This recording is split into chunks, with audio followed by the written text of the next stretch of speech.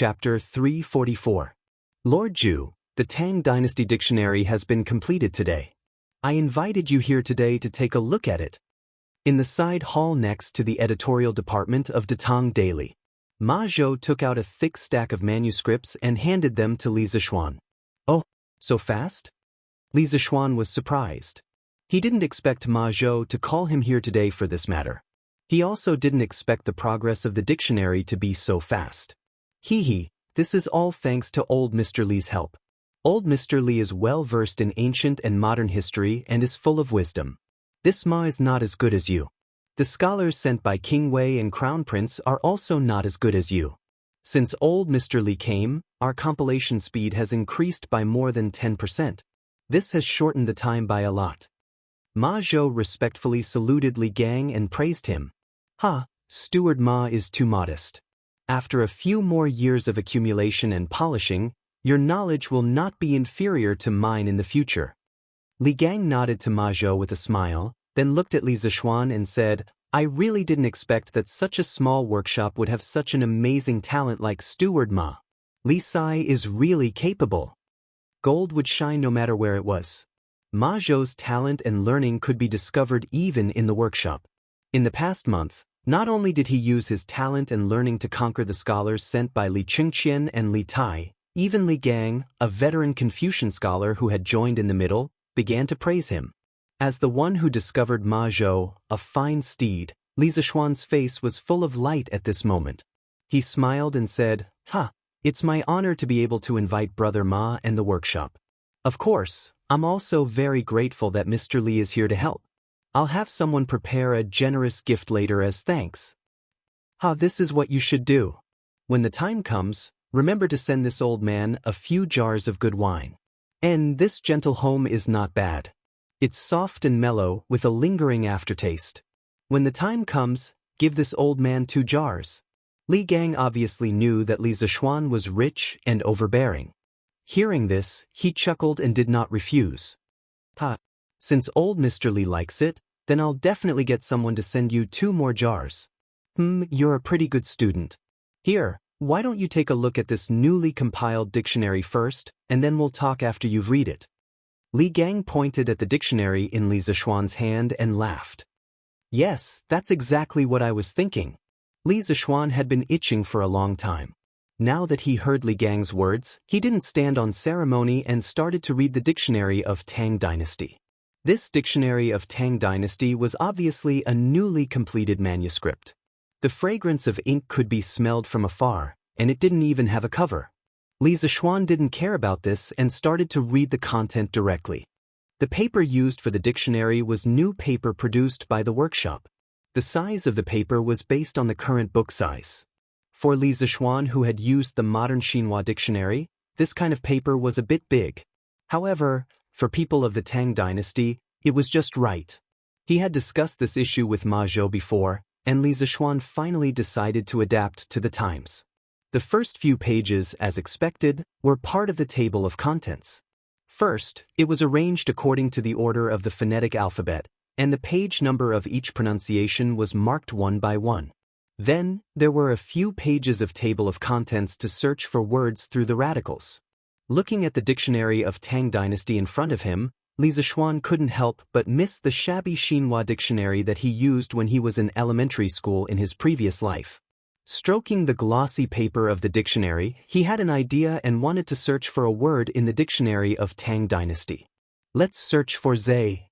Although he hadn't used the dictionary since he graduated from elementary school, he still remembered how to search for a word in the dictionary. After a while, he found the page where Zai was located and saw the words written on it. Zai is pronounced as Zai, which refers to the place where water gathers. It also means grace and benevolence. The detailed explanation is as follows. 1. Deep lakes and swamps or lakes and swamps with aquatic plants. There is water below, and it is called Zai. Shuming 2. Grace, favor. Zai reaches all ages, but not benevolence. Zhuangzi, great Grandmaster Shimin Bao was named Yi Ling, and his name was known throughout the world. Historical records, Shimin Bao's biography 3. Benevolent action. King Yin also dared not to lose the emperor, and was not worthy of heaven's grace. Shu Toshi 4. Underwear, underwear. Chiwei has no clothes and he and his son share the same grace. Poem, Qin Feng no clothes. 5. Title of nobility, legacy. The grace of a gentleman is cut off for 5 generations. Mencius. Not bad, not bad. If I didn't check the dictionary today, I wouldn't know that Zhe has so many meanings. Li Zishuan sighed in his heart. About half an hour later, Li Zishuan checked a few more Chinese characters. The results were very smooth and the page numbers were all correct. He closed the dictionary and said with a smile, not bad at all. Brother Ma, you can go to the printing department later to start the printing. We will print 1,000 copies of the first batch. 1,000 copies? Ma Zhou's hands trembled and he exclaimed, Lord Zhu, isn't 1,000 copies a bit too much? Not at all, not at all.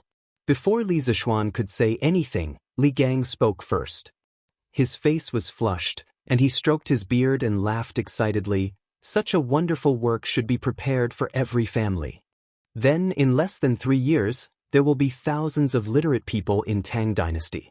That kind of glorious era, even in the era of Emperor Qin and Han Wu, did not appear. Sir, you are right. Our Tang Dynasty Dictionary will become a necessary reference book for children and even young people in the imperial examinations. What is a mere 1,000 copies? In the future, our Tang Dynasty Dictionary will sell hundreds of thousands, or even millions of copies. Brother Ma, don't worry about it and let people print it. Li Zishuan said. Thinking about the cumulative sales of Xinhua Dictionary in his previous life, 560 to 700 million copies, he only printed 1,000 copies. What was there to be afraid of? Hearing their words, Ma Zhou couldn't help but think about how the Tang Dynasty Dictionary would become a sacred book that was comparable to the 4 books and 5 classics among all the scholars. He couldn't help but feel excited. Wasn't this one of the dreams that he wanted to realize when he followed Li Zishuan? Yes, I will arrange the printing of the Tang Dynasty Dictionary later. At the same time, I will advertise it in tomorrow's newspaper. Ma Zhou nodded. Well, that's a good idea. Brother Ma, why don't you go now? Print a copy for me first. I have to send it to the palace for His Majesty to have a look. Li Zishuan did not expect Ma Zhou to know how to apply what he learned. He even knew to advertise the Tang Dynasty Dictionary in the newspaper in advance. Suddenly, he remembered that Li Zishuan had told him before that once the Tang Dynasty Dictionary was printed, he had to send it to the palace for His Majesty to have a look. Good. I will arrange it right away. Ma Zhou stood up and saluted Li Zishuan and Li Gang before he went out. Chapter 345. Li Sai, if you don't mind, why don't I write a preface for the Tang Dynasty Dictionary and publish it in the newspaper for publicity? Seeing Ma Zhou leave, Li Gang put down his wine cup and took the opportunity to suggest to Li Zishuan. This was what he wanted to talk to Li Zishuan about today. Scholars loved fame. Even though Li Gang had retired for a long time, he still couldn't help but want to leave his mark on the Tang Dynasty Dictionary, an epic-making masterpiece that would be passed down through the ages. When Li Zishuan heard this, he smiled knowingly and said, "What are you saying, old mister? If you're willing to write, I'm more than happy to oblige." As the teacher of the 2 crown princes, Li Gang was naturally knowledgeable. His social status was also very respected. He could be considered one of the old scholars. Even Li Er had to be respectful to him. If such a big shot wanted to take the initiative to publicize the Tang Dynasty Dictionary, only a fool would refuse. "Ha, you brat." Li Gang laughed heartily. He pointed at Li Zishuan and said, "I heard that you learned martial arts in Longhu Mountain for 8 years. But since you came back, Chang, and has been particularly lively this year. For example, scooters, curved plows, Datong Daily, Drunken Immortal, and so on. There are all kinds of things to eat, drink, play, use, and see. It can be said that there are all kinds of things. Although I am idle at home, I can feel the changes outside. I have heard your story many times. Today I see you, but I didn't expect you to be so young. The younger generation will surpass us in time." Li Zishuan cupped his hands and said modestly, You flatter me, Li Gang said with a faint smile. Ha! I am not praising you. I want to ask, what did your master, spiritual master Lingshu, teach you? You brat, how did you get so many strange things? Li Zishuan was speechless. It turned out that the old man said so much to make fun of him. Oh, by the way, I heard from a good friend that you were jointly impeached by 8 doctors of the Imperial College. How is it now? Li Gang saw Li Zishuan's dejected expression and knew when to stop. He stopped joking and said seriously, well, there is nothing on His Majesty's side, but Chancellor Kong reprimanded me. Li Zishuan thought and said, why is that? Tell me about it. Li Gang showed an interested expression and asked. Once a person got older, they would generally be more open-minded about personal gains and losses. But instead, they would become more gossipy. To be specific, they would be like Li Gang. They would be very open-minded, but they would be especially interested in other people's affairs. Li Zishuan was helpless and could only briefly tell Li Gang about the recent happenings in the Imperial Court and the Imperial College. Li Gang listened with great interest. After listening, he stroked his beard and shook his head. Zhongde Kongingda, courtesy name Zhongde, is the chancellor, so it's understandable for him to do this. However, it's a little unreasonable. Li Sai, since you joined the Institute of Mathematics, you've made some contributions to the Imperial College. Even I have heard a little about your contributions. Zhongda's behavior is somewhat disappointing. Next time when I drink with him, I will help you talk to him. Li Zishuan was stunned. He did not expect Li Gang to be so open-minded. It was indeed rare for him to look at this problem from a completely fair point of view. Thank you for your kind intentions. But there is no need for this. This little one has already resigned from His Majesty yesterday. In the future, I will no longer hold the position of Minister of Mathematics. To tell the truth, if Kongingda had been like Li Gang at the start, even if the Imperial College had a backstabbing villain like Cui Shanyu, Li Zishuan would still be willing to stay and lead the Imperial College to a new life. But there were no ifs in reality. Now that he had decided to set up his own school, there was no point in talking about this. What? Li Gang's eyes widened and he cried out in disbelief. Then he said somewhat bitterly, Foolish. Foolish. How can you give up on your students because of a momentary dispute? Don't you plan on continuing the knowledge that your master passed on to you? General Yuchi, this subordinate brought people to investigate the houses of the 8 victims yesterday and found that almost all of it was the feces of the waiters. Moreover, according to the descriptions of the servants of these families, the feces should have all been taken before 5 in the morning. At that time, everyone was still dreaming. East of the Imperial Palace, right Marquis Wei Manor. Chicken Bro bowed and handed over a page of the dossier. Then did you bring people to ambush and capture people in those places in advance this morning?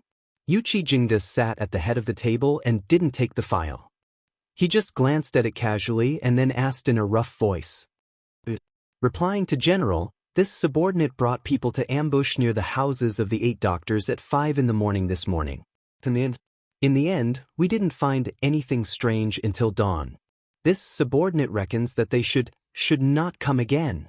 Brother Chicken felt even more pressure. He didn't know if Yuchi Jingda would punish him for incompetence because of this. His forehead was so nervous that sweat seeped out. Huff. He didn't know if he was hallucinating, but Brother Chicken vaguely heard the sound of exhalation. Then, he heard Yuchi Jingda say, Then did you go door to door nearby and ask if any child came out and took a dump in front of the houses of Dr. Cui and the others 2 days ago?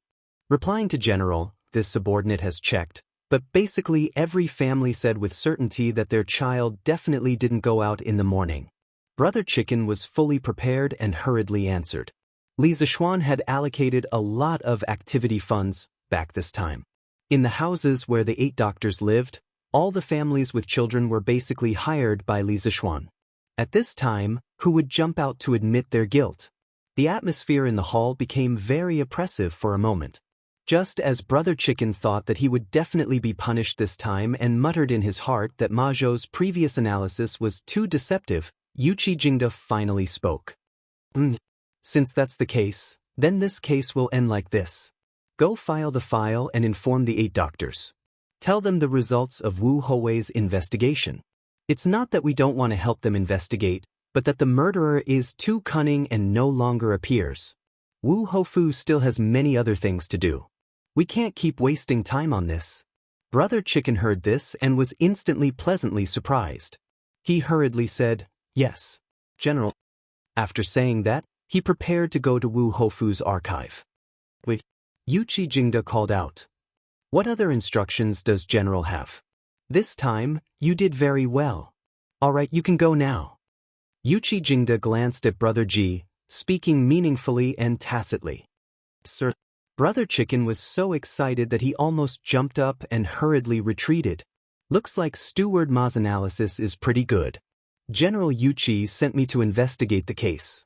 As expected, it was just a formality. Steward Ma is amazing. This time, I must treat him to a big meal and repay him well." Brother Chicken silently praised in his heart. Chapter 346. That's how it is. Perhaps in the eyes of others, this kid's decision may be extremely stupid, but there are some things that will never succeed if you don't try. This kid's family is rich, and he could have lived a comfortable life without worrying about food or clothing. However, if a man doesn't show his ambition, he's just a waste of his body. This kid believes that a life of trial and error is more glorious and meaningful than a life of idleness. Therefore, whether it's for myself or to carry forward my master's lifelong learning, this kid must build this academy, and it must be the best academy in the Tang Empire. In the side hall of the editorial department. If a man doesn't show his ambition, he's just a waste of his body. Li Gang was still immersed in Li Zishuan's plan to establish his own school and establish an academy. When he heard the last sentence, he couldn't help but be stunned in his seat. He muttered to himself, and then his eyes became brighter and brighter. A moment later, he clapped his hands and praised, "Good, good, good. This old man originally thought that you just left in a fit of anger, but I didn't expect you to have such lofty aspirations. A month ago, you stabilized the paper price, and now you've launched the Tang Empire Dictionary. In the future, you'll establish an academy to educate the common people. It seems that you've been prepared for this for a long time. Kid, no matter what other people think, and no matter whether your knowledge is miscellaneous or not, this old man will support you. Your contributions to the culture and education of the Tang Empire will one day be recorded in the annals of history. In the future, if you have any use for these old bones of mine, just tell me." Li Zishuan was overjoyed. He thought that although Li Gang received orthodox Confucian education, his thinking was not pedantic at all. When the academy was built in the future, it would be good to invite Li Gang to be an honorary professor. This Ma also supports Lord Zhu. A few months ago, Lord Zhu said that he would let all the poor children of the Tang Empire be able to afford to study. At that time, no one believed him, but now, our strange culture is infinitely close to this goal. Now that Lord Zhu has established his own school and set up an academy, I am very willing to lend Lord Zhu a hand. When Li Zishuan was telling Li Gang about his conversation with Li Zishuan yesterday, Ma Zhou had already returned from the printing department. Therefore, he knew the whole story from beginning to end. At this time, he stood on Li Zishuan's side without hesitation. "Thank you for your understanding. Thank you for your support, Brother Ma. After the academy is built, I'll have to trouble Mr. Li to teach the students a thing or two." Li Zishuan said sincerely. People who were noble, open-minded, and tolerant were the easiest to gain the favor of others. Li Gang was such a person. When the time comes, you better treat me with good wine and good food. Otherwise, this old man won't go and mess around. Li Gang pointed at Li Zishuan and joked. If Mr. Li is willing to come, not to mention good wine and good food, this little one is willing to send you mountains of gold and silver. Li Zishuan said with a smile. This old man has half of his body in the ground. I don't want your mountains of gold and silver. Li Gang scolded with a smile. Here, Mr. Li, this is a new carriage developed by our workshop. The interior is spacious and the facilities are complete. You won't feel the slightest bump in it. Your house is quite far from here. Why don't you take this carriage home? In the evening, Li Zishuan and Ma Zhou sent Li Gang to the front yard of the workshop. Said with a smile. Li Gang's house was in Xujiang Square, located in the southeast corner of Chang'an City. It was about 10 miles away from N.E. Square where the workshop was located. When Li Gang went back, he brought 4 jars of wine with him. Li Zishuan certainly wouldn't let an old man in his 70s or 80s travel so far alone. When it comes to enjoyment, no one in the whole Great Tang can compare with you. But this old man will be disrespectful to refuse. Otherwise, with my old arms and legs, it will take a lot of effort to get home. Li Gang lifted the curtain and looked at the luxurious interior of the carriage. He turned and pointed at Li Zishuan and joked with a smile. You flatter me. One should work hard to earn so much money in one's life. In addition to helping others, one should also enjoy himself. You're interesting. Li Gang laughed and got into the carriage with the help of the servant. He tried the sofa and couldn't help but exclaim, This old man still underestimated you. This carriage is more comfortable than I imagined. If you like it, how about I give you one? Li Zishuan laughed outside the window. I won't accept a reward for nothing. Your carriage is so luxurious that it must be worth a lot. This old man can't afford it. Li Gang waved his hand and refused without hesitation. He could accept a few jars of tenderness, but this carriage was too expensive. How could Li Gang be willing to accept it? You can't say that. Old Mr. has been working tirelessly on the revision of the dictionary of the Tang dynasty. How can a mere carriage compare to old Mr.'s efforts? Hey! This old man didn't help you edit the dictionary for you. This dictionary is the foundation of the future prosperity of the literary world of Tang. Li Gang let out a sigh and said, Let's go. It's getting late. I'm going back. Tomorrow I'll write a preface for the Tang dictionary and send it over. Take care, old man. Xiaoxi, take good care of the old man. Seeing that Li Gang insisted on not accepting it, Li Zishuan did not force him. He saluted Li Gang and then instructed Song Xiaoxi. Yes, young master. Song Xiaoxi nodded and drove the carriage away. Brother Ma, the workshop will spare a carriage for old man Li in the future. Seeing that Li Gang had left, Li Zishuan turned around and said to Ma Zhou. Yes, that's right. Old man Li is too old. Ma Zhou nodded and replied. Hey, young master, since you're here, I have something to tell you. At this moment, Uncle Fu hurried over. Li Zishuan was surprised and said, Oh? Faubert, what's the matter? Young master, you've ordered the workshop to speed up the production of the new carriages. We haven't dared to slack off. As of today, the workshop has produced more than 50 new carriages. Do you think we can sell this new batch of carriages first? This way we can recover some of the money and use it for turnover. Faubert said worriedly. The cost of a new carriage was as high as 400 to 500 strings of coins. Faubert was also under a lot of pressure from the workshop. After all, the cost alone was more than 20,000 strings of coins. It was not a small sum. If they were sold as soon as possible, there would be a surplus of money. That was why Faubert was so eager to sell the new carriages. Chapter 347. 50 carriages. That's not a small number.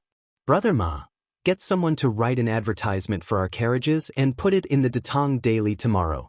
And the advertisement for the Tang Dynasty Dictionary. You can start publishing it tomorrow as well. Do the initial publicity first. Once we have printed 1,000 copies, we can put it in Chitsu culture and sell it. In the front yard of the workshop, Li Zishuan nodded in agreement after hearing Faubert's suggestion. Yes, no problem. But didn't you ask old Mr. Li to write the introduction for the Tang Dynasty Dictionary? Why did you? Ma Zhou was puzzled. What we are doing now is only the initial publicity. The printing of 1,000 copies of the Tang Dynasty Dictionary is not something that can be done in a day. Even if the workshop is much larger than before, it will take at least 2 to 3 days. We need to let people know what the Tang Dynasty Dictionary is first. Then, when we have enough copies, we can release old Mr. Li's introduction. After all, he is one of the most honorable writers for the Datang Daily. Li Zishuan chuckled and explained. Although Li Gang had retired many years ago, his qualifications were still there. He was still at the top of the pyramid of Tang Dynasty's literary world. Since such a big shot had taken the initiative to support the Tang Dynasty dictionary, Li Zishuan naturally had to save his introduction for the finale. Yes, Lord Zhu is right. Then I will personally write the publicity for the new carriages and the Tang Dynasty dictionary. Ma Zhou thought for a while and felt that it was reasonable. He nodded in agreement and prepared to go back to write the advertisement. After all, it was already evening. Time was tight and the task was important. Yes, thank you for your hard work, Brother Ma. Li Zishuan patted Ma Zhou's shoulder and watched him leave. Then, he said to Faubert beside him, Faubert, send 10 carriages to Chiziu Pavilion tomorrow and hand them over to Manager Sunday. With the publicity of our newspaper and the quality of the carriages, it won't be a problem to sell them. Yes, young master. Faubert heaved a sigh of relief and cupped his hands. Your Majesty, Li Sai requests an audience. Within the Sweet Dew Hall. With great difficulty he finally finished dealing with today's memorials. Li Er stretched his body tiredly and moved his wrists. Suddenly, an eunuch came in and reported with a bow. Oh, this brat actually took the initiative to look for me? Li Er felt that the sun must have risen from the west today. He had met Li Zishuan so many times. Which time was it not because something had happened that he asked someone to call Li Zishuan over? From the beginning to the end, Li Zishuan had never taken the initiative to enter the palace to look for him. Summon him in. Li Zishuan put down the red brush in his hand and leaned against the dragon throne. He closed his eyes and rested, calmly waiting for Li Zishuan to come in. A moment later, Li Zishuan walked in with a thick book in his arms. After greeting each other, Li Zishuan looked at the book in Li Zishuan's hands and curiously asked, What is it? What book are you holding in your arms? Are you here today to present a book to me? Your Majesty is wise. I am here today to present a book to you. Li Zishuan smiled. What book? Quickly present it to me. A book that you have personally come to deliver must be extraordinary. Li Er was energized and said excitedly. Zhao Song, who was beside Li Er, hurriedly went to take the book and presented it to Li Er with both hands. Li Er took the dictionary with one hand. It was slightly heavy in his hand. He saw that on the red cover, there were 4 flamboyant golden words, Dictionary of the Tang Dynasty. These 4 words were as graceful as silver hooks, moving like a startled phoenix, floating like clouds, and as vigorous as a startled dragon. The strokes were powerful and intoxicating. The Dictionary of the Tang Dynasty that Li Zishuan gave was the first dictionary that the workshop had just printed. It even came with a cover. As for the 4 words on the cover, it was written by Li Gang himself. Naturally, it looked very cool. Oh, it's actually the Dictionary of the Tang Dynasty? It's done so quickly? When Li Erei saw the words Dictionary of the Great Tang on the cover, he instantly recalled that a month ago, Li Zishuan had mentioned to him that he wanted to compile a dictionary to help the children of poor families learn how to read and write. At the time, not only had he praised Li Zishuan greatly, he had also specially asked the 2 brothers, Li Chengqian and Li Tai, to send people to help Li Zishuan complete the compilation as soon as possible. However, he truly had not expected the progress to be so fast. Yes, Your Majesty. The Dictionary of the Tang Dynasty has just been compiled today. I have specially brought it here for you to take a look. After that, we will print it in large quantities and send it to Chiziu Pavilion to be sold. By then, countless people will learn how to read. Li Zishuan cupped his hands and said, "Ha, good. Li Er was so happy that he shouted 3 times. He laughed and said, You have done well this time.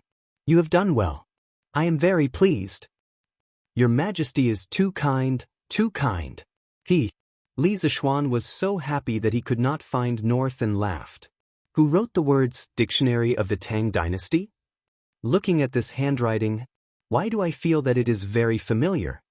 Only then did Li Er ask about the 4 words that were full of pretentious style on the cover. Your Majesty, the person who wrote these 4 words is old Mr. Li Gang. Old Mr. Li is a person of virtue and prestige, so I invited him to come out and nominate him for the cover of the Dictionary of the Tang Dynasty. Li Zishuan talked nonsense as if he was running around and visiting famous scholars for the publication of the Dictionary of the Tang Dynasty. Li Gang.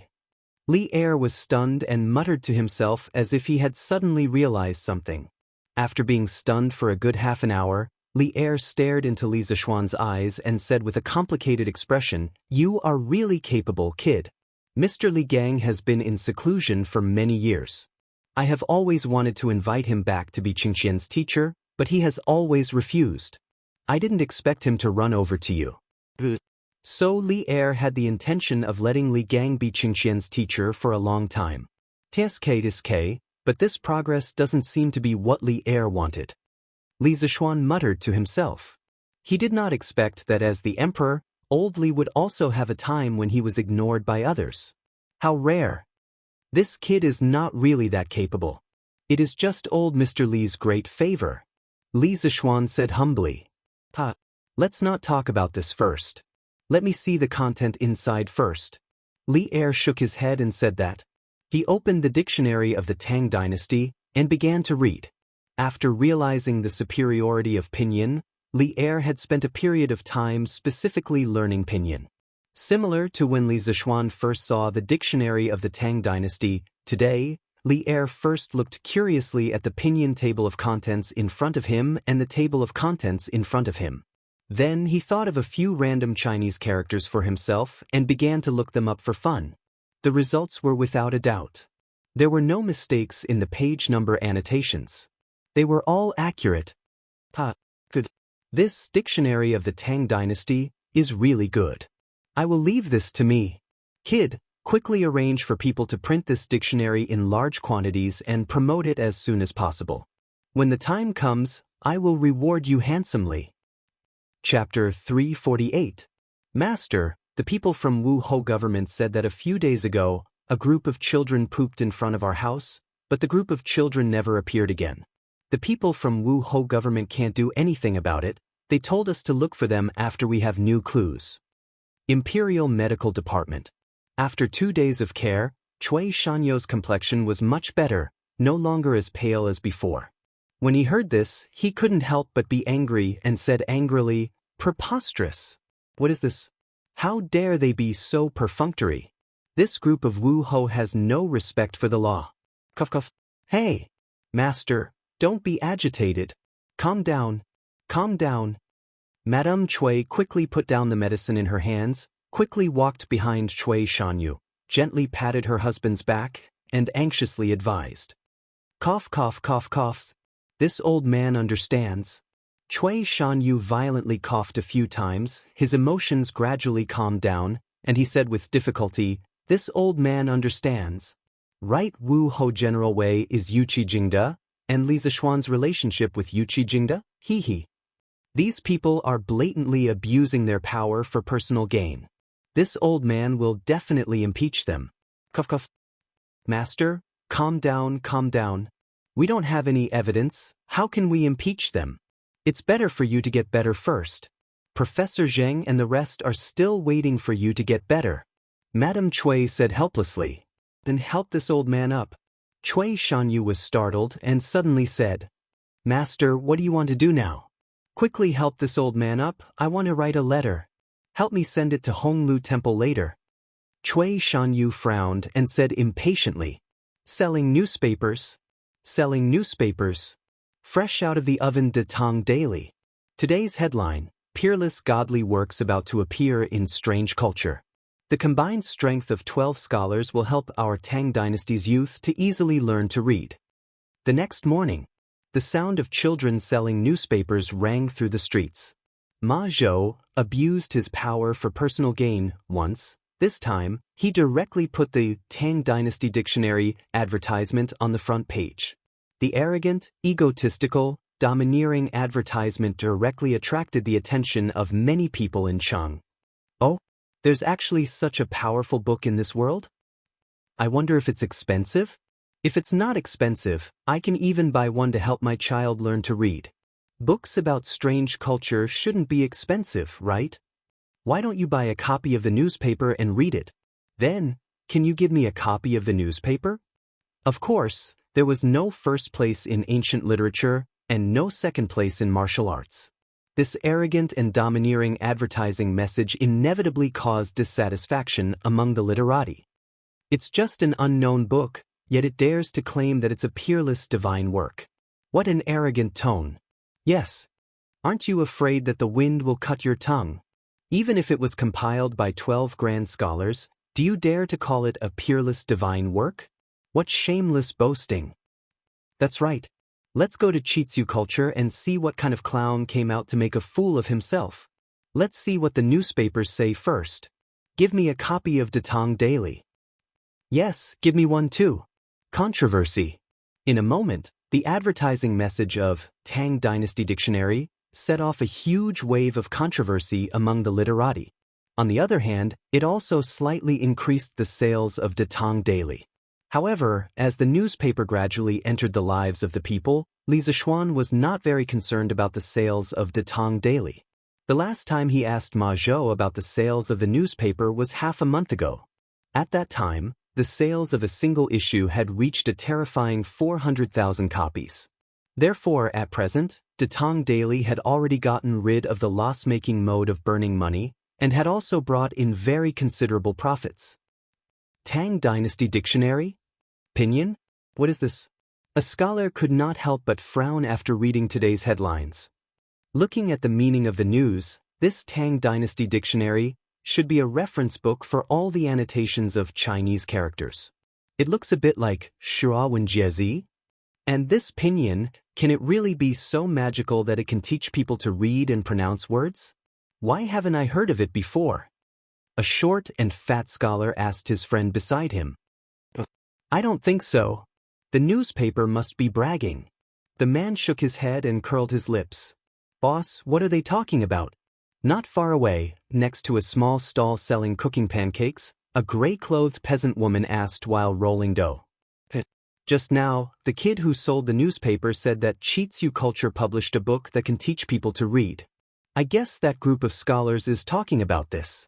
The black-faced man said with a smile. Although he said so, his hand that was turning the cooking pancakes in the pot did not stop, perfectly showing what it meant to do two things at once. Chitsu Culture?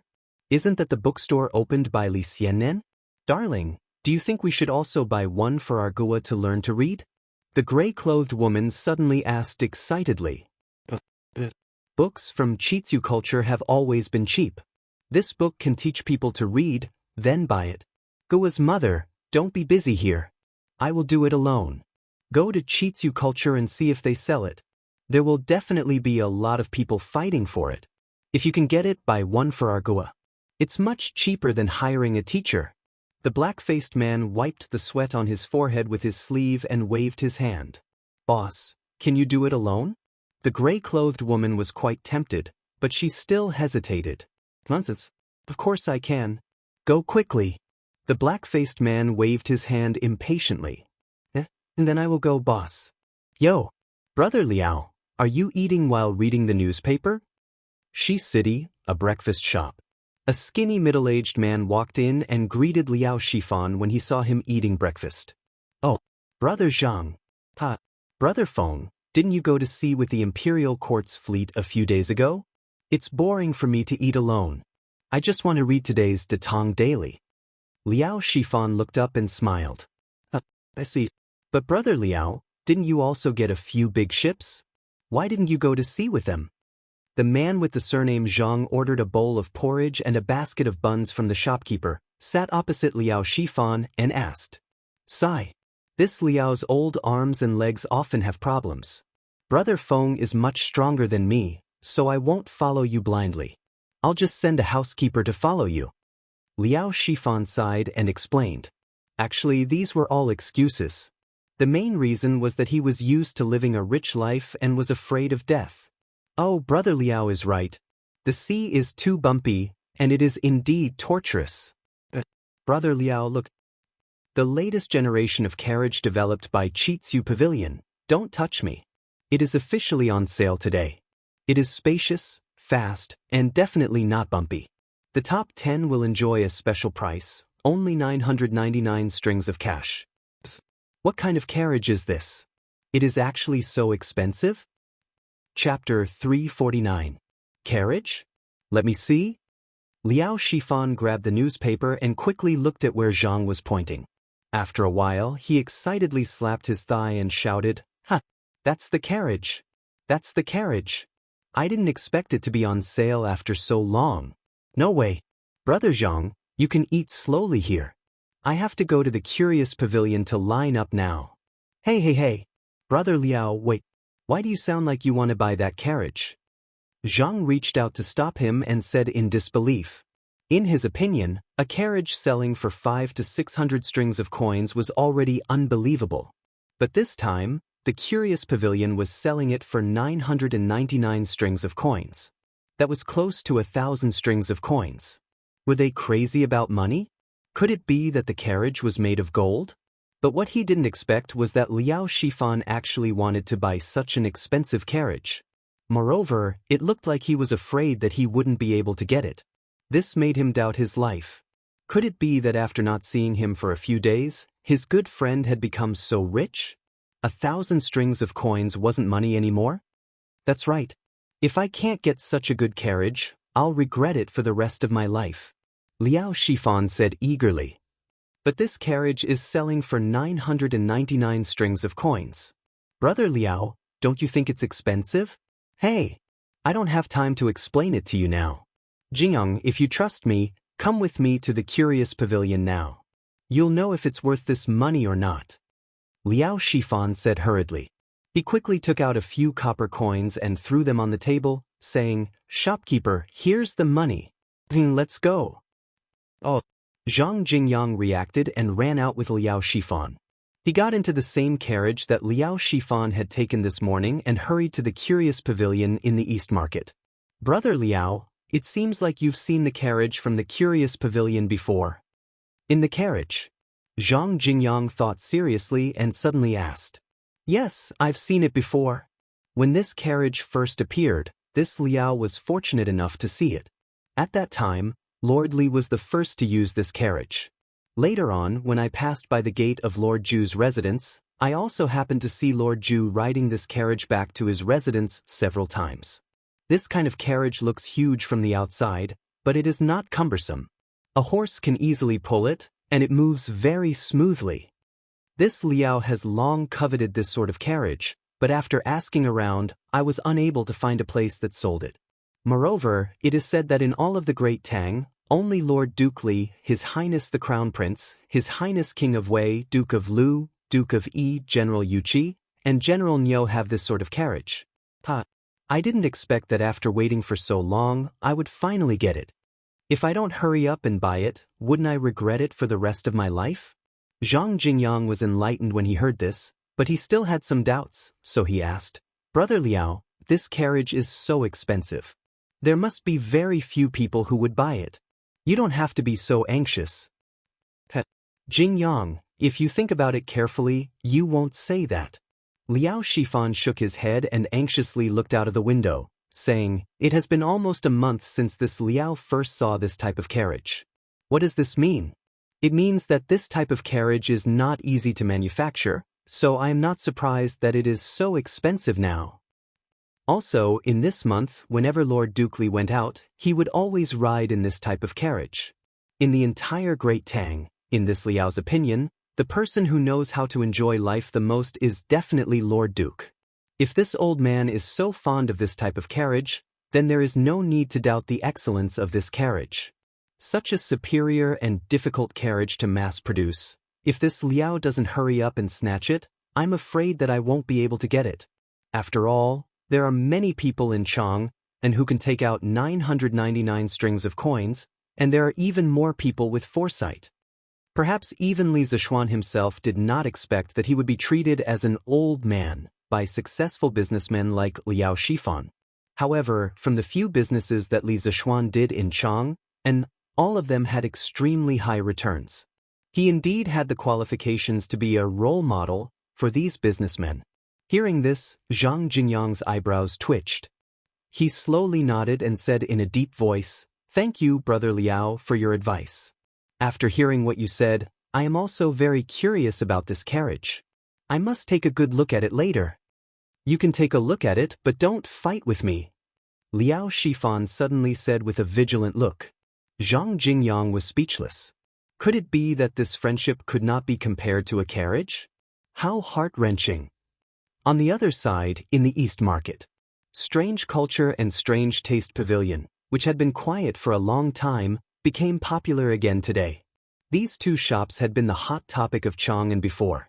This time, after Datang Daily's publicity, it was as if a cigarette butt had been thrown into a barrel of explosives. The effect of gathering popularity immediately exploded. Even before opening time, there was already a long line in front of the two stores. There were fewer people in front of the Odd Taste Pavilion. After all, carriages were still considered a luxury item for the people of Great Tang.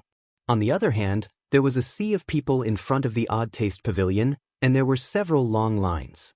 The people in the queue gathered in twos and threes, pointing at the advertisements in the newspapers and discussing with each other. For a moment, it was very lively. Fortunately, we are not too late, and we have membership cards, so we can line up at the members channel. This way, there will definitely be a carriage for me later. In front of Strange Taste Pavilion, Liao Shifan and Zhang Jingyang were at the front of the queue and said happily. There were only two people in front of him, so logically speaking, they would definitely be able to buy the first batch of carriages. Fortunately, there were no traffic lights or traffic jams in this era. Otherwise, the two of them would have been dead by now. Although there were not as many people buying carriages as there were people buying Tang Dictionary, at a glance, there were at least 70 to 80 people lining up to buy carriages in front of Strange Taste Pavilion. Chang'an had never lacked rich people, and even more so, people with foresight. Brother Liao, if I didn't see wrongly, you took out an orange membership card just now. Zhang Jingyang's face was full of shock. If we didn't have a membership card, we would still be lining up on the other side. Liao Shifan did not feel that something was wrong at all, and he answered casually. But a card costs 100 strings of coins, isn't that a bit expensive? It's not expensive at all. For us, it's totally worth it. Think about it, an orange membership card only costs 100 strings of coins, but with this card, not only can we save time in the members channel, we can also get a 30% discount on all the goods in Strange Taste Pavilion. Just this time, we can save nearly 300 strings of coins by buying a carriage. Do you think this membership card is worth it? Is it expensive? Liao Shifan slowly analyzed. Chapter 350. It's open. It's open. The door is open. Let's go in and have a look at the Tang Dynasty Dictionary. How dare it call itself a masterpiece? The door of Chitsu culture was the first to open. Sun Huayuan, dressed in a purple-red gown, walked out happily and saluted the crowd. My friends, you must be here today to have a look at the Tang Dynasty Dictionary out of curiosity. I won't beat around the bush. You can go in and have a look at the new Tang Dynasty Dictionary in your order. Today's Tang Dynasty Dictionary is only for viewing, but not for sale. 2 days later, Chitsu Culture will sell 1,000 copies of the Tang Dynasty Dictionary. If you need it, remember to come and buy it. What? It's not for sale today? Why not? Why did you bring us here if you don't want to sell it?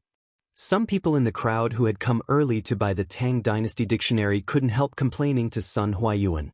Most of them had heard about the magic of pinyin from the supervisors of the Imperial College, so they didn't have much doubt about the function of the Tang Dynasty Dictionary. Today, they just wanted to buy the dictionary. Everyone, please calm down and listen to this old man's explanation. Sun Huayuan was prepared for this. He saluted the crowd and said loudly, "The Tang Dynasty Dictionary uses the pinyin newly invented by my lord. It combines the painstaking efforts of the Crown Prince and the 12 scholars under the King of Wei. Later, the former Minister of the Ministry of Rights, Mr. Li Gang, also helped. His Majesty has given great attention and support to it. After the dictionary was compiled yesterday, my lord brought the first Tang Dynasty Dictionary to the palace. His Majesty praised the dictionary and said that the Tang Dynasty Dictionary could be used as an introductory reading material for children and a necessary reference book for young students in the imperial examinations in the future. Our workshop is doing its best to print the dictionary. It is estimated that 1,000 copies of the dictionary will be printed in 2 days. In the next month, the imperial court will send a group of assistant lecturers who are proficient in pinyin to the Daoist temples and academies in Chang and city to teach and popularize pinyin for free. Friends who have bought the Tang Dynasty Dictionary can attend the class. I promise that anyone who is illiterate will be able to learn pinyin in 10 days. After that, you can use the Tang Dynasty Dictionary to learn all the Chinese characters. As soon as Sun Huayuan finished his words, the people in the line below immediately burst into an uproar. Previously, a large number of people had great doubts about the Tang Dynasty Dictionary after reading the headlines in the newspaper. However, at this moment, Sun Huayuan said with certainty and even mentioned the emperor. How could they not believe it? Of course, no one doubted that Sun Huayuan was lying. Someone who dared to use Li Er's words to advertise in Chang and had probably not been born yet. Moreover, according to Sun Huayuan, if a child wanted to learn how to read, he only needed to buy a copy of the Tang Dynasty Dictionary. This was too shocking. In modern society, there were often people who complained that education was difficult and expensive. A child's kindergarten would cost tens of thousands of yuan a year. However, in ancient times, education was even more difficult and expensive. Firstly, books were expensive. Secondly, school fees were expensive. This led to the extremely low literacy rate in ancient times. Now that there was such a cheap way to learn how to read, many people were shocked. His Majesty actually knows about the Tang Dynasty Dictionary? His Majesty personally designated the Tang Dynasty Dictionary as a necessary reference book for the imperial examinations? According to Shopkeeper's Son, my child only needs to attend 10 days of pinyin lessons and he can use the Tang Dynasty Dictionary to learn all the Chinese characters. Isn't this too worth it? Shopkeeper's Son, is this pinyin really that useful? A burly man roared and asked. Sun Huayuan smiled and nodded at him. Of course. The Imperial College was the first to popularize pinyin. Now, almost all the students in the Imperial College have learned pinyin. Whether it's useful or not, you may not believe me, but you can go and ask the students in the Imperial College. I know this. The child next door to my house is in the Imperial College's 4-gate school. I heard from that child that pinyin is very easy to learn. He learned it in 5 days. After learning it, he can directly use pinyin to learn all the Chinese characters. A middle-aged man with a full beard spoke enthusiastically. Meng Laosi, you idiot, are you trying to trick people again? *T. When have I, Meng Laosi, ever lied to anyone? If you don't believe me, then so be it. If you don't buy it, then I'll buy it. All right, now let's enter the store in order to take a look at our new Tang Dynasty Dictionary. In order to celebrate the completion of the Tang Dynasty Dictionary, all the books in Chitsu's store will be 10% off today. Of course, this discount does not stack with the membership card discount. Everyone please. Sun Huayuan looked at Chitsu's store on the other side and anxiously interrupted the noise of the crowd. Good. Today's trip was not in vain. Yes. The crowd burst into cheers. Sun Huayuan smiled and shook his head. He called a servant over and instructed him to look after the store carefully. Then he walked quickly to Chitsu's store. There were many big bosses waiting for him to open the store. Hey, Shopkeeper's Son is finally here. Yeah, we've been waiting for so long. When Sun Huayuan came over, the rich businessmen in front of the line could not help but complain. They were all queuing up to buy things, but Chitsu's store opened first. This inevitably made them unhappy. Old Master Wu, Old Master Liao, please forgive me. I really can't split myself up. Most of the people in front of him were old acquaintances. Sun Huayuan bowed apologetically and greeted them. Open the door quickly. Let us see the same model as Old Master Li's car. This old man has been eyeing it for a long time. Yes, Shopkeeper's Son, hurry up. Those who were well informed all knew that the carriages being sold today were similar to the new type of carriage that Li Zishuan had been riding. Previously, when Li Zishuan went out in the new type of carriage, they had more or less seen it before. Just from its appearance, it was very mighty and domineering. and the people who came to line up were all people who didn't lack money. Now that they went out, they paid attention to the issue of ostentation, so these people all wanted to buy one to go back and show off, cough cough, to show off. Ha. Alright, this old man will not talk nonsense. Later, you can experience it for yourselves. Now, please look to your right. This is our workshop's newest model of carriage. Zhang sighed. Go and lift the curtain. Shopkeeper's son laughed heartily as he waved his hand. He was very confident in the new model of carriage. Don't touch me. He felt that there was no need for any unnecessary introduction. These people would know once they tried it. Yes, shopkeeper's son. The servant next to Sun Huayuan answered and quickly ran to lift the curtain. Chapter 351. Tisk. This carriage. So domineering. Tiske. Beautiful. Look at how sharp it is. Curious Pavilion's products are as good as ever.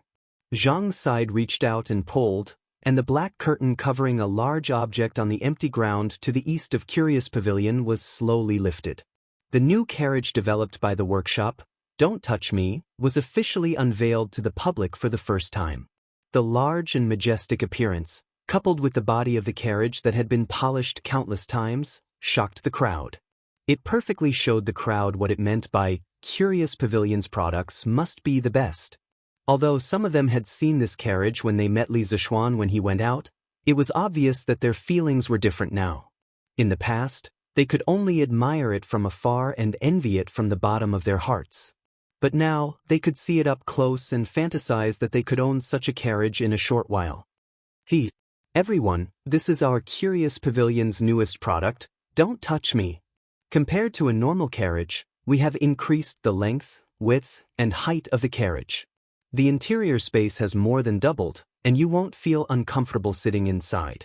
It is very suitable for long-distance travel. Also, Don't Touch Me has used our workshop's newest technology. Not only does it ensure a large space, but it also ensures the flexibility of the carriage. Everyone, don't be fooled by the size of this carriage. It only needs 1 horse to pull it easily, and its speed is more than 30% faster than a normal carriage. Sun Huai pointed at Don't Touch Me and laughed. Hey, shopkeeper's son, what do those 3 crooked symbols in the middle of the carriage mean? Liao Shifan pointed at the oval sign at the top of the carriage and asked. What are those words? Why are they so ugly? When Liao Shifan said that, someone immediately noticed the sign and agreed.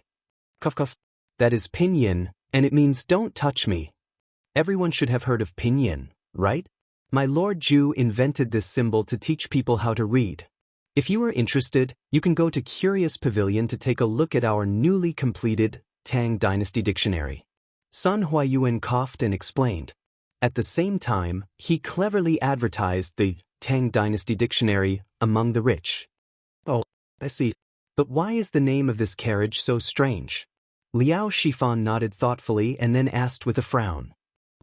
Sun Huayan scratched his head awkwardly and said, My Lord Zhu personally came up with this. I'm sure he has his own reasons. Cuff. All right, now everyone will follow the queue and enter one by one to experience Don't Touch Me. Actually, the most outstanding part of this carriage is its interior. Everyone will know once you enter. If you're satisfied with the experience, you can enter the shop and pay. The first 10 customers today will enjoy the discounted price of 999 strings of coins. After that, it will return to the original price of 1,999 strings of coins. Everyone please hurry up. As soon as Sun Huayuan's voice fell, the crowd in the queue cheered. All of them were eager to try. The first lucky one in line was Murong Hongkuan, a wealthy businessman from the east of Chang'an City. He excitedly walked to the side of the carriage and gently stroked the carriage and the beam. After hearing the impatient urging from the people behind him, he got on the carriage. After seeing the interior of the carriage, he was completely dumbfounded. From the outside, Don't Touch Me was indeed huge. But after entering, he had a direct understanding of this kind of size. Oh my God, is this a carriage or a room? Murong Hongkuan looked around the car in shock. His eyes were getting brighter and brighter.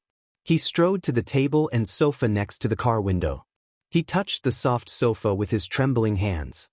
His lips were trembling a little as he said, "Hiss! What is this stool made of? Why is it so soft? How comfortable would it be if I sat on it?" After hesitating for a moment, he carefully sat on it. At first, he didn't dare to use too much strength, fearing that he would break it. After testing it a little bit, he finally sank his whole body into the sofa. Phew! So comfortable! So comfortable! This 999 strings of coins is so worth it. So worth it. I must buy it. This old man must buy it today. Murong Hongkuan sighed as he stretched his body comfortably. Hey, brother Murong, hurry up. We're all waiting. Yes. But how long have you been in there? Murong Hongkuan was so comfortable that he had forgotten where he was. Suddenly, he heard a few scattered complaints from outside. Only then did he realize where he was and quickly got up.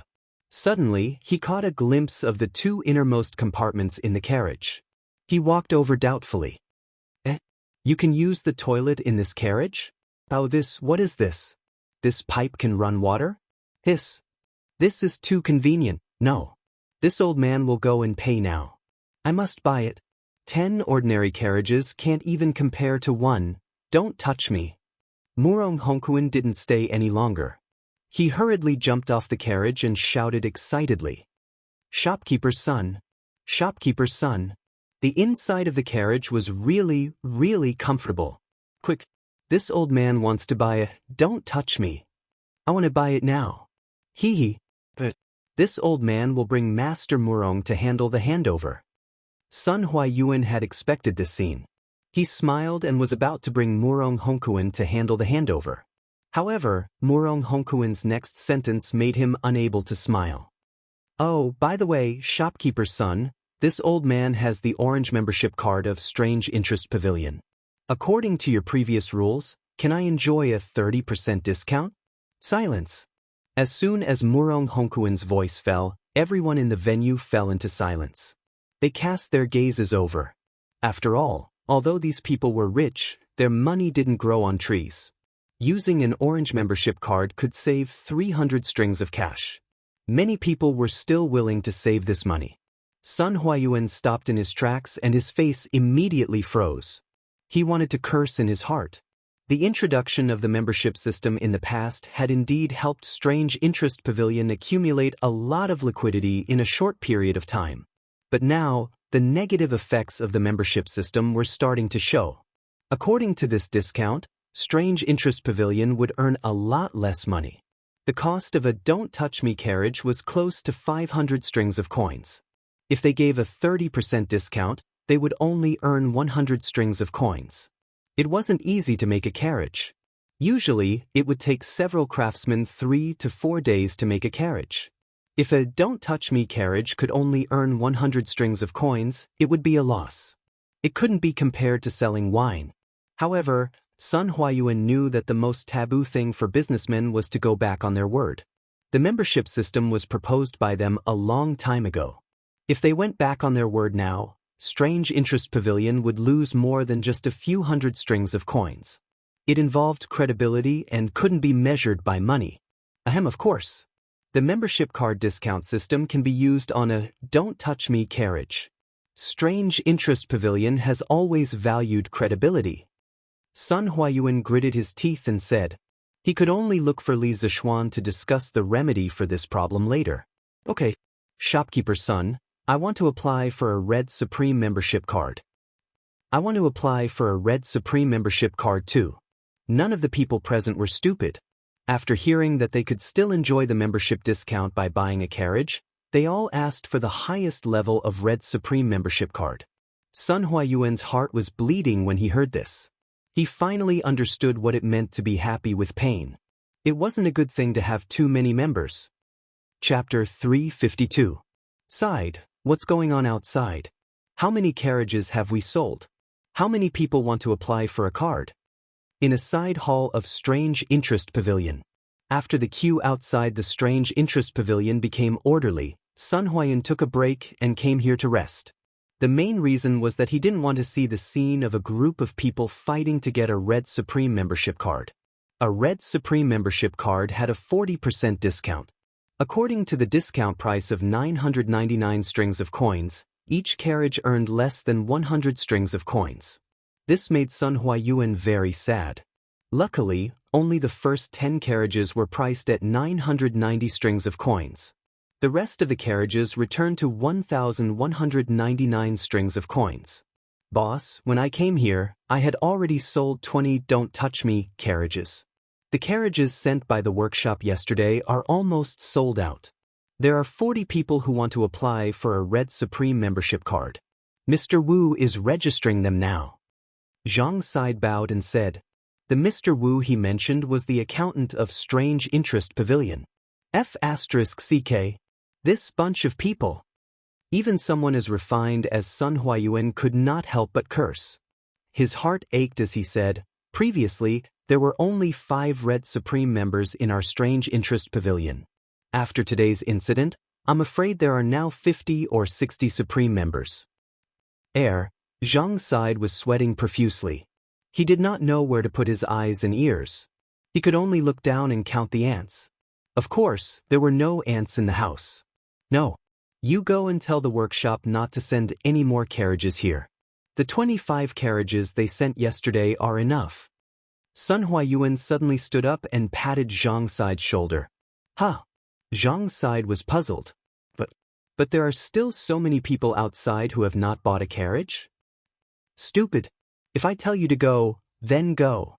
If they really send the rest of the carriages here, it will all be over.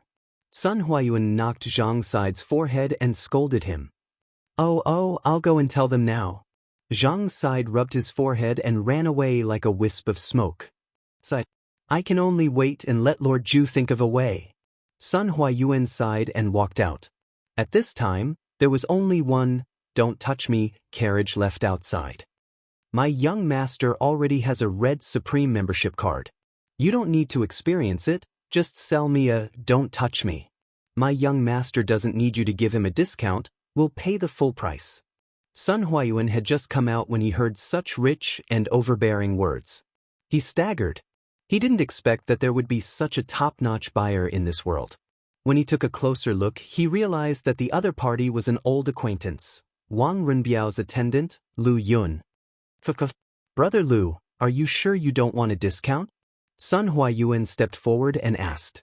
Those around them also looked at Lu Yun in surprise. My young master said that this carriage is worth 1,199 strings of coins, so he doesn't need a discount. Lu Yun had seen much of the world, so he wasn't the least bit intimidated by the attention of so many people. He raised his head and declared loudly, is there something wrong with this person's brain? You can get a discount but you insist on paying the full price? I wonder who his young master is? How rich? As soon as Lu Yun finished speaking, the others were stunned for a moment by this strange reason. 2 merchants lowered their heads and whispered amongst themselves. Young Master Wang is generous. Sighed, bring Brother Lu to get the carriage. Sun Huayuan was stunned for a moment before his mind finally came around. Today, he finally understood what it meant to be rich and willful. Sun Huayuan expressed that he liked down-to-earth people like Lu Yun and Wang Renbiao. Yes, shopkeeper. Xianxia responded and brought Lu Yun to complete the handover procedures. After all, 1,999 strings of coins was a huge sum of money. It would take a long time just to count the money. Dear customers, today's Don't Touch Me is all sold out. If you still want to buy, please come early tomorrow. I'm truly sorry. Sun Huayuan cupped his hands and apologized to the crowd. Why is it sold out right after my turn? A merchant said with a tragic expression. That's right. Shopkeeper's son, why didn't you stock up more?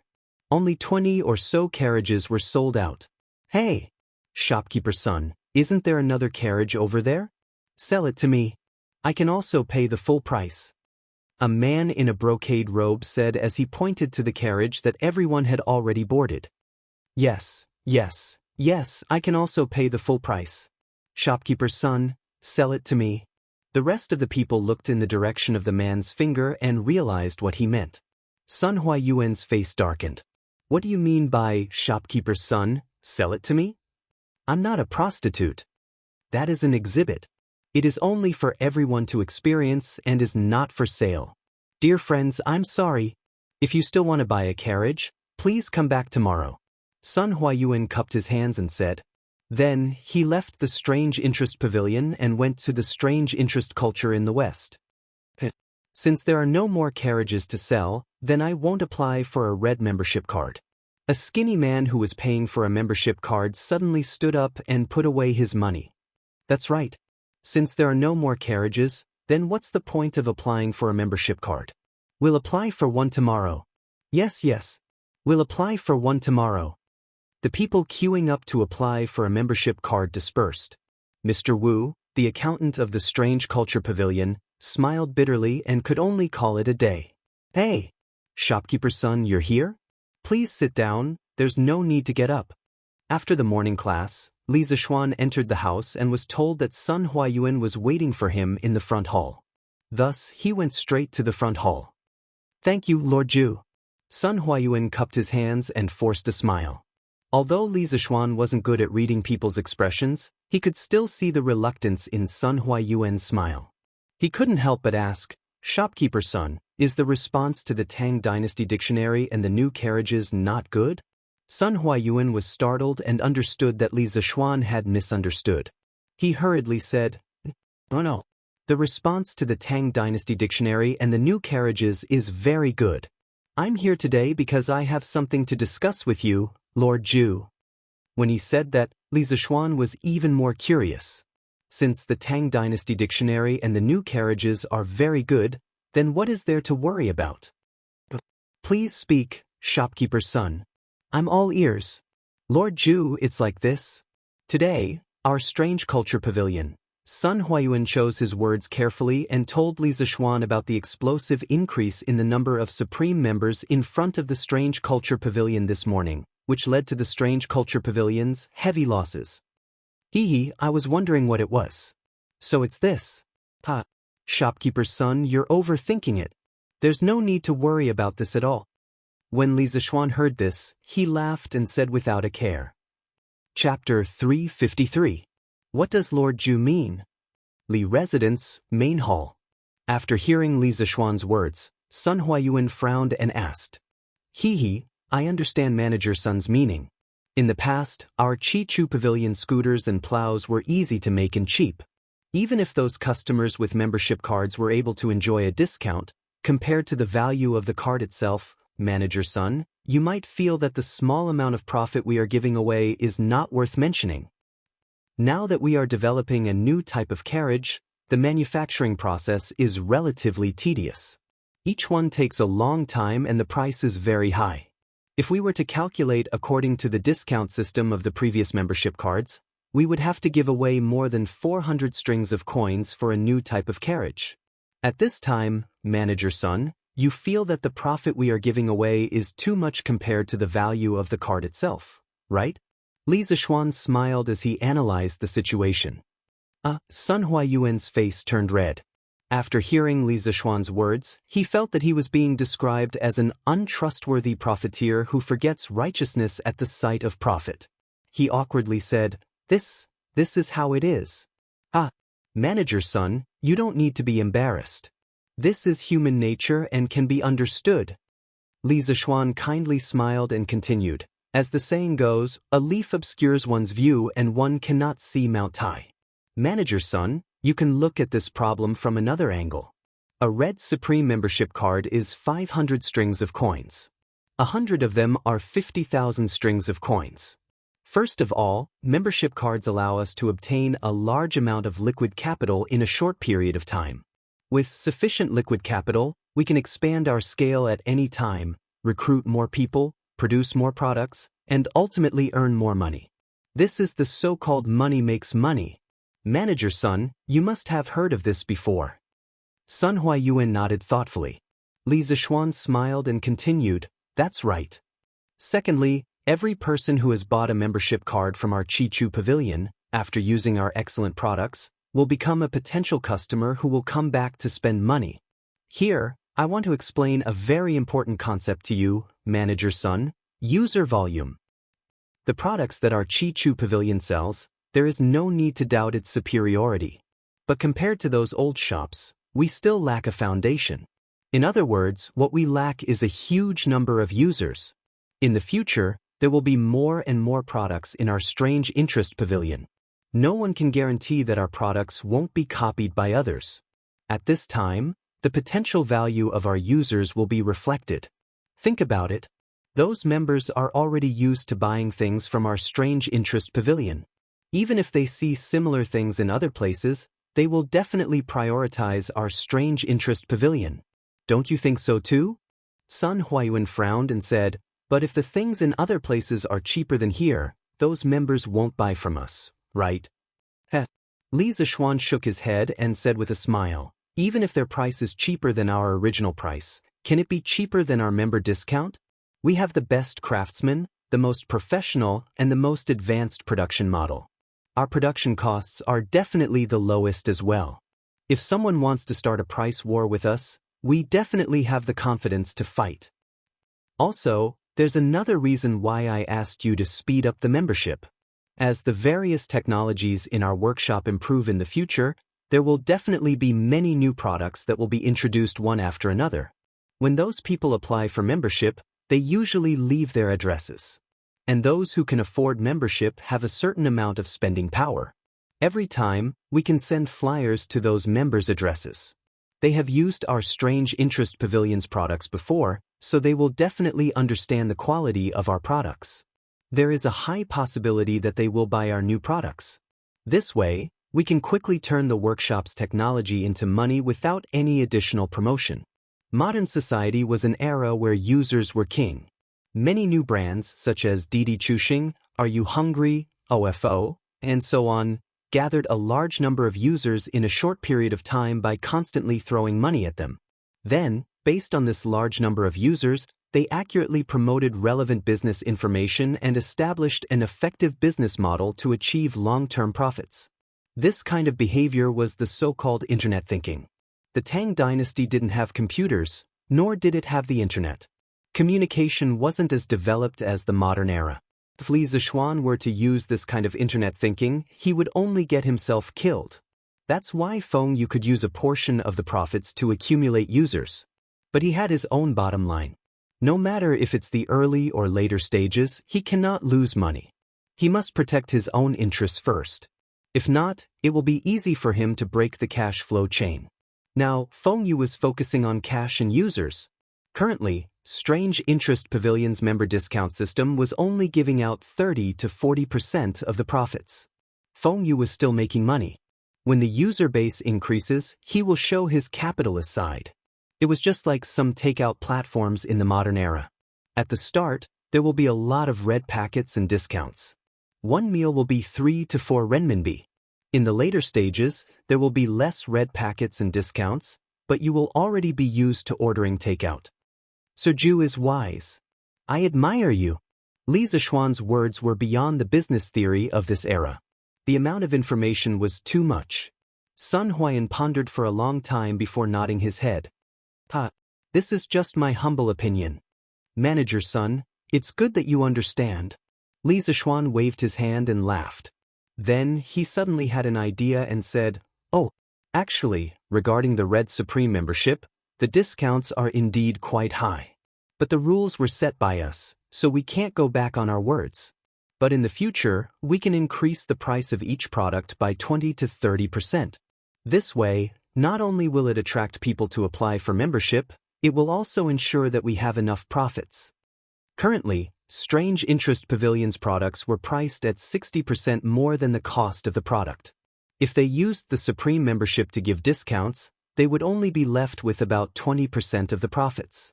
That's why Li Zishuan thought of this bad idea. This idea is good. This idea is good. Previously, when Li Zishuan said that users are king, it was all about the benefits that cannot be seen or touched. Compared to those, Sun Huayuan preferred the benefits that can be seen and touched. Therefore, when he heard Li Zishuan's words, Sun Huayan quickly nodded his head like a chicken pecking rice. Then that's it for now. Manager Sun, why don't you stay for lunch? Li Zishuan put down his cup and laughed. No need, no need. Sir Ju, you go ahead with your business. This old man won't disturb you any longer. Goodbye. Sun Huayan hurriedly stood up and waved his hand. Then take care. Li Zishuan smiled and didn't force him. Sun Huayuan was more concerned about the difference in status. Even if he forced him to stay, he wouldn't be able to eat to his heart's content. Chapter 354. Hee. Guess who I am? In the afternoon, Li Zishuan was lying in the air-conditioned room, a room with a lot of ice cubes, happily taking an afternoon nap. On a hot day, what else could he do but take an afternoon nap?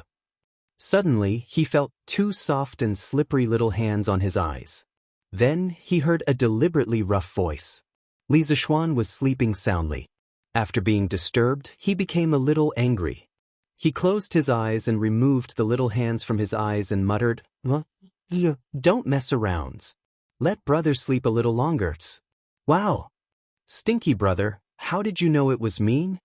Lun slapped Li Zishuan's forehead in dissatisfaction and jumped up to shout. Li Zishuan curled his lips and was speechless. He thought to himself, such a boring game. Only a little girl like you won't get tired of it no matter how many times you play it. Stinky brother, get up quickly. Someone is looking for you in the front yards. Seeing that Li Zishuan was about to go back to sleep, Lun impatiently pinched his face and said, Little girl, let go of me. Although Li Zishuan had practiced martial arts, he had never practiced being thick-skinned. He quickly slapped the little girl's hand and shouted, Hiss! Who is looking for me? In this state, he definitely couldn't go back to sleep. He sat up and rubbed his face. He thought to himself, this little girl is really ruthless. What will happen when she gets married in the future?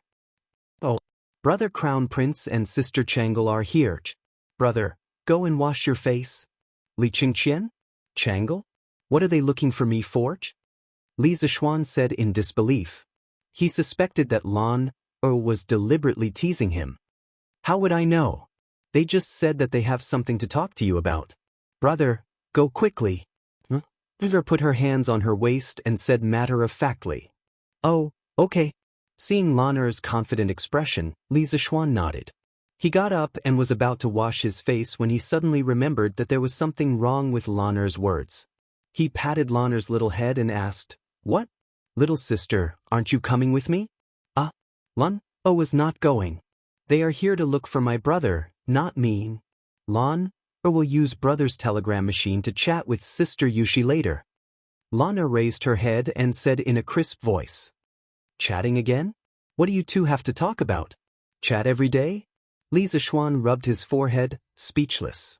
Ever since she discovered the function of the telegram machine, this little girl would come over to play and chat with Han Yushi almost every day. The key was that the only one that could communicate with Li Zishuan's telegram machine was the Han family's one. The little girl couldn't find anyone else to talk to even if she wanted to. After a while, the length of her conversation with Han Yushi was almost as long as Li Zishuan's. In order to prevent misunderstandings, Li Zishuan specially created a password to prove his identity, hitting the tiger at the back of the mountain.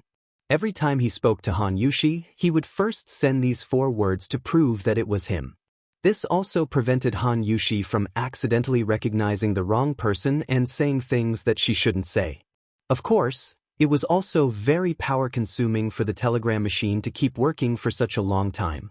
After Lan'er's actions, Li Zishuan recently worked overtime to make more than 20 batteries.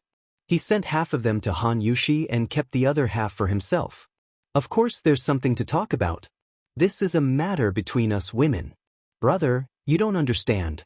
Hurry up and go to the front yard. Lan raised her chin proudly and pushed Li Zishuan out of the room. She was like a dove taking over a magpie's nest. What? A matter between women?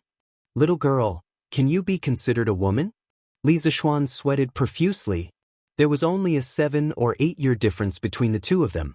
Was there a generation gap? Fortunately, there were no computers, no internet, and no QQ in this era. Otherwise, Lan, this little girl, would definitely evolve into an internet-addicted girl. You guys chat. I'll leave first. Li Zishuan waved his hand helplessly. Anyway, Lan was already familiar with how to operate the telegram machine. She didn't need him to teach her at all.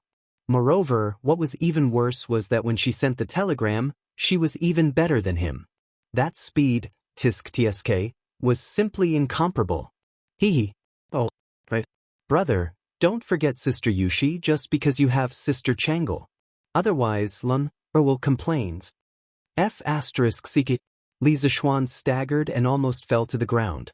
Changle was indeed natural and unrestrained, beautiful and cute, but she was only 8 or 9 years old, okay?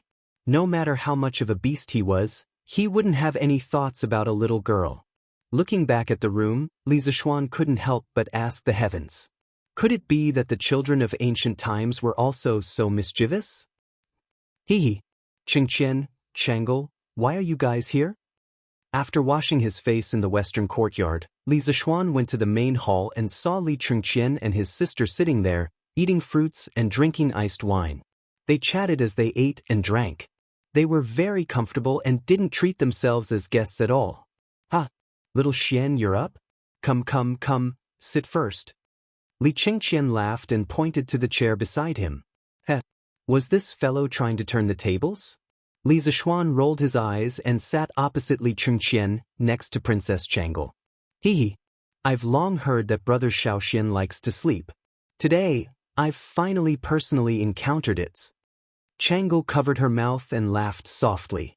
Li Zishuan's face reddened, and he awkwardly said, Ahem, little Sister Changle's words are wrong. You have to know that taking a nap can eliminate fatigue, recover physical strength, and strengthen the heart. It can also increase the ability to resist diseases, delay aging, and promote longevity. There are many benefits, so we should all take more naps. Stop. Li Chengqian hurriedly waved his hand and interrupted. He speechlessly said, Xiaoxian, your skin is really thick. You can find so many excuses for your own laziness. I'm convinced. Changle couldn't help but giggle. However, she was afraid that Li Zishuan would be too embarrassed and hurriedly covered her mouth. Li Zishuan angrily said, What do you mean by looking for excuses? Everything I said is in line with medical theory. If Chengqian doesn't believe me, you can go to the Imperial Physician Bureau and ask the old Imperial Physician. He then turned his head to look at Changle and said, Also, little Sister Changle should do as I say and take more naps. Your foundation is weak to begin with. Oh, that's right. Is your qi better? Hearing Li Zishuan's slightly concerned words, Changle's tender face reddened. She softly said, It's better. Previously, Daoist's son gave Changle a prescription. Changle has been taking it all this time. It's already been a long time since my qi flared up. Li Zishuan nodded his head.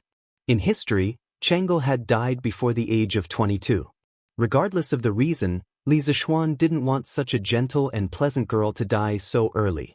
However, it was a pity that he hadn't studied medicine in his previous life. Now, he could only hope that Sun Simiao was more capable. That's good. However, Changle can't let down her guard. It's summer now, and it's not easy for qi to flare up. You still have to take care of your body. Qi asthma was the most common season in winter. It was indeed not easy to flare up in summer. That was why Li Zishuan reminded her. Chapter 355. Thank you for your concern, Brother Xiaoxian. Changle will definitely pay attention. Changle's bright eyes flashed with a hint of complexity. She stood up and bowed to Li Zishuan. Xiaoxian, you were able to obtain blood to prolong Uncle Qin's life. Don't you have a way to cure Changle and my mother's illness?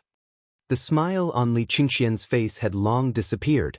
He looked at Li Zishuan and asked in a deep voice, Does this guy really think I'm an omnipotent doctor? Li Zishuan smiled bitterly and said, Chengqian, you think too highly of me. If I had that ability, I would have cured Sister Changle long ago.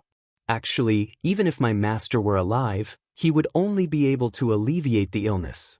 It would be difficult to cure it completely. Asthma was caused by tracheal allergies. There were as many allergens as there were things in the world. Everyone's allergens were different, so the cause of asthma was extremely complicated. The pathogenesis was also unclear. Even in modern society with extremely advanced medical conditions, there was no way to cure it completely. But if the right method was found, the asthma condition could be controlled very well. But I do have some ways to alleviate or stabilize the condition. Li Zishuan tried hard to recall and muttered, "Oh, then tell me, Xiaoxian." Li Qingqian's eyes lit up as he hurriedly said. Chang'e also looked over with a face full of anticipation.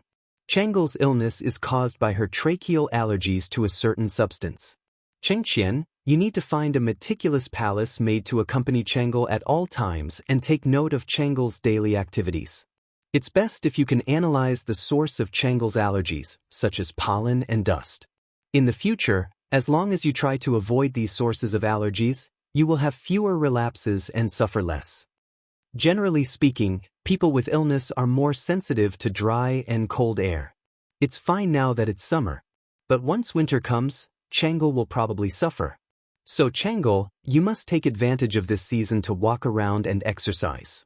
It's best if you do some exercise that isn't very strenuous, such as riding a scooter. Also, I have a prescription for treating qi disease. I memorized it when my master prescribed medicine. It might not be useful, but Chang'e can give it a try. Hey, Xiaoxian, wait. I'll take notes. Li Qingqian hurriedly raised his hand to interrupt. Although Li Zishuan said so, he did not dare to underestimate him. The news of Li Zishuan obtaining blood to prolong Qin Xiong's life had spread throughout Chang and city, so he trusted Li Zishuan's medical skills very much. Li Zishuan smiled and didn't stop him. He waved his hand and asked the servants to bring Li Qingqian a brush, ink, paper, and inkstone. When everything was ready, he continued. This recipe costs 30 renminbi for the ginkgo, 20 renminbi for the sugar, and 5 renminbi for the starch. First, he removed the outer shell of the ginkgo and placed it in a pot with water. After boiling, he peeled the ginkgo and dug out its core. Then he placed the ginkgo into a bowl, steamed it with water, and took it out. Put the ginkgo and sugar into the pot, add 2 bowls of water and bring it to a boil. Remove the foam and thicken it with starch before serving.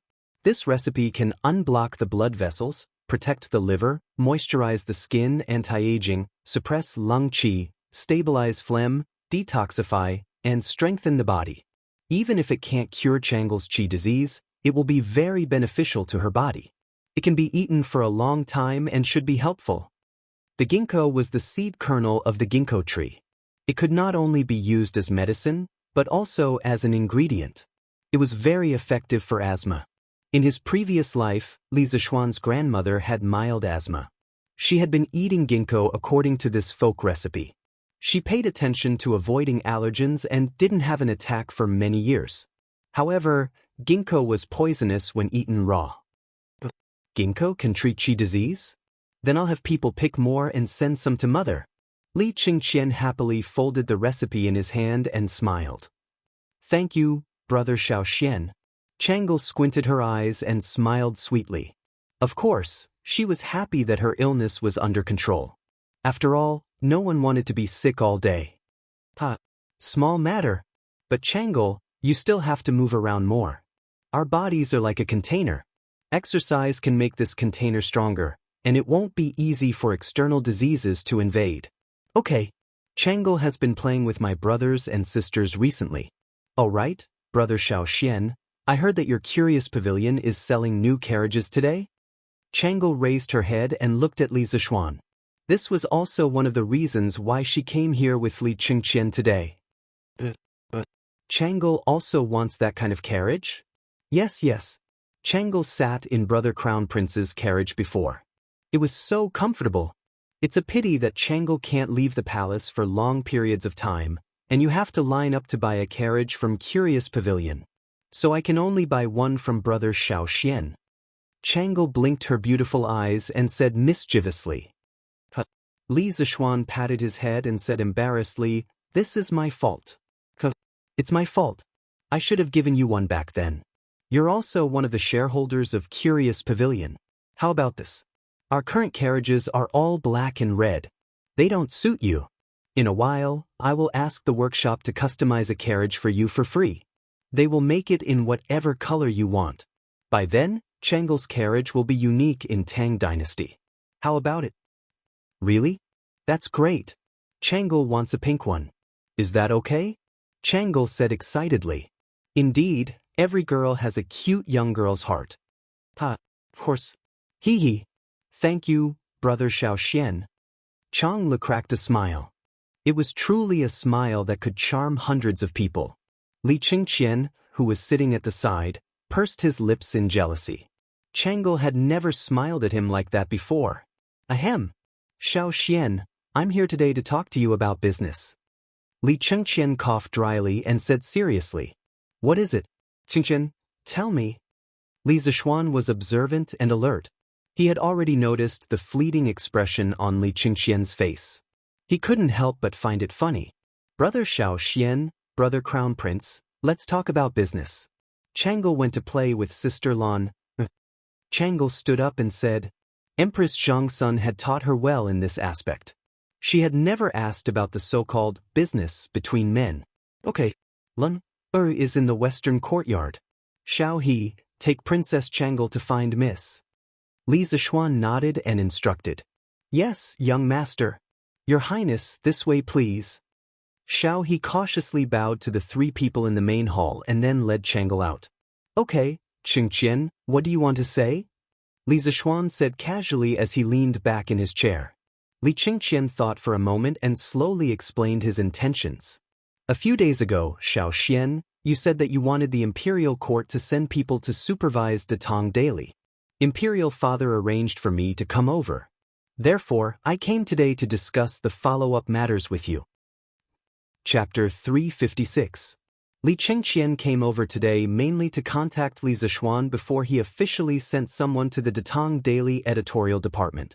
He wanted to confirm the scope of authority of the person he sent over. While ensuring that he could complete the task given to him by Li Zishuan, he tried his best to avoid conflicts with Li Zishuan's people. Just like what Li Zishuan said before, if the person he sent over didn't know the scope of authority and blindly fought for power, it would affect the normal operation of Datong Daily. As the founder of Datong Daily, Li Zishuan didn't want to see this result. As the leader of the Tang Empire, Li Er also didn't want to see this result. Li Qingqian himself didn't want to see this result, because he was already a small fan of Datong Daily. He would take time to read every issue of the newspaper. After an hour of friendly negotiation, both sides finally reached a peace treaty. From tomorrow onwards, Li Qingqian would send 5 scholars, led by Yu Shinan, to the Datong Daily editorial department to set up the censor department. Every issue of the newspaper had to be submitted to the censor department for content review before it was published. If it passed the review, it could continue to be published. If it didn't pass the review, it would be rectified. The censor department only had the right to review the content and didn't have the right to appoint or remove the internal personnel of Datong Daily. As for the restrictions on the content of Datong Daily, as long as it didn't involve party struggles or maliciously smearing the imperial court, it would be reviewed and passed. Of course, this didn't mean that Datong Daily could only flatter the imperial court in the future. For some corrupt officials, if there was conclusive evidence, the censor department could also report it on Datong Daily after more than half of the scholars approved it. The Datong Daily editorial department also had the right to supervise the censor department. If the censor department's review wasn't fair, it could be reported to Li Qingqian 3 times. If Li Qingqian couldn't make a decision, it would be reported to Li Er. At first glance, in terms of function, the so-called censor department was a bit like the modern ****, which specialized in reviewing media content.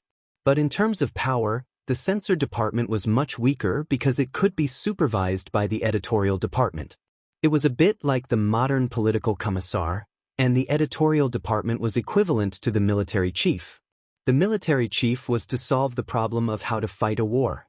The military chief, including the company instructor, battalion instructor, and the political commissar of regiments and above, solved the problem of why to fight a war and who to fight for. It was hard to say who was more powerful between the two of them, as they did not have a direct superior-subordinate relationship. They were supposed to keep each other in check. The purpose of their existence was not to fight for power, but to help the army win the war. Similarly, The censor department and the editorial department didn't want to let Datang Daily to get on the big ship of the imperial court and get rapid development nationwide. Li's Ultimates' goal was to let Li's to get involved. What? Where's Changle? After the discussion, Li Chengqian looked at the time and felt that it was time to return to the palace. So he followed Li Zishuan to the west courtyard to find Changle and return to the palace together. But he didn't see Changle and Lan in the courtyard, so he couldn't help but ask in confusion. He thought that Changle and Lan would be playing with the scooter in the west courtyard. That was why he asked. But he didn't know that Lan already had a new toy, which was the radio telegraph. As for the scooter, to hell with it. It couldn't be helped. Children liked the new and hated the old. Li Zishuan rolled his eyes and said unhappily, "Why are two little girls playing around in the courtyard on such a hot day? They're in my room." In my room? Hearing this, Li Chengqian looked at Li Zishuan with a strange expression. He thought to himself that his good brother really dared to say that a princess of the imperial family was in his room. Although Changle was only 8 years old, no one dared to say that, okay? This was a taboo for the imperial family. However, he didn't suspect that Li Zishuan had other intentions. This was because the impression that Li Zishuan gave him was that he was the type who spoke casually and didn't follow the rules. After a long time, he had already gotten used to it. Walking in front, Li Zishuan didn't notice Li Chengqian's strange expression. He walked directly into the room. From a distance, he could hear the beep, beep, beep, beep of the radio, as well as the laughter of Changle and Lan. Younger sister Lan, this thing is really fun. Let me try it. I also want to talk to older sister Yushi. Older sister Changle, wait a moment. I'll talk to older sister Yushi. Beep, beep, beep, beep, beep, beep, beep. Older sister Yushi, Princess Changle wants to talk to you. Is that okay? Dozens of li away, in the Han residence's small courtyard. Upon receiving this message, Han Yushi's wrist couldn't help but tremble, her heart beating wildly. She would be very happy to talk to Li Zishuan and Lan, because she was very familiar with them. However, Changle, a high and mighty princess of the imperial family. Han Yushi was somewhat at a loss. Beep, beep, beep, beep, beep, beep, beep, beep. Older sister Yushi, are you still there? Han Yushi jumped in fright. After translating Lan's telegram, she promptly replied, beep, beep, beep, beep, beep, beep, Lan. I'm still here. Ask the princess to come over and talk. Yushi is all ears. Li Residence, Western Courtyard. Older sister Changle, speak. I'll help you send it. Older sister Yushi, hello. Beep, beep, beep, beep, beep, beep. Hello, princess. Greetings to your highness the princess. Lan's voice reading the telegram, don't. Changle and older brother Xiaoxian are very good friends. Older sister Yushi need not be so courteous. Beep, beep, beep, beep, beep. Thank you, your highness. What does your highness want to say to Yushi? Older sister Yushi will be married to older brother Xiaoxian in a few days. Changle wishes older sister Yushi and older brother Xiaoxian a blissful marriage for 100 years. Changle will definitely come when you two get married. Also, older sister Yushi, you're so lucky. Older brother Xiaoxian treats you so well. After Changle finished speaking, she stared at the telegram machine in a daze. A trace of envy and inexplicable complexity flashed in her eyes. Lan waved her pianist and quickly operated the telegram machine to send this sentence to Han Yushi. Beep, beep, beep, beep, beep. Ahem. Lan, Changle, what are you doing? Li Zishuan listened outside the house for a while and couldn't listen anymore. Especially since Li Chengqian looked at him strangely, he coughed dryly and entered the house to interrupt. Brother, you're here? Wait a moment. Lan will send this sentence to older sister Yushi first. Lan didn't even raise her head. She waved her hand and said, Brother Crown Prince. Older brother Xiaoxian. You're here? Changle, who was in a daze, was shocked by this voice. After she reacted, the little girl's face turned a little red. Chapter 357. Little Xian, is this a telegraph machine? I've heard father mention it before. It's said that it can send messages from far away. Today, I've finally seen its true form. After all, she was still his sister. Li Qingqian saw Changle's embarrassed face and hurriedly tried to smooth things over. However, his interest in this telegraph machine was real. Hearing this, Li Zishuan's eyes moved away from Changle's blushing face. He nodded and replied, "Yes, that's right. This is a wireless telegraph machine." Tisk, how magical! It's amazing that such an iron box can send messages to each other from so far away. Li Qingqian walked to the side and looked at it seriously for a moment. He kept making tisk-tisk sighs. Then he turned his head and said to Li Zishuan, "Xiao Xian, although I don't know how to make those scooters, plows, bearings, and so on, I can still understand them. But for this telegraph machine, even if you explain it to me, I probably won't be able to understand it. I keep feeling that this iron box is wrapped in endless mystery. Little Xian, you're really getting better and better. Is this the engineering you were talking about?" "Yes, this is engineering. It includes many other basic subjects. Qingqian, it's normal that you don't understand it." Li Zishuan had never expected people from the Tang dynasty to be able to understand electromagnetism now. That was an extravagant hope. However, after his Yanhuang College was built, this would no longer be an extravagant hope. "I also heard that little Xian wants to build an academy to teach the engineering you talked about. If there's anything you need help with in the future, just tell me. If I can help, I'll definitely do my best to help." Speaking up to here, Li Qingqian sighed and said sincerely, "If I were just an ordinary person, I would definitely enter your Yanhuang College. Listening to the engineering you talked about, I keep feeling that it's not the knowledge of the human world. Unfortunately, it's not up to me." Li Zishuan said unhappily, "Don't make trouble here. Qingqian, you were born with a noble status and didn't have to worry about food and clothing. Do you know how many people envy you? If you're still not satisfied, how are those poor commoners going to live? As the saying goes, be content with what you have. When you are envious of others, you don't know that even more people are envious of you." Li Qingqian was stunned when he heard this. Then he smiled bitterly and said, "Be content with what you have. Looks like I still don't understand it as well as you, little Xian. Brother little Xian, where are you going to build your academy? Was there enough money? If it's not enough, Changle can give up this year's bonus." When Changle heard them talking about Yanhuang College, she raised her head and said, No need, no need. I have more than enough money." Li Zishuan waved his hand in relief and said with a smile, "The academy will be built in Plum Village in the east of Chang'an City. It's surrounded by mountains and rivers, and the environment is beautiful. It's very suitable for learning. Moreover, it's not far from Chang'an City.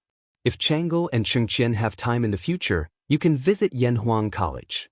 After my academy is built, it will definitely be beyond your imagination." "Is that so? When the time comes, Changle must go and have a look." Changle blinked her eyes and said excitedly, "Little Xian, how big is your academy going to be?" The more Li Qingqian listened, the more he felt that something was amiss. How was this building an academy? This was building F** King Villa. It's not that big. The Cloud Mountain behind Plum Village is about 1,000 acres. After some rest, it should be enough to build Yanhuang College." Li Zishuan rubbed his chin and said, 1,000 acres. Li Qingqian and his sister were instantly petrified. Brother Crown Prince, Changle heard from Lan, that this telegraph machine was made by Brother Little Xian to relieve Sister Yushi's boredom. Brother Little Xian is so good to Sister Yushi. On the carriage back to the palace, Changle shifted her gaze from outside the window and said as she held her little face, "Oh, I didn't expect Little Xian to be a guy who forgets his friends over his lust." Li Qingqian had never heard Li Er mention this before. He couldn't help but say with a cheeky look, "What do you mean by forgetting his friends over his lust? It's obviously Brother Little Xian who values his friends, okay?" Changle rolled her eyes at her brother and secretly thought that her brother Crown Prince was really unromantic. After being together for so many years, how could Li Qingqian not understand what Changle's expression meant? His face was full of black lines. He wanted to explain but didn't know how to. He could only blame Li Zishuan. "Brother Crown Prince, If Chang'e can be like Sister Yushi in the future and marry someone who loves me so much, Chang'e will have no regrets even if I die. But it's said that the marriage of the children of the royal family can never be decided by themselves. In another 3 years, father and mother will probably arrange a marriage for Chang'e. Chang'e is so scared that I'll marry the wrong person. But Chang'e doesn't want to make father and mother unhappy. Brother Crown Prince, what should Chang'e do? The carriage was silent for a few breaths of time. Chang'e suddenly raised her watery eyes and looked at her brother as she said with a pained expression. Li Qingqian had always doted on his sister. Now that he saw Chang'e like this, his heart felt as if it was pierced by a needle. He hurriedly said, "Don't think like that, Chang'e. Father and mother have doted on you since you were young. They definitely won't let you marry someone who doesn't love you. Besides, I'll definitely speak up for you when the time comes." "Hey, Faubert? Busy?" After sending Li Qingqian and his sister off, Li Zishuan let Lan chat with Han Yushi at home while he went to the workshop to see how the printing of the Tang Dynasty dictionary was going. "Yo, young master, you're here." Faubert put down the stack of papers in his hand and said with a bitter smile, "Young master, the entire workshop is so busy that their feet don't even touch the ground now. I'm no exception." Li Zishuan scratched his head in embarrassment. He was here today to give the workshop an additional task. With Faubert in such a state, how could he say it out loud? "Faubert, it seems that our workshop still needs to be expanded a little bit." Now, the workshop's products were still in short supply. Even though the scooters had been launched for several months, they still didn't have to worry about sales. Generally, when the workshop produced something, it would definitely be sold out within 5 or 6 days. That was because foreign merchants liked to resell. As for the new products, needless to say, the demand in Chang'e and city couldn't be met by the workshop. People in other places certainly couldn't enjoy the latest technology of the fantastic pavilion workshop immediately. "Young master, you've seen the workshop now. Even if I want to recruit more people, I don't have a place to settle them down." It was reasonable to say that the workshop of the Odd Taste Pavilion occupied a large area, occupying nearly a quarter of the entire E lane. However, it was wishful thinking to use the productivity of this small area to meet the needs of the entire E lane and even the entire Tang Empire. Chapter 358. Looks like it's time to expand our workshop. Li Zishuan looked up at the sky and said after some thought, "Expand? How do you plan to expand?" When the workshop was in Minister Yan's hands, the surrounding houses that could be moved away had all been moved away. "Now, we can't expand anymore." Faubert shook his head and sighed. "Since there's no space in Chang'e, we'll move outside of Chang'e." Li Zishuan's eyes suddenly became firm as he said in a deep voice, "Outside of the city? How can we do that?" "Young master, people in any era tended to live in big cities. Just like how modern people like to live in big cities like Tiandu and Shanghai, the ancient people were no exception. The workshop had finally taken root in Chang'e. Now that Li Zishuan wanted to move the workshop out, how could Faubert agree to that? "Why not?" "Faubert, you know that I'm going to build a college in Plum Village, right?"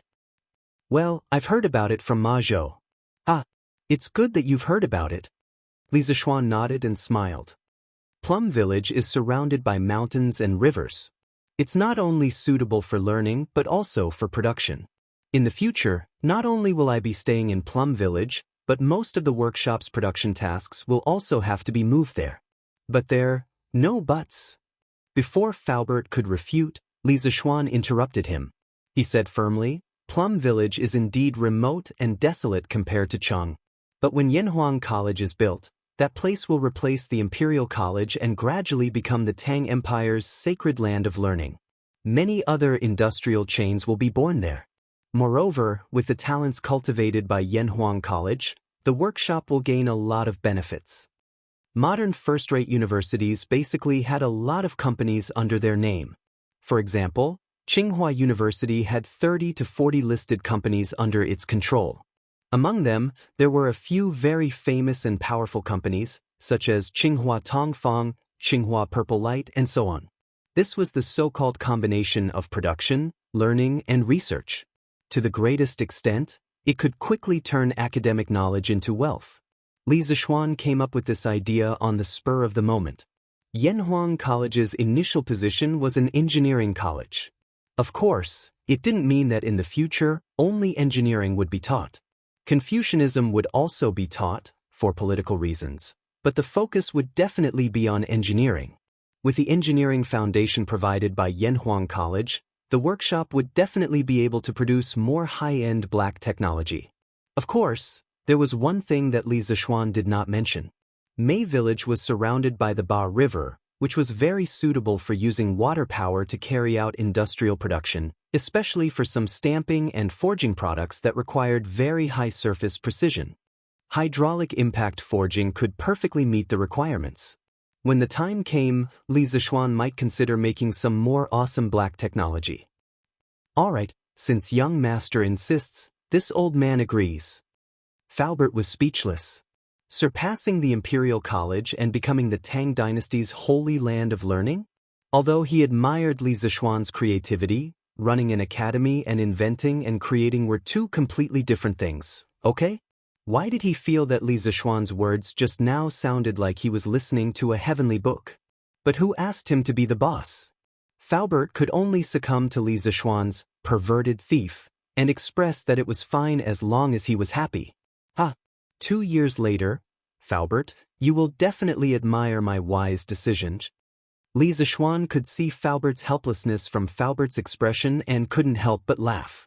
Faubert was too lazy to even speak. He just stood there and rolled his eyes. Faubert, I will go to Plum Village in a few days. Come with me then and see where we can build our workshop. In the future, and E Lane will be the headquarters of our workshop. It will only be responsible for decision-making and some production tasks. Most of the other things will be in Plum Village. Therefore, the workshop there must be a large layout. Don't be afraid of spending money. Just tell me how much land you need. If Plum Village doesn't have enough, I will go to the neighboring villages to buy it. Li Zishuan said in an overbearing manner. He liked to do things in one step. Instead of constantly expanding in the future, it was better to do things perfectly now.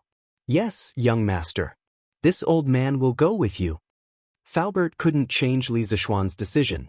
He could only hope that they could choose a good place with convenient transportation. Oh, Faubert, have you built a house before? Li Zishuan suddenly asked. Of course. Faubert had a bad feeling, but he still answered truthfully. That's great.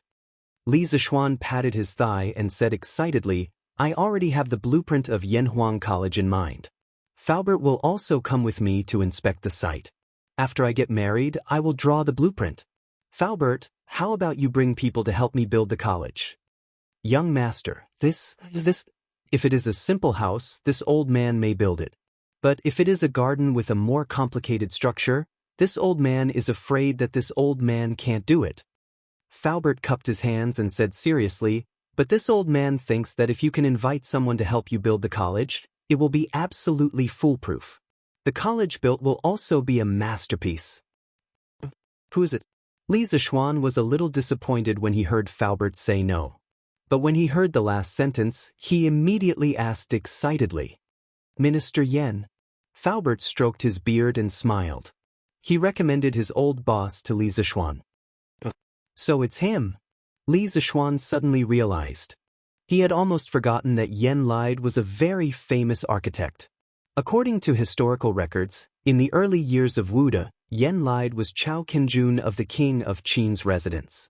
Then he was appointed as the Minister of Imperial Clothing and designed clothes, umbrellas, and other ceremonial items for the palace. After Li Er ascended to the throne, Yan Lide was promoted to Minister of Works and was in charge of building palaces, mausoleums, and other projects. He had presided over the construction of Tsuewei Palace, Yuhua Palace, Xian Tomb, Tomb of Great Ancestor Li Yuan, Zhao Tomb, Tomb of Emperor Li Shimin, and other major projects. Even the outer walls and city towers of Chang and city were built by him. He was deeply praised and used by Li Er. More importantly, Li Zishuan had a very good relationship with Yan Xiaoning. With this relationship, it might be much easier to ask for Yan Lide's help. Of course, it would be even better if he could steal Yan Lide's younger brother, Yan Liban. This was because the Yan family could be considered a real engineering family. As Yan Li's younger brother, Yan Liben not only had superb painting skills, but he was also a master of landscape architecture. He was almost comparable to Yan Li. When Yan Li presided over the construction of the Zhao tomb, Yan Liben had also participated in it and played a crucial role. Okay, I'll visit Minister Yan another day. Li Zishuan pondered for a moment and said, Yes, that would be for the best. Faubert heaved a sigh of relief and smiled. He was truly afraid that Li Zishuan would assign this task to him. Not to mention his lack of ability, he was also very old. When the time came, he would not be able to endure the torment. Oh, that's right. Faubert, instruct a few craftsmen in the carriage department to make a pink carriage. Apart from the color being different, the rest of the materials and specifications will be the same as the previous Don't Touch Me design. When it's done, I'll send it to Princess Changle. You can continue with your work. I'll go to the editorial department of Datang Daily to discuss some matters with Ma Zhou. Li Zishuan irresponsibly handed over the task and slipped away, leaving behind a confused Faubert alone in the wind. Chapter 359. Xiaoxi, go and see if the printing department can deliver 500 copies of the Tang Dynasty Dictionary today. If they can't, all of them can stay back and continue working tonight. In the editing department, Ma Zhou was looking at a stack of data sheets. He frowned and ordered. From his expression, it was obvious that he was anxious. Yes, Master Ma. Song Xiaoxi bowed and accepted the order. He turned around and was about to leave when he bumped into Li Zishuan. Ayo. Greetings, Master Zhu. Ma Zhou was deep in thought when he heard Song Xiaoxi's words. He stood up and cupped his hands. Master Zhu, you're here. Xiaoxi, go and do your work. Li Zishuan waved his hand. He had heard Ma Zhou's words before he entered the room. He did not mean to eavesdrop, but his hearing was too good. He could not possibly cover his ears. Song Xiaoxi smiled and bowed. He quietly left the room and closed the door behind him. What's wrong, Brother Ma? Is the printing department unable to keep up with the progress? Li Zishuan sat down at the head of the table and asked with a smile. That's true. Ma Zhou nodded helplessly and said gloomily, You can't blame the editing department. The craftsmen there are so busy that they can't even eat. The main reason is that the people are too enthusiastic about the Tang Dynasty Dictionary. Master Zhu, the 1,000 copies you mentioned earlier is far from enough. Why do you say so? Li Zishuan's interest was piqued as he asked curiously. 2 days ago, Ma Zhou was still questioning his decision to print 1,000 copies. He did not expect that in just 2 days, Ma Zhou would change his mind. Li Zishuan wanted to know what happened in between. Ma Zhou mumbled. I'm sorry to say that I had doubts about Master Zhu's decision. So after the Tang Dynasty Dictionary was released today, I hired dozens of workers and asked them to go around the streets of Chang and city to find out how many people were willing to buy the dictionary. In the end, what's the outcome? Li Zishuan's eyes lit up. He did not expect Ma Zhou's thinking to be so advanced. He even knew how to do market research before a new product was launched. What a genius! According to the data I just collected, there are nearly 2,300 people who are willing to buy the Tang Dynasty Dictionary immediately, not including those who don't know the news of the Tang Dynasty Dictionary and those who haven't been investigated. In other words, we have attracted at least 2,000 people who are willing to spend money to buy it through just 1 day of publicity. Our printing department worked so hard to print the dictionaries for 2 days, but I don't think it's enough for 1 day. Moreover, as more and more people know about the Tang Dynasty Dictionary in the future, I can't imagine how terrifying its sales will be. I'm afraid that even if everyone in the workshop does nothing but print the dictionary of the Tang Dynasty, we still won't be able to catch up with the sales speed. Ma Zhou scratched his messy hair and smiled bitterly. Li Zishuan said in surprise, Why are there so many people who want to buy it? It shouldn't be. He already had a very optimistic estimate of the demand for the Tang Dynasty Dictionary.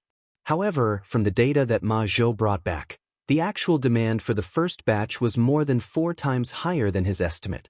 He found it hard to understand. After all, the Tang Dynasty Dictionary was only advertised in the newspaper today. Why not?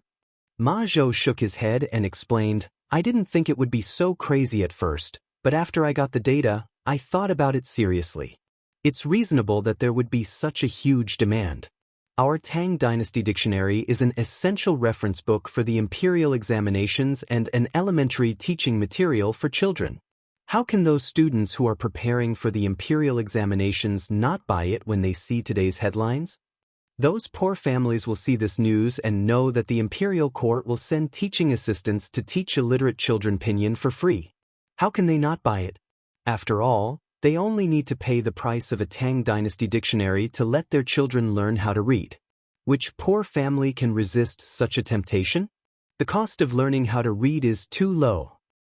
Now that I think about it, I don't find it strange that there would be such a huge demand. Li Zixuan was enlightened. He correctly estimated that the powerful features of the Tang Dynasty Dictionary would arouse people's desire to buy it. However, he underestimated the huge influence of Li Er's words on the people. This time, he used Li Er's name to advertise. I see. But Brother Ma, you don't have to feel too much pressure.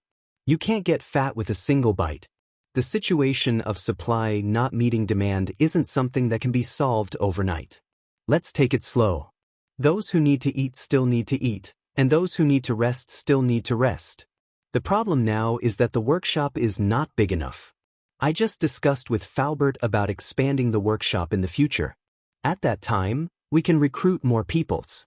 When Li Zixuan saw Ma Zhou frowning with a bitter expression, he couldn't help but find it funny. Hence, he consoled him. Expand? Ma Zhou suddenly raised his head and looked at Li Zixuan in disbelief. Obviously, he knew the current situation of the workshop very well. He knew that according to common sense, the workshop could not be expanded. Bang bang. Ta. Godfather Ma, I'm back. This time, I have to thank you properly. Alright, I'll be the host later, please. Creak, in the house. After Li Zixuan told Ma Zhou about the workshop relocation plan and Li Qingxian's plan to set up an internal audit department in the Datang Daily editorial department, he looked at the sky and felt that it was time to go home. When he got up and walked to the door, he heard Brother Chicken knocking on the door and shouting outside. Lord Zhu, you're here too? Ta. That's the. I'm sleepwalking. Ta. The door opened wide. Looking at the young and handsome face behind the door, Brother Chicken's right hand suddenly froze in the air. After several breaths of time, Brother Chicken dryly laughed. Li Zixuan. Ma Zhou was speechless. Hold on. Li Zixuan watched as the clown stretched out his arms and hopped away like a zombie. Li Zixuan angrily called out, "Come back here." Ta. Why am I here? Pang Feiji was stunned. He stopped in his tracks and turned around to walk over. Ta. Is Pang Siggy back from his investigation? What's the result? Seeing the awkward atmosphere, Ma Zhou chuckled and tried to smooth things over for Brother Chicken. Yes, it's true. It was all thanks to old Ma for pointing out the right path. You're really like a god when it comes to solving cases. Cuff cuff. As you expected, it was really a bunch of kids playing tricks. However, that bunch of kids didn't come to cause trouble again, so I can only report back first. After all, the safety of the workshop and the strange culture is also very important. Brother Chicken went up and said flatteringly, "Then you two can chat. I'm going back." Li Zixuan heard the gist of it, smiled, waved, and left. Ma Zhou had told him about the right marquee household's investigation. To get such a result, Yuqi Jingda must have purposely gone easy on him. Otherwise, it wouldn't have ended so hastily. At the very least, the Biaozi he hired should have been found out by the marquis. Now it seemed that he had to accept Yuqi Jingda's favors. Chapter 360. The sky was overcast and Xiao Qiao lowered her head. The branches were bent and the sky was covered with dark clouds. It looked like a storm was coming. Chang'an, which had been hot for more than a month, was finally going to welcome a rainstorm. Li Zixuan was dressed very formally today. He wore a snow-white robe with a scholar's headscarf and clogs. He looked like a peerless scholar. His appearance was indeed very cool, but if it wasn't for today's special day, Li Zixuan wouldn't dress like this even if he was beaten to death. The robe was very complicated to wear. From the inside to the outside, it was divided into an inner shirt, undershirt, socks, and scarf, a middle shirt, a jacket, and an outer shirt. If it wasn't for Xiaoxi's help, he probably wouldn't be able to wear it in the morning. The robe of the Tang dynasty was similar to a modern suit. It was usually worn on more formal occasions. Fortunately, it was a cloudy day today. Otherwise, Li Zixuan would definitely be treated as a fool by others. Even so, when the students of the school saw their teacher's stunning outfit, they couldn't help but be astonished. They secretly wondered if their teacher's brain had short-circuited today. Usually, when Li Zixuan came to class, he would dress very casually. It couldn't be said that he dressed sloppily, but it could be said that he was unrestrained. The sudden change in style made the students of the school very uncomfortable. A few mischievous troublemakers were ready to visit him. Li Zixuan didn't give them a chance to ask questions. He directly started the class with a serious expression. Everyone in the classroom inexplicably felt an invisible pressure. A kind of oppressive atmosphere gradually filled the classroom. Everyone couldn't help but look at the blackboard. Even Cheng Chumo and Wang Meng, who were usually the most mischievous and didn't like to study the most, didn't dare to make trouble. Clang, clang, clang. Unknowingly, the class had passed. Li Zixuan, who never delayed classes, didn't stop to let the students rest this time. It was as if he didn't hear the end of the class and continued his class as if nothing had happened. After so many lectures, all of you should have an intuitive understanding of fractions. Next, I'll talk about the addition, subtraction, multiplication, and division of fractions. Some students might be confused. How do you add, subtract, multiply, and divide a score? In the first chapter, we learned about addition, subtraction, multiplication, and division between natural numbers. Of course, it is possible to extend it from natural numbers to fractions, but the rules of addition, subtraction, multiplication, and division between fractions will be different. Please look at the blackboard. On the podium, Li Zixuan was meticulously and seriously teaching the class. It was as if he wanted to give all the knowledge to the students in this class. Influenced by this solemn mood, no one raised any objections. They all sat in their seats and listened attentively. Why hasn't the class ended yet? As the status of the mathematics school in the Directorate of Imperial Studies rose, students from the other schools came here more and more frequently. Very quickly, people discovered that the mathematics school, which had always been very normal, was very abnormal today. Classes at the other schools had ended a long time ago, but there was still a class here. Thus, they all discussed it outside the window. That's not right. Li Sai would never give a lecture during recess. What's going on today? Are my eyes playing tricks on me? Yuan Shuo couldn't help but touch his chin and wonder. You're right. Why does Li Sai's clothes today feel a little off? Also look down there. Even Cheng Chumo is listening attentively. This is unbelievable. The person who spoke clearly knew Cheng Chumo from the mathematics school very well. This is too strange. They're still in class at this time. Don't they need to go to the toilet? This idiot's brain is clearly wired differently from the other students. Chancellor, I heard that Li Sai is going to resign from his position as CE? In the red attic in the center of the Imperial Studies Directorate. In Kong Yingda's study, Wang Yaluan looked at Kong Yingda with a solemn expression and asked. He was the first scholar from the directorate to publish a policy article on Datang Daily when it was first published. However, due to his old age, Wang Yaluan had long since resigned from his position at the Directorate of Imperial Studies. He hadn't asked about the internal affairs of the directorate for a long time. However, he was very experienced, even older than Kong Yingda. Most of the teaching assistants and scholars in the directorate could be considered his juniors. Thus, even though Wang Yaluan had already resigned, he had personally appeared today. Even Kong Yingda, the Chancellor of the Directorate of Imperial Studies, had to take him seriously. Indeed, Brother Yaluan. Kong Yingda smiled bitterly. How did things end up like this? I've heard about what happened before. Li Sai's words in the newspaper were a little too harsh, and many of the things in the newspaper were vague. Overall, it didn't seem like a big deal. At most, Chancellor, you could have just reprimanded him. Why did you have to force him to leave? Wang Yaluan glared as he spoke up for Li Zixuan. Like Li Gang, Wang Yaluan, who was half a foot in the grave, wasn't a pedantic Confucian. He had long since gotten over some problems. He knew very well that there were some arrogant people in Confucianism who thought too highly of themselves. He believed that any method that could help students learn was a good method. Li Zishuan's blackboard, chalk, the start and end of class system, pinyin, and so on were all extremely important for teachers to teach and pass on culture. Thus, Wang Yaluan had always admired Li Zishuan. "Brother Yaluan, this isn't this Kong chasing Li Sai away." A few days ago, Li Sai told this old man that he had taken the initiative to resign from His Majesty. This Kong was also very surprised and repeatedly urged him to stay, but Li Sai had already made up his mind. "This Kong has the heart but not the strength." Kong Ingda complained with a bitter face. "How could this be? Chancellor, can you tell this Wang in detail?" "Alright, this chapter has been finished. Everyone, remember to revise when you go back and complete the homework. This time, I won't be marking your homework anymore because, after teaching 3 classes in a row without any breaks in between, Li Zishuan's throat was a little dry.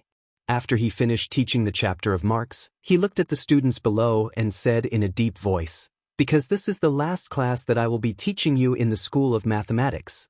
The last class. When Li Zishuan's voice fell, all the students couldn't help but widen their eyes and stare blankly at their seats.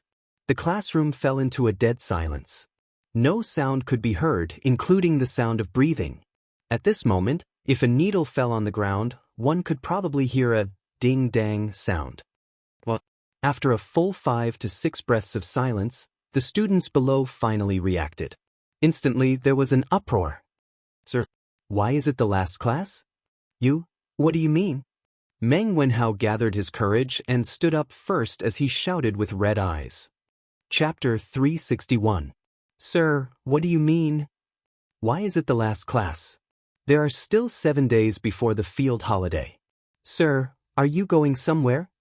In the classroom, after Meng Wenhao's voice, the other students also reacted. Ku Shiqing, Cheng Chumo, Wang Meng, and the others all spoke up. Only Li Tian sat in the front row, leisurely and relaxed. Just like his name, he was as calm and steady as Mount Tai. Li Zishuan gestured for everyone to be quiet.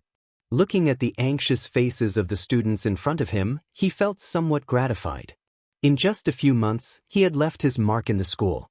He could not bear to part with these students, and they could not bear to part with him.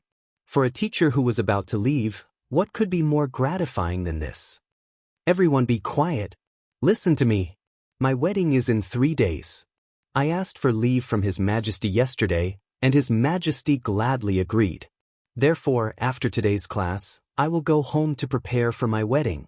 According to the Tang Dynasty law, officials were entitled to 9 days of leave when they got married, and relatives were also entitled to 1 to 5 days of leave when they got married.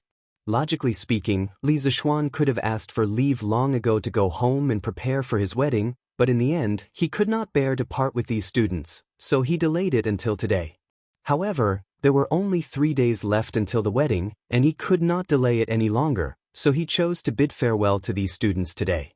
His original plan was to say goodbye to them when the directorate had their field break, but now it seemed that he could only bring forward the date of his departure.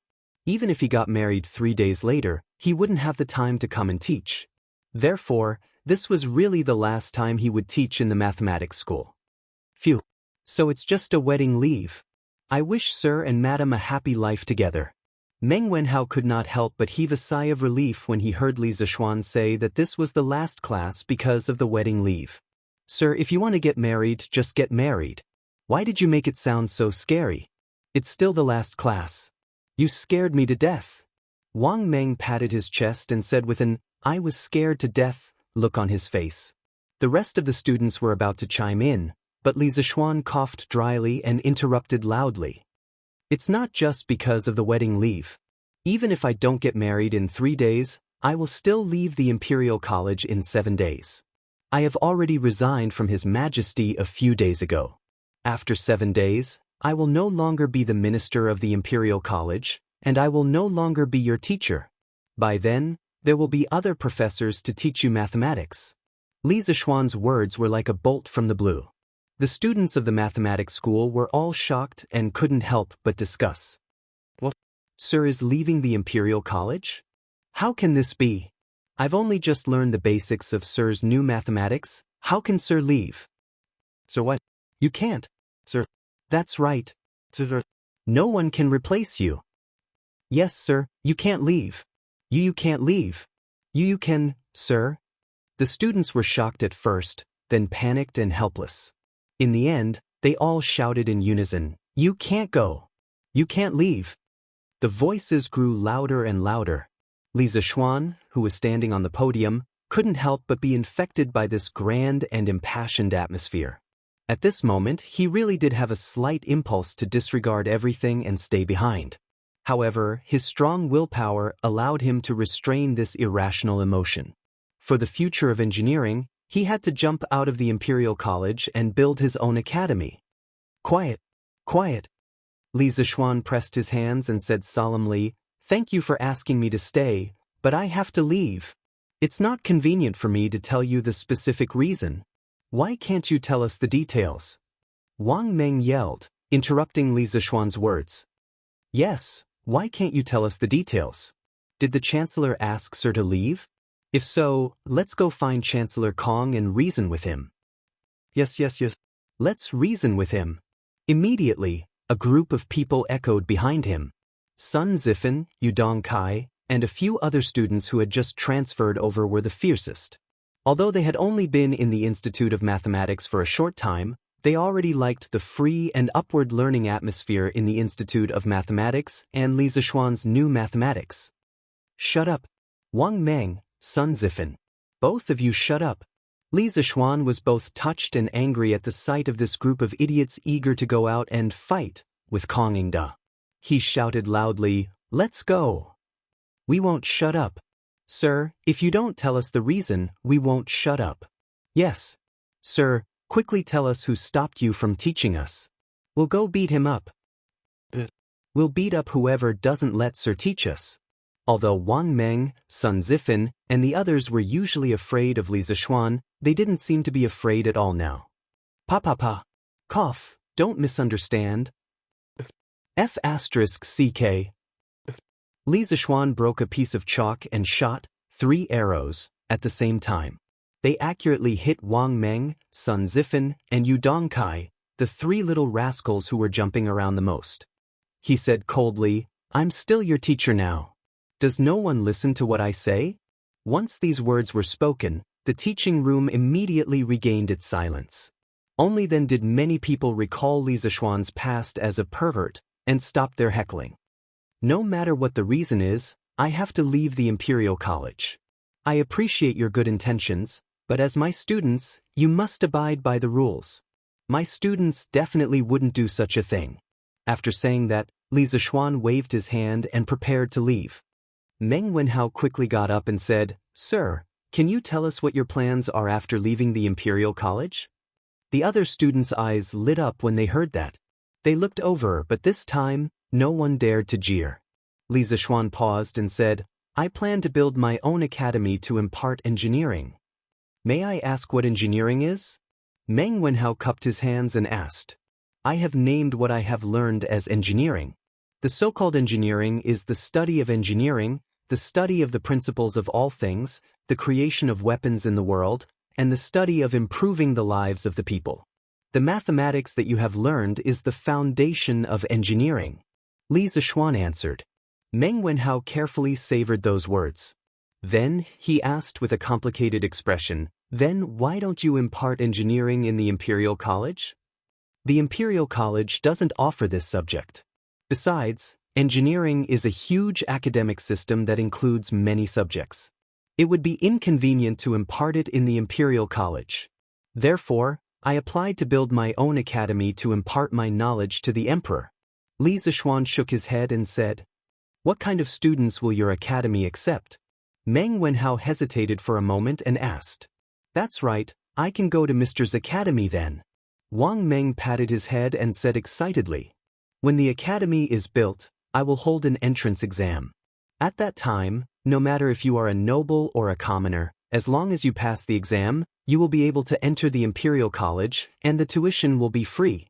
However, you have to think carefully about whether you will choose to stay in the Imperial College, where you have a bright future, or go to my academy, where you have an unknown future, to search for the distant truth. You have to know that with your current level of mathematics, you have a high chance of entering one of the 4 schools in the Imperial College's annual examination at the end of the year. Li Zishuan said seriously. He hoped that all the students in the School of Mathematics would go to Yanhuang College. However, people at this age were the most impulsive. Therefore, he had to tell them clearly in advance so that they would not regret it. Chapter 362. I'm not afraid. If you want to set up your own academy, Sun Zifan, will be the first to sign up. Li Zishuan's realistic words woke everyone up. Many times, there was a big gap between ideals and reality. The Imperial College was the highest educational institution run by the Tang Empire's government. There was no doubt about its superiority.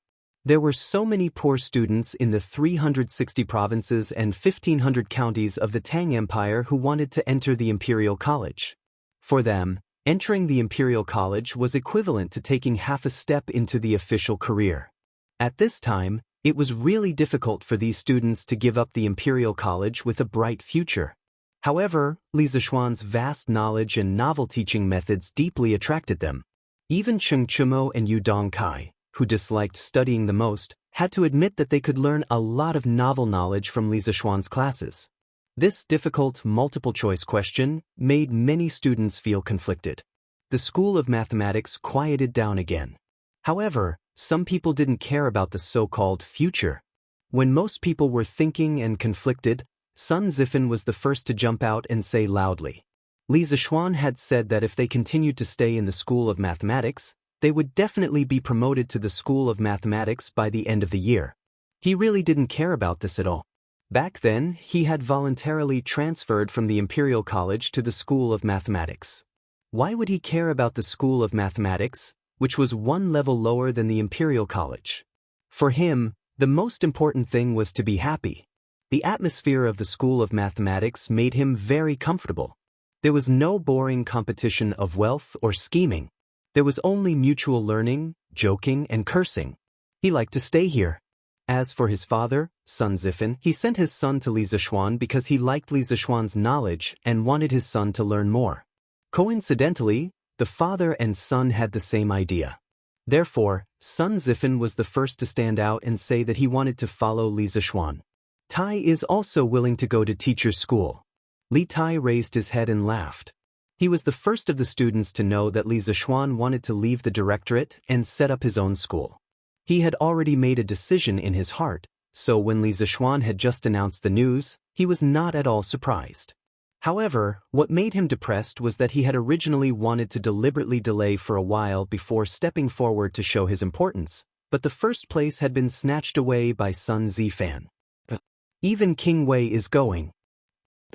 This is too crazy. Who was Li Tai? Hearing his decision, some of the wavering students couldn't help but discuss in whispers. They felt that it was too crazy, but there was something even crazier than this. Count me in. Isn't it just a directorate? Old Cheng don't care about it at all. Following Mr. Li is still the most comfortable. As Li Zishuan's best buddy, Cheng Chumo certainly couldn't show weakness. He also stood up and shouted, "Count me, Li Huairan." Li Huairan also stood up. In fact, it was the same whether he stood or not. When his father left, he asked him to follow Li Zishuan. Wherever Li Zishuan went, of course he had to follow him. Otherwise, when Li Shaogong came back, he would have a hard time. In addition, he had a good relationship with Cheng Chumo. When he had just transferred to the Imperial College a few days ago, he had been tutoring with Cheng Chumo. He had already become Cheng Chumo's underling. If the big brother wanted to go, how could the underling not follow? Count Qin Huayu in. The relationship between the Qin family and the Li family was stronger than iron. At this time, if Qin Huayu didn't come out to support Li Zishuan, Qin Xiong would teach him a lesson when he returned. Count me Yu Dongkai in. This guy was also a top student in the Imperial College, so he didn't care about his future. Count me Wang Meng in. Count me Duan Wenba in. Count me Kongchuansuan in. Count me in. Students continuously stood up to express their opinions. Their firm voices rose and fell. In just half an hour, almost 21 students had stood up. However, in the front row, Meng Wenhao, Kershiqing, Zheng Ziren, Lu Yan, and the other poor children with good grades but ordinary family backgrounds all lowered their heads. They frowned and gritted their teeth, as if they were deep in thought, but also as if they were struggling. Li Zishuan was slightly disappointed, but he really didn't blame these people. The result now was better than what he had expected.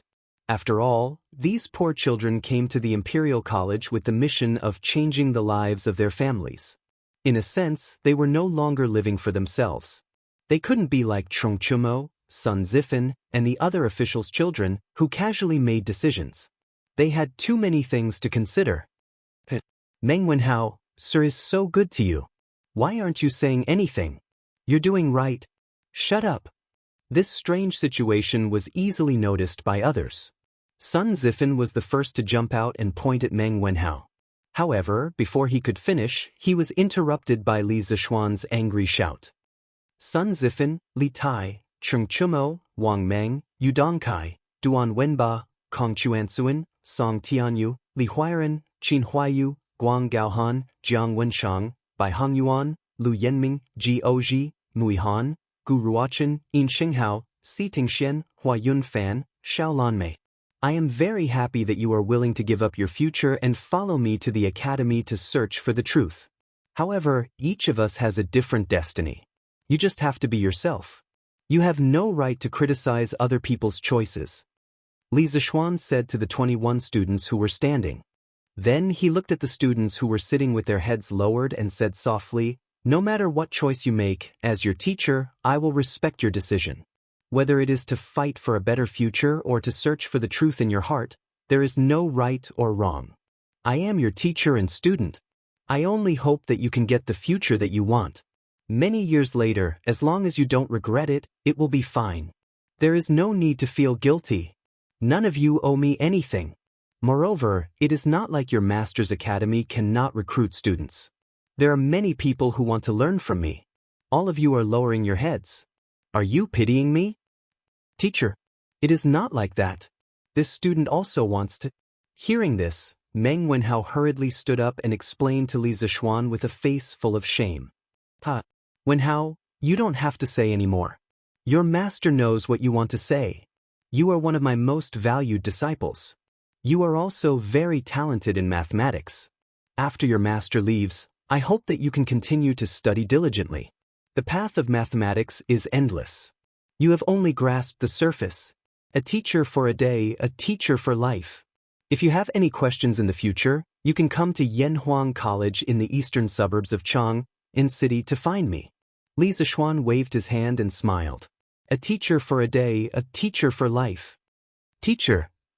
Meng Wenhao was greatly moved. His eyes were red as he shouted. He wanted to say something, but he could not say it. All right. Your master is leaving. Everyone, this September, we will meet at Yanhuang College. If the other students change their minds, your master will also welcome them. Lastly, I will leave you with a word of advice. Your master's Yanhuang College may not be worse than the Imperial College in the future. If you believe it, it will exist. If you don't, it will not exist. Choosing Yanhuang College does not mean that you have given up your future. It depends on whether you have the guts to take the gamble.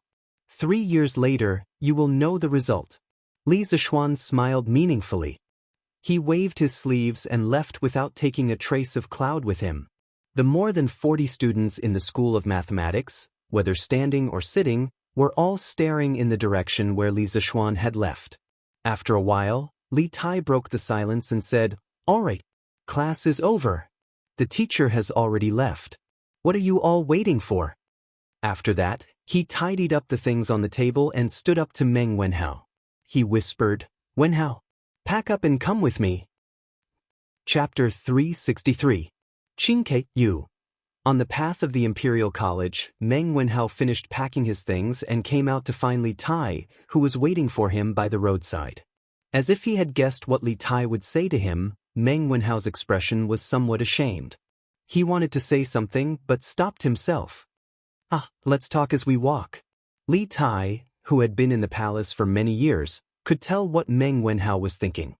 He smiled, picked up his backpack, and walked forward. Li Zishuan was no longer in the Imperial College, and he definitely wouldn't come back in the future. The only reason he came to the Imperial College was because of Li Zishuan's novel knowledge. Otherwise, he wouldn't have come. The knowledge that the other doctorates and teaching assistants in the Imperial College could teach could be taught by the scholars under him.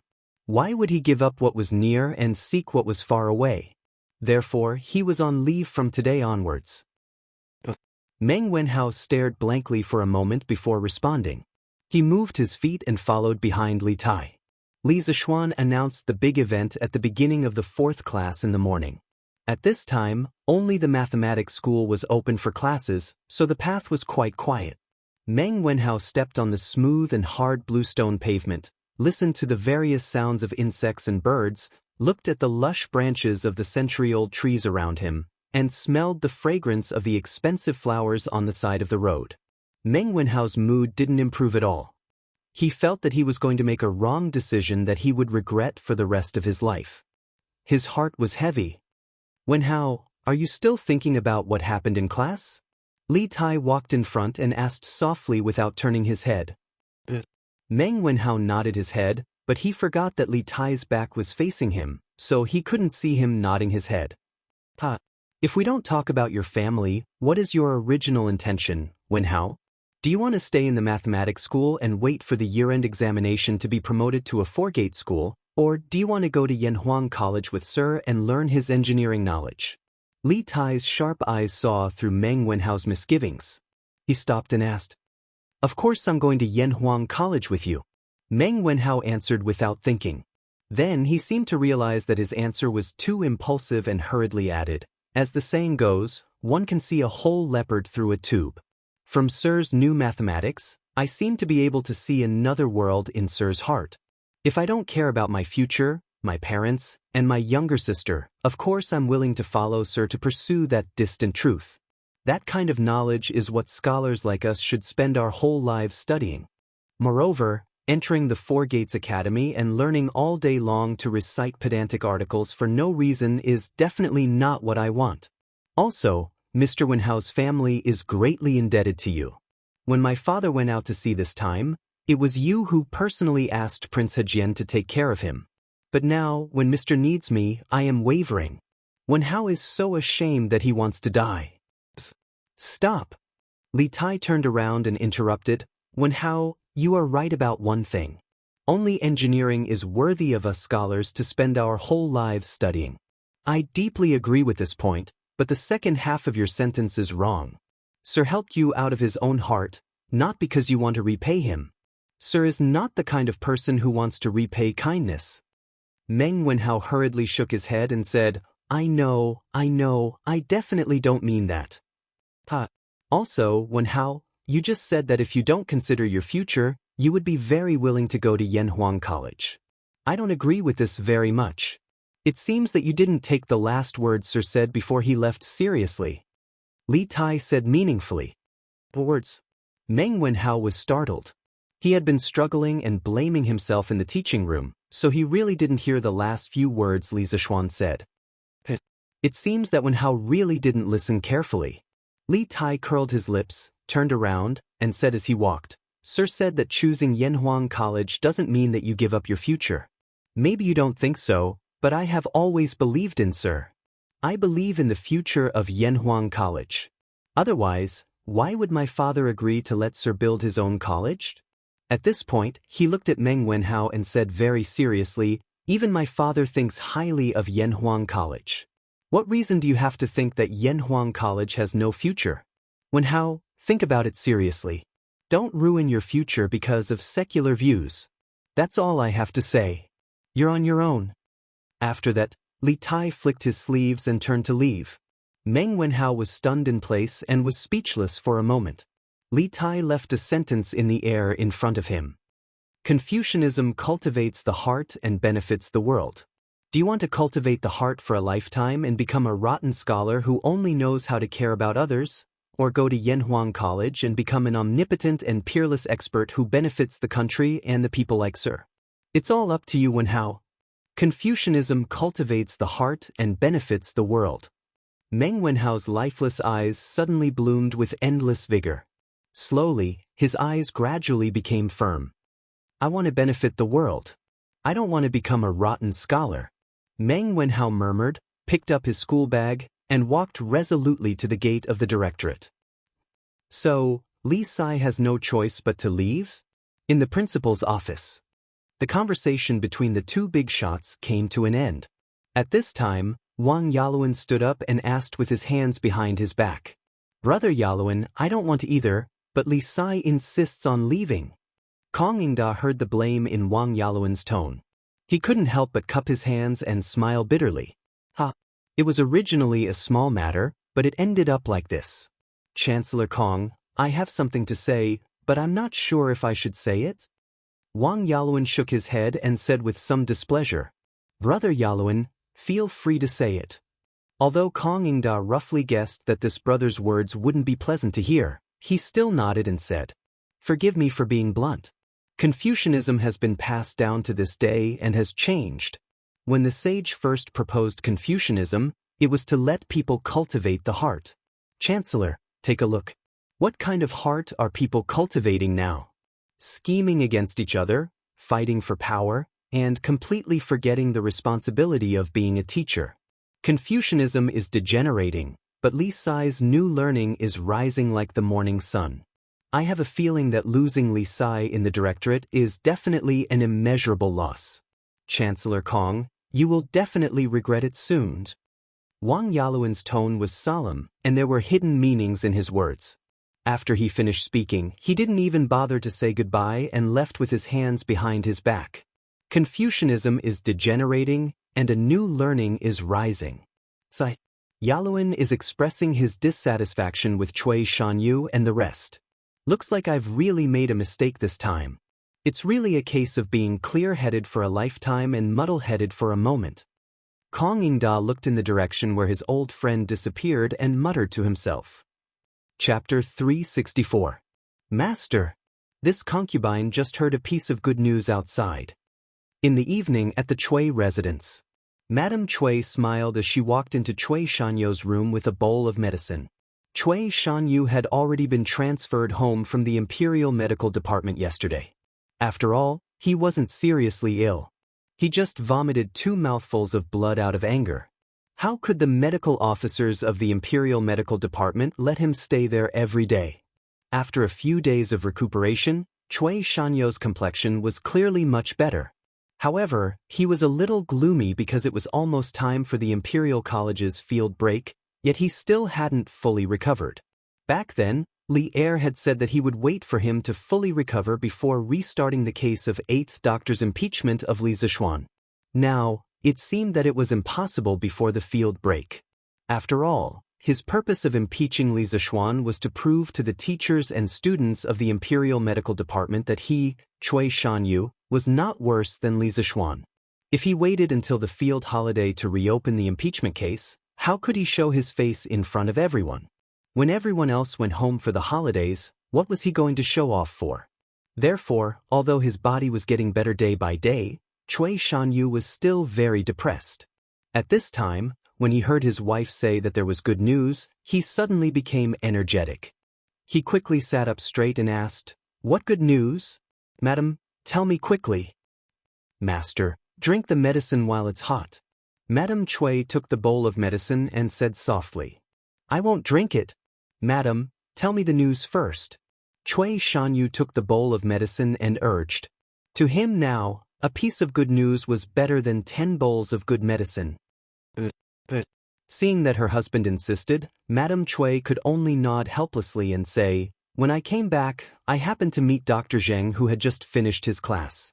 I heard from him that Li Sai took the initiative to resign from the emperor a few days ago. This afternoon, he took advantage of the marriage leave and left the Imperial Medical Department in advance. He will never come back again. Ha. That's great. That's great. Ha. Cui Shanyu was stunned for 2 seconds. He patted his thigh excitedly and laughed wildly. The melancholy that had coiled around his heart for the past few days was finally swept away at this moment. Cough, cough, cough. As the saying goes, extreme joy begets sorrow. Continuous laughter affected the lungs, causing Cui Shanyo's heart and lungs to suffer from dysfunction. Cough. From a scientific point of view, excessive excitement could cause atherosclerosis or vascular malformations. In serious cases, it could even cause blood vessels to rupture and cause death. Fortunately, Cui Shanyo's condition wasn't too serious. Otherwise, he might become the first doctor in the history of the Imperial College to die of laughter. Master, are you all right? Madame Cui hurriedly stepped forward and patted her husband's back as she asked nervously. Cough, cough. Who would have thought? Evil people have their own retribution. Before this old man even made a move, Li Zishuan had already fled in defeat. How satisfying! How satisfying! Cough, cough, cough. Cui Shanyu took a deep breath. Although he was still coughing, it still couldn't stop him from shouting excitedly. This guy really knew how to flatter himself. If Li Zishuan heard this, he would definitely spit on his face. Leaving the Imperial College and building his own academy had nothing to do with Cui Shanyu. It was completely because Li Zishuan couldn't stand the way Kong Ingda handled things. It wasn't because he was afraid of Cui Shanyu. If it was a direct confrontation, Li Zishuan said that even if the 8 of them attacked together, they wouldn't be afraid of Cui Shanyu. Master is still the best. Master, please drink your medicine. Madame Cui knew what kind of person Cui Shanyu was. She could only follow his words and coax him like coaxing a child to drink medicine. Cough, cough. Ha. I don't need to drink anymore. This old man's illness is much better. Cough, cough. Cui Shanyu waved his hand and said with a flushed face. This guy finally experienced what it meant to be in high spirits when faced with happy events. Qingke, I heard that you didn't go to the Imperial College in the afternoon? What's wrong? In the Ganlu Palace. The father and son were chatting together after dinner. Li Er looked at Li Tai, who was sitting not far away from him, and asked kindly. Replying to father, I indeed didn't go in the afternoon. Because from today onwards, Mr. Li won't be going to the Imperial College, so I came back. Li Tai knew that Li Er was probably just asking casually and didn't blame him for skipping school. Therefore, he replied indifferently. Going to the School of Mathematics was originally an impromptu decision. He had never treated this as an academic task that he had to complete. Li Er also didn't expect him to become an omnipotent sage. Oh, right. Almost forgot. I just approved that kid's marriage leave yesterday. Li Er patted his head and said with a smile, It's strange. Your master has always liked to be lazy. This time, he could have taken leave 4 to 5 days ago. I didn't expect him to only take leave 3 days before his wedding. How rare. The corner of Li Tai's mouth twitched slightly. He secretly thought that his master was famous for being lazy. If he was a little diligent once, others would think that it was abnormal. Sir couldn't bear to leave the 44 students in the School of Mathematics, so he persisted until today to leave. Li Tai said with a deadpan expression. At this time, he felt that he had to clear his master's name. Since he couldn't bear to leave, why did he insist on leaving? This kid is really asking for trouble. Li Er shook his head. He didn't sympathize with Li Zishuan's situation at all. Who asked Li Zishuan to be unwilling to let him be a part of it? Qingke, then can you stay in your school of literature and concentrate on your studies in the future? As Li Tai was brimming with talent, intelligence, and love for literature. He had collected tens of thousands of books and had extremely high attainments in calligraphy and painting. Li Er specially allowed Li Tai to set up a school of mathematics in the mansion and let him recruit scholars as a show of favor.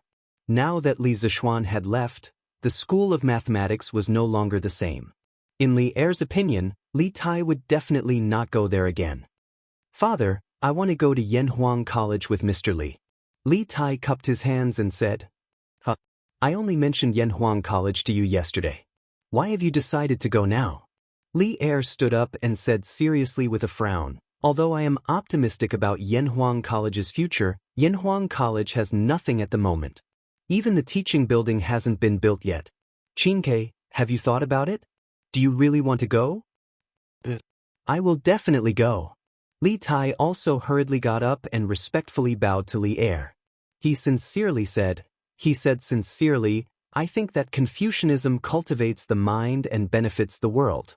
Ever since Tai learned how to read and write, Confucianism has been with me for 6 years. I have made up my mind and don't want to learn it every day. I think that Mr. Li's skills are even more novel and practical. The curved plow, the scooter, the paper machine, and the wireless telegraph that I heard from Big Brother and Sister Changle recently that can transmit messages from far away are all beneficial to the country and the people. The more I understand, the more I feel that Mr. Li's knowledge is as profound as the sea. He is simply omnipotent. I don't want to cultivate the mind for the rest of my life and become a rotten scholar. I want to become someone who is almost omnipotent like Mr. Li. I hope that Father can grant me my wish. Li Tai's loud and clear words echoed in the hall. Li Er stared blankly at the little fatty who was not even 10 years old. It was as if he was meeting Li Tai for the first time. After a while, he laughed and said, Confucianism cultivates the mind and benefits the world. That's a good saying. Qingke, you have grown up. I am very happy. You can do whatever you want. Father will definitely not stop you. Chapter 365. The next day, June 23rd. The wedding date was set for the 25th of June, and there were only 2 days left. The Li family attached great importance to Li Zishuan's marriage. Although Han Yushi was not from a prestigious family, she was the newly adopted daughter of Qin Qiong and his wife. Compared to the old aristocratic families, the Qin family and the Chung family were upstart groups that belonged to the imperial court. This was a force that could not be ignored.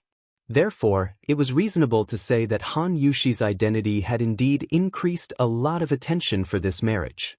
Of course, the most important thing was that Li Zishuan liked Han Yushi very much. Since their son liked her, what else did Li Jingma and Mrs. Li have to say? As the saying goes, love the house, love the crow. They also cared about this marriage very much. It must be a big event. It must be lively. The extravagance must not be lacking. Otherwise, people will laugh at us. This was what Li Jingma said a month ago. In fact, he did do so. These days, Old Man Li and Madame Li's faces were glowing with health and vigor, as if they had been rejuvenated. The whole mansion was also filled with a jubilant atmosphere. The red cloth and red curtains had been hung up in advance. Madame Li had organized the servants to clean the mansion several times. Every place had been cleaned several times. Basically, there was no blind spot. Not to say that the mansion was spotless, but if you looked at it with the naked eye, you wouldn't see a speck of dust in any room. This caused Li Zishuan to have to take off his shoes every time he returned to his room. Otherwise, the wooden floor in the house would definitely have to be cleaned again. Fortunately, it was summer now. Otherwise, there would be no floor heating. Wouldn't he freeze to death with bare feet? Half a month ago, the Li family had already sent the betrothal gifts to the Han family. Just the copper coins alone were used to pull 30 ox carts, which amounted to a total of 30,000 strings of cash. 50 jars of the drunken Immortal, which was popular in Chang, and were pulled. When Qing Yaojin found out about this, he was extremely envious. He secretly hated himself for not having a daughter. Qing Yaojin did not have a daughter in the official history, but of course, the TV dramas could not be trusted. He sent 3 of the new horse carriages, Don't Touch Me, 1,000 mu of fertile land, and various other gifts. Such a huge betrothal gift shocked the onlookers. The entire Chang and city was in an uproar. The people of the Han family manor and the neighboring villages were still talking about it after such a long time. They were envious of Han Tianhu for finding such a son-in-law. Many people who had daughters were also wondering if they should bring their daughters to Li Zishuan to have a look. If Li Zishuan took a fancy to them, then wouldn't their family be rich? Li Zishuan did not know what others were thinking. Anyway, when he thought about the tedious wedding process in the next few days, he could not help but have a headache. He actually felt that the wedding should be simple, but he had to consider for Han Yushi. If the wedding was simple, the one who would be embarrassed would not be him, but Han Yushi. Although Han Yushi was not the kind of person who despised the poor and loved the rich, This was a once-in-a-lifetime event for a woman. Who would not want to be grand and happy? Therefore, when his parents said that they wanted to hold a grand wedding, Li Zixuan also followed suit and said that they wanted to hold a grand wedding. He was not afraid of spending money. In order to give face to Han Yuxi, this new daughter-in-law, it was worth spending any amount of money. The current Li family did not lack money at all. Yesterday afternoon, the Han family had sent someone to deliver a message saying that they would be sending people over to make the beds today. Thus, Lady Li had woken up early in the morning to make preparations. Naturally, the entire residence was cleaned up once again. None of the servants complained. Instead, each and every one of them was overjoyed and worked hard without complaint because they would be rewarded. Making the bed, also known as making the house or making the bed, was usually done a few days before the wedding by a lucky person who would move the new bed to the appropriate position. Then, the lucky woman would be responsible for making the bed. She would spread the mattress, bed sheets, and dragon and phoenix quilt on the bed and sprinkle all kinds of wedding fruits, such as red dates, longans, dried lychees, and red mung beans. After making the bed, no one was allowed to enter the new room or touch the new bed until the newlyweds entered the room on the night of the wedding. Ever since the wedding date was confirmed, Madame Li had been nagging Li Zixuan about the wedding process. Otherwise, how would Li Zixuan know about these complicated formalities? After breakfast, Li Zixuan leaned back on the recliner leisurely looked at the freshly printed Datong Daily, allowing his parents to busy themselves in the courtyard and command him. It was not that he did not want to help, but that he would only make things worse. Regarding this point, Father Li and Madame Li had a deep consensus. Li Zixuan was also fortunate to be at ease. Tiske, it's great not to have to go to work. Li Zixuan thought contentedly. Stinky brother is slacking off again. Suddenly, Lan Er's legs sank, and he saw Lan Er sitting horizontally on Li Zixuan's thighs. Her two hands reached over to pinch Li Zixuan's face. Perhaps it was because Li Zixuan's face was too handsome or something else, but Lan Er liked to pinch Li Zixuan's face the most, other than often pulling Li Zixuan's arm. Li Zixuan hurriedly slapped the little girl's hands away and said unhappily, "Get off. What are you doing?" He really had a headache when it came to Lan Er. This girl was almost 7 years old. In this era where girls were generally married at the age of 11 or 12, this age was not considered young. Although the Tang dynasty was liberal, it was rare for siblings to be so intimate. Li Zixuan, who came from the modern era, did not think much of it, but his parents had scolded him and the little girl many times over this matter. Brother, are you reading the newspaper again? Why don't you go and chat with Sister Yuxi? Lan Er shook her head and used her two white and tender little arms to resist Li Zixuan's pull. She was unwilling to get off. Li Zixuan was afraid that he would hurt her, so he was too lazy to care. In any case, his parents were so busy right now. He glared at the little girl and said, "Don't worry. You still have the nerve to say that? You're hogging the telegraph machine every day. How can I use it?" The little girl was getting more and more thick-skinned. It was all because of her that Li Zixuan's chat time with Han Yuxi sharply decreased. Of course, when it came to this little tyrant at home, Li Zixuan could only tolerate it. Hee, how can there be? Lan Er won't hog it in the future. Brother can use it now. Lan Er giggled embarrassedly. Why? Li Zixuan looked at the little girl suspiciously and asked. Brother, your telegraph machine is not good. It can only transmit words, and it can't hear Sister Yuxi's voice. It's really too bad. Lan Er feels that it's meaningless. Also, I heard from Mother that from the day after tomorrow, Sister Yuxi will be living in our house forever. When that time comes, I can play with Sister Yuxi every day. Why do I still need to use this broken telegraph machine? It's too tiring. You can't do this. It's too bad. Broken telegraph machine. Li Zixuan's face darkened. This communication tool that transcended eras was actually despised by the little girl. Lan Er had developed a sense of superiority from playing with the telegraph machine. There was no one else who had higher standards than her now. Chapter 366. Broken telegraph machine? How can you play with a broken telegraph machine for so long? Li Zixuan said angrily as he reached out to pinch the little girl's cheeks. But isn't there nothing else to play with? Brother and Iron Egg used to go to the Imperial College every day. It's boring for Lan to be alone at home. Lan kept shaking her little head as she tried to get away from her brother's evil grip. It's boring for Lan to be alone at home. When Li Zixuan heard this, he felt a little uncomfortable. The hand that was going to pinch Lan's cheeks gently landed on the little girl's hair bun. Li Zixuan said gently, "It's my fault. Brother will accompany Lan often in the future." Lan nodded happily. Suddenly, she rolled her eyes and said mischievously, "Hee hee. I don't want to. When the time comes, Sister Yushi will play with Lan. I don't need you anymore, brother." Li Zixuan was speechless. This little girl was worried for nothing. "Young master, the Han family's betting team has arrived. Master wants you to go out quickly." Just when Li Zixuan wanted to teach this little girl a lesson, Xiaoxi ran over in a panic. The little girl might have run too fast as her face was red. Lan had been scolded by Madame Li many times.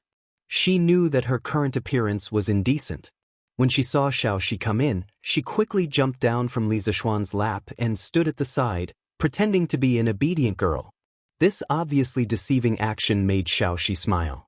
Actually, she was already used to this phenomenon. Even if she saw it, she wouldn't go out and say anything. "You're here so soon? Okay, I'll go and take a look." Li Zixuan patted his thigh, got up and said a few words before leaving the room. Lan wants to go too. Brother, wait. When they arrived at the front yard, they saw that the yard was filled with all kinds of gifts, from silk and cloth to porcelain, gold and silver, to carriages and horses for food. There were 8 pieces of each, and 8 large carriages were pulled by copper coins.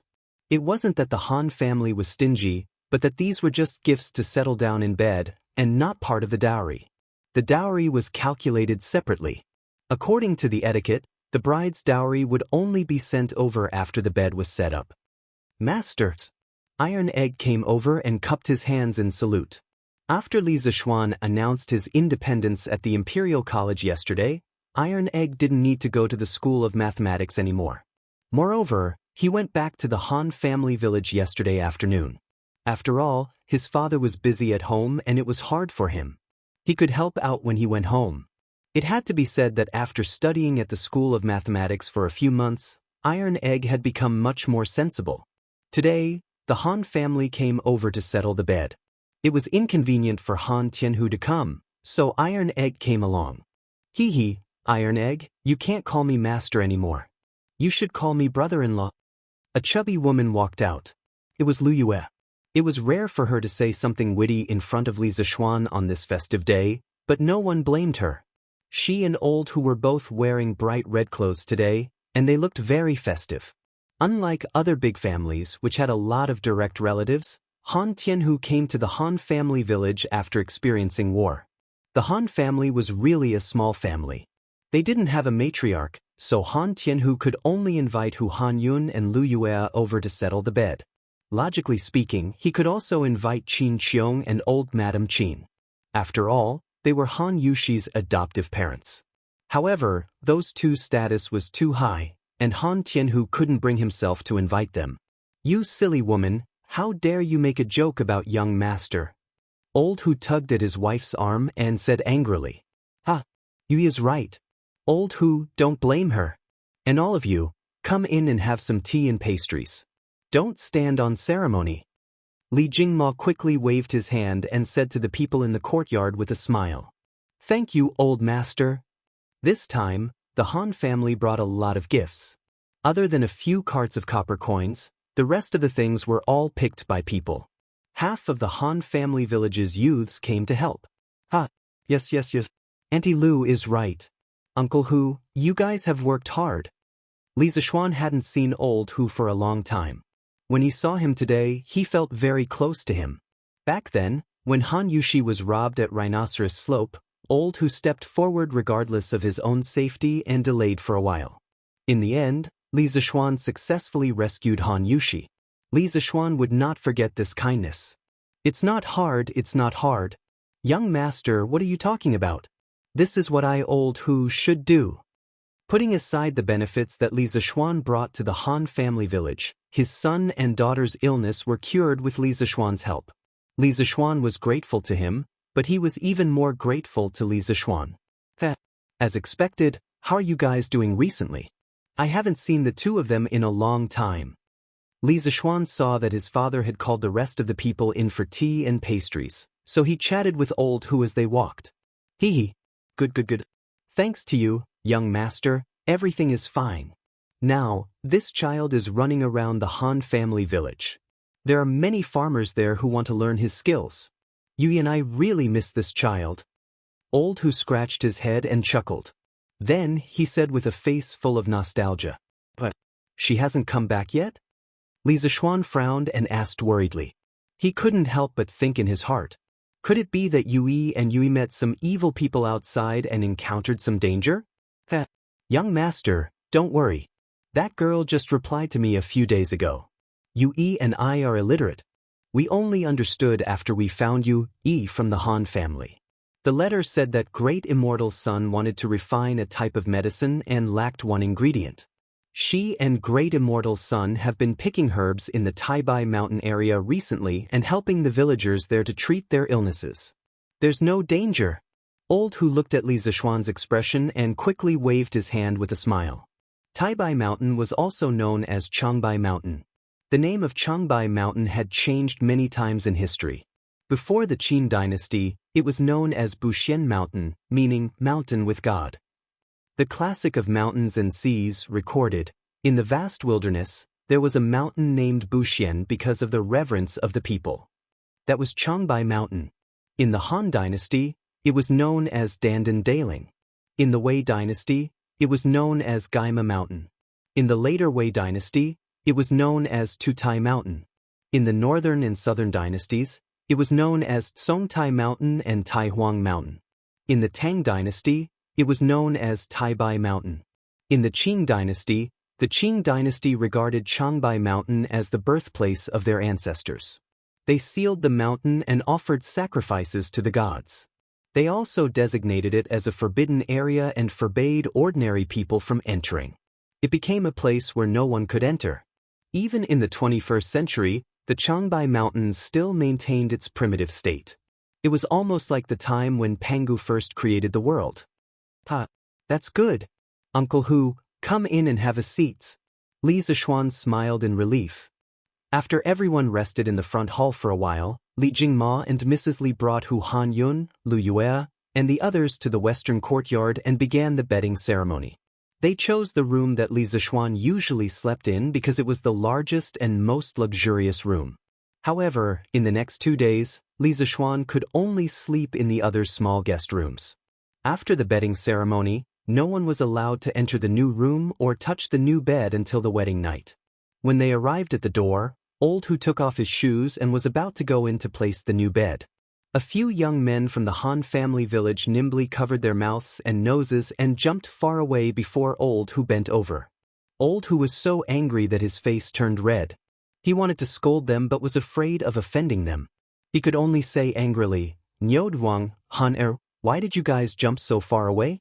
I've been soaking my feet for 2 hours every day since half a month ago just to be here to make the bed today." Old man Li and the people who came with him laughed.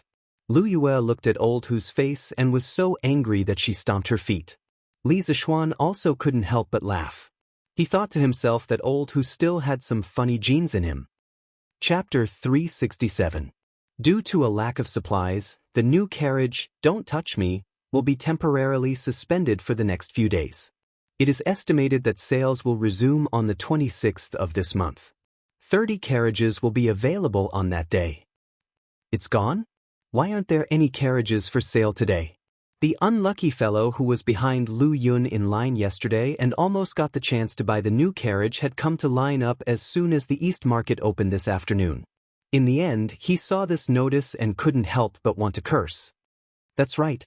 Why aren't there any more? Hurry up and call your shopkeeper out. I want to buy a carriage today. I don't care if you give me a discount. Just sell me one first. Damn it, the carriage that Hu Wangfu's family bought yesterday is too grand. I have to buy one today no matter what. That's right, I can also pay in full. Just give me one first.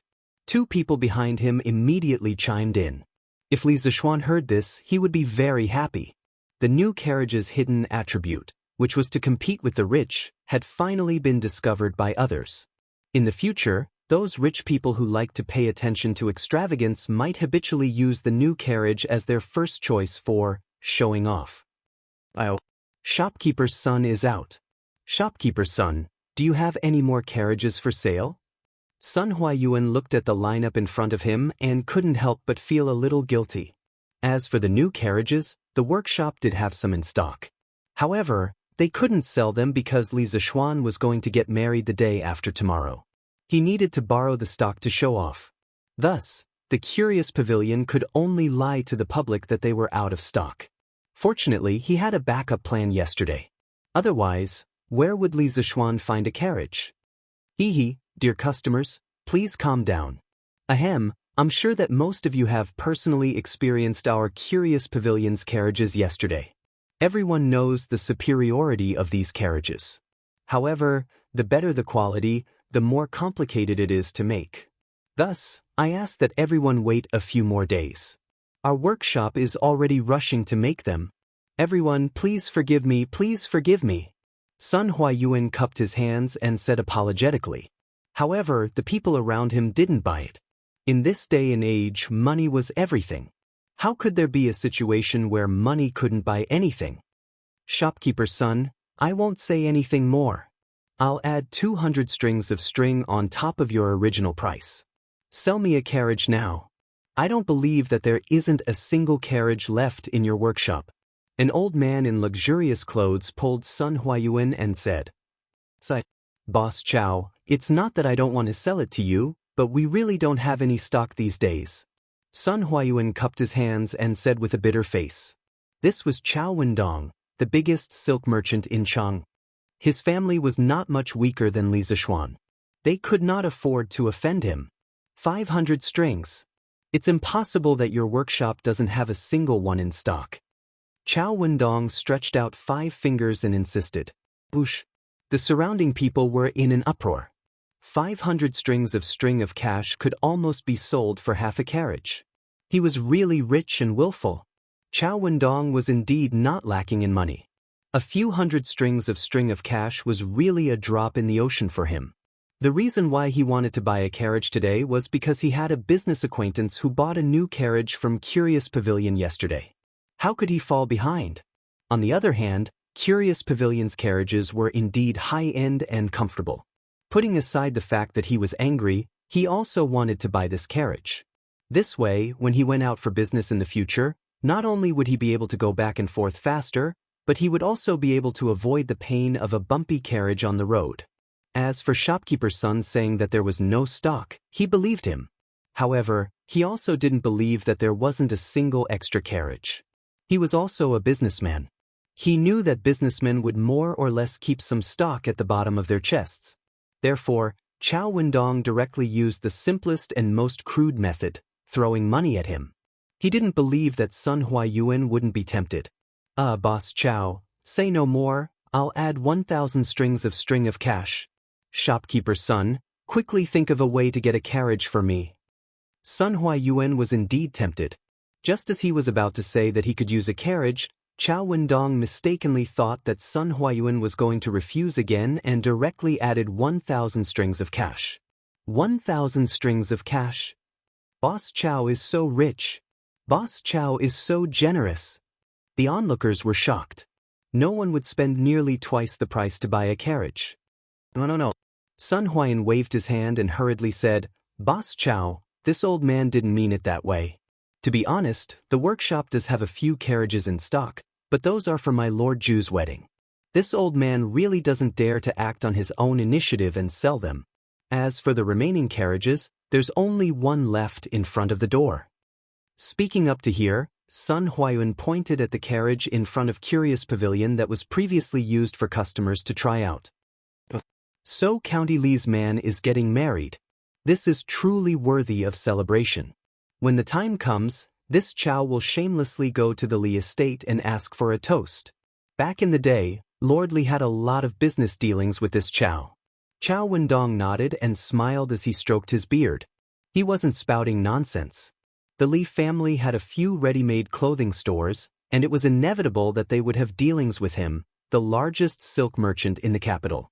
Of course, if he could use this opportunity to build a relationship with a Lord Ju, Chow Wendong felt that it would be worth it even if he had to spend an extra 2,000 strings of cash today. Therefore, he wasn't particularly interested in the carriage in front of him now. He was thinking about whether he could build a relationship with the Li family at the wedding banquet the day after tomorrow and get familiar with him. So Lord Li is getting married. Boss son, congratulations. That's right. Congratulations. Congratulations. When the time comes, we have to ask for a toast. The rest of the people also laughed and said happy words. Most of them were businessmen, and no one was willing to offend a Lord Ju for no reason. Thank you. Thank you. My Lord Ju has always been hospitable.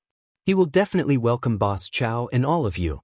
Boss Sun clasped his hands and said politely. He looked at the carriage in front of the door again and said hesitantly, if Boss Chow doesn't mind, I can sell this carriage to you at its original price. Don't worry, I will first send this carriage to the workshop for refurbishment. It will be sent to your residence in the afternoon. When the time comes, I guarantee that it will be exactly the same as a new carriage. When Chow Wendong heard this, his heart skipped a beat. He looked at Boss Sun and said with a forthright smile, Boss Sun's words are very good. This Chow wants this carriage. However, this Chow said earlier that I will increase the price by 1,000 strings of cash. How can I go back on my words? This Chow will buy this carriage for 2,199 strings of cash. I will have to trouble Boss Sun to send it to this old man's residence in the afternoon. Hearing him say this, the eyes of the surrounding people who were looking at the carriage suddenly dimmed. If Chow Wendong didn't want it, they would also be willing to buy this carriage at its original price. But now that Chow Wendong had raised the price so high, they were a bit hesitant. After all, the strange interest pavilion would have stock in a few days. There was no need for them to waste money. Chow Wendong glanced at the expressions of those people and couldn't help but laugh inwardly. The reason he increased the price was to make the other hidden competitors withdraw. After being in the business world for so many years, how could he not see through these people's little schemes?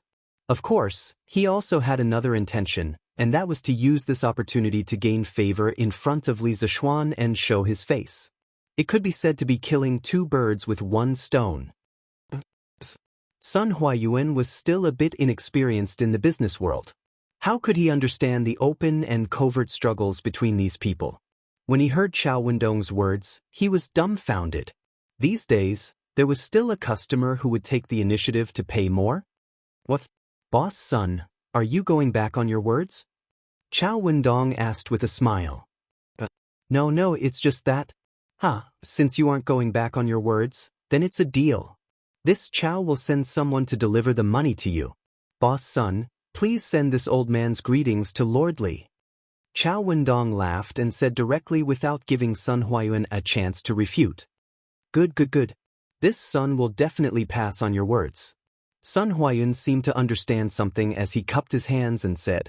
A sky-high price transaction was easily concluded.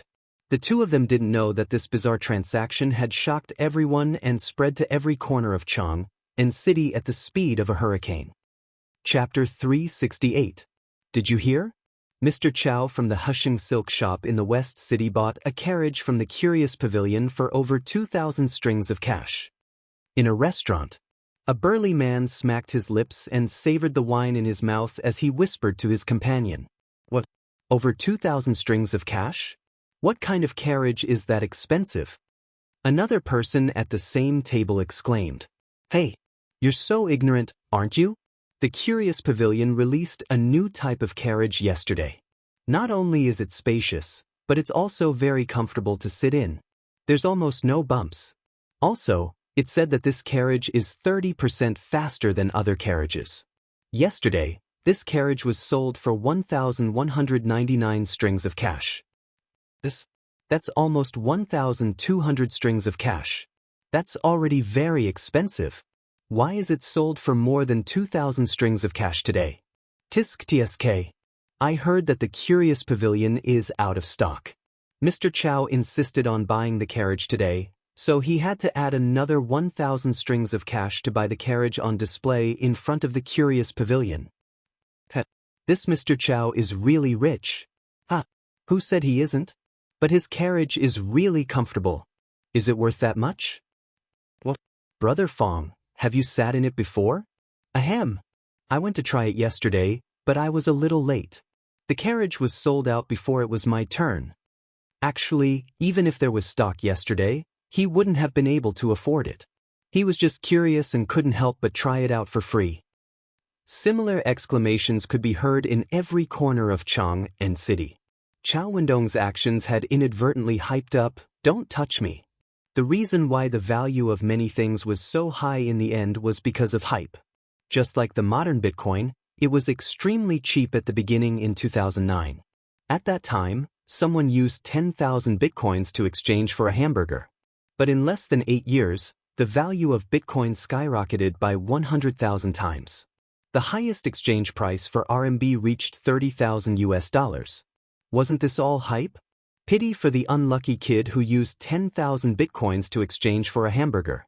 After this incident, the value of "Don't touch me" in the eyes of many people was much higher than the original price. When the Strange Taste Pavilion sold "Don't touch me" again, there would be even more people who wanted to buy carriages at the Strange Taste Pavilion with the intention of picking up a bargain. West City, Drunken Immortal Inn. Brother Zhang, how is it? Then don't touch it. You won't regret it if I buy it, right? Liao Shifan smiled proudly. No regrets. No regrets. Sitting in that carriage was simply too comfortable. My humble wife is overjoyed. Now, she won't have to suffer the hardships of running around when she visits her parents every year. Zhang Jingyang replied with a flushed face. Looking at this fellow's expression, she knew that he must have had a wonderful time last night. Brother Zhang, you're really flushed with success. Liao Shifan teased with a smile. Brother Liao, please don't laugh at me. Zhang Jingyang coughed awkwardly and then cupped his hands mysteriously. Brother Liao, now that you've asked this question, I do regret it. I regret that I bought too little yesterday. Oh? What do you mean by that? I just heard that the Strange Interest Pavilion won't be selling any carriages. And Chonghua Square's Chow Wendong increased the price by 1,000 strings of cash today and bought the carriage in front of the Strange Interest Pavilion for exhibition. TSK, if I could buy one more carriage yesterday and sell it today, wouldn't I be able to earn 1,000 strings of cash? Zhang Jingyang said greedily. He was just a small businessman and couldn't be compared to Liao Shifan and Chow Wendong. To him, a deal that could earn him 1,000 strings of cash was already very tempting. Since that's the case, why don't you sell the carriage in your hands? After all, the Strange Interest Pavilion will still be selling carriages like this in the futures. Liao Shifan, who had been in the business world for a long time, disagreed. He guessed that Chow Wendong was willing to pay 1,000 strings of cash because he wanted to curry favor with Li Zishuan. If Zhang Jingyang were to resell the carriage, he might not be able to earn 1,000 strings of cash. However, he could only think about it in his heart and couldn't say it out loud. Their relationship wasn't that close yet. That won't do. What if I can't buy it in the future? Wouldn't my wife cause trouble at home? I can't sell it. I definitely can't sell it. Zhang Jingyang was stunned and hurriedly shook his head. Sister-in-law is really good at managing a household. TSK, little Xian is still the best.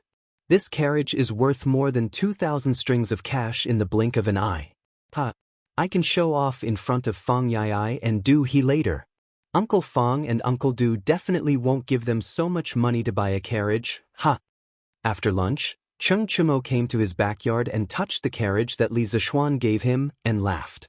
Obviously, he had also heard about what happened in front of the Strange Interest Pavilion. However, this idiot even knew how to show off now. He was really a genius. Young master is amazing. Cheng Chimo's page boy, Jiang Win, came over and flattered him. After spending so much time with Chung Chumo, he knew this joker's character very well. Everything had to be coaxed, otherwise, everyone would have a hard time. Jiang Wuyun, won't you feel honored to be driving a carriage that costs 2,199 strings of cash in the futures? Other pages don't have this kind of treatment. Chung Chumo patted Jiang Wuyun's shoulder and laughed smugly. It's my honor. I'm deeply honored. Thank you, young masters. Jiang Wuyun was stunned. When he saw the smile on Chung Chumo's face gradually freeze, he hurriedly echoed. He was completely convinced by Chung Chumo's brain circuit. He always thought of things that others wouldn't think of. Then do your best. I have high hopes for you. Jiang Wuyun. High hopes, my ass. Yongla Lane, Li Residence. After a bustling morning, the bedding ceremony was finally completed in a joyous and warm atmosphere. One had to admit that it was really troublesome to get married in ancient times. If it was in modern times, who would have the time and effort to find a wedding company and get everything done in one go? Although that was the case, they had nothing to do anyway. It was quite refreshing to go through the entire process of an ancient wedding. It was just a little tiring. But for the sake of this white and tender girl, everything was worth it, Li Zishuan thought to himself. After setting up a few tables and entertaining Hu Hanyun and his wife, as well as the youths of the Han family manor, they completed their mission today and returned to the Han family manor. Xian, since you've resigned, you should stay at home and prepare for the wedding these 2 days. Don't go out and cause trouble. Li Jingma glanced at his son and said worriedly after sending off the betting team sent by the Han family manor. Li Zishuan wasn't the only one who was busy with the marriage between the Han family and the Li family. Li Jingma and Mrs. Li were even busier. The two elders were handling everything. Old man Li, who was already in a terrible fix, was really afraid that his son would cause trouble at this crucial time. Father, am I the kind of person who likes to cause troubles? Don't worry. Li Zishuan's face was full of black lines. No matter how he heard it, it didn't sound right. Do you think I don't know what kind of person you are? Remember, don't cause trouble these 2 days.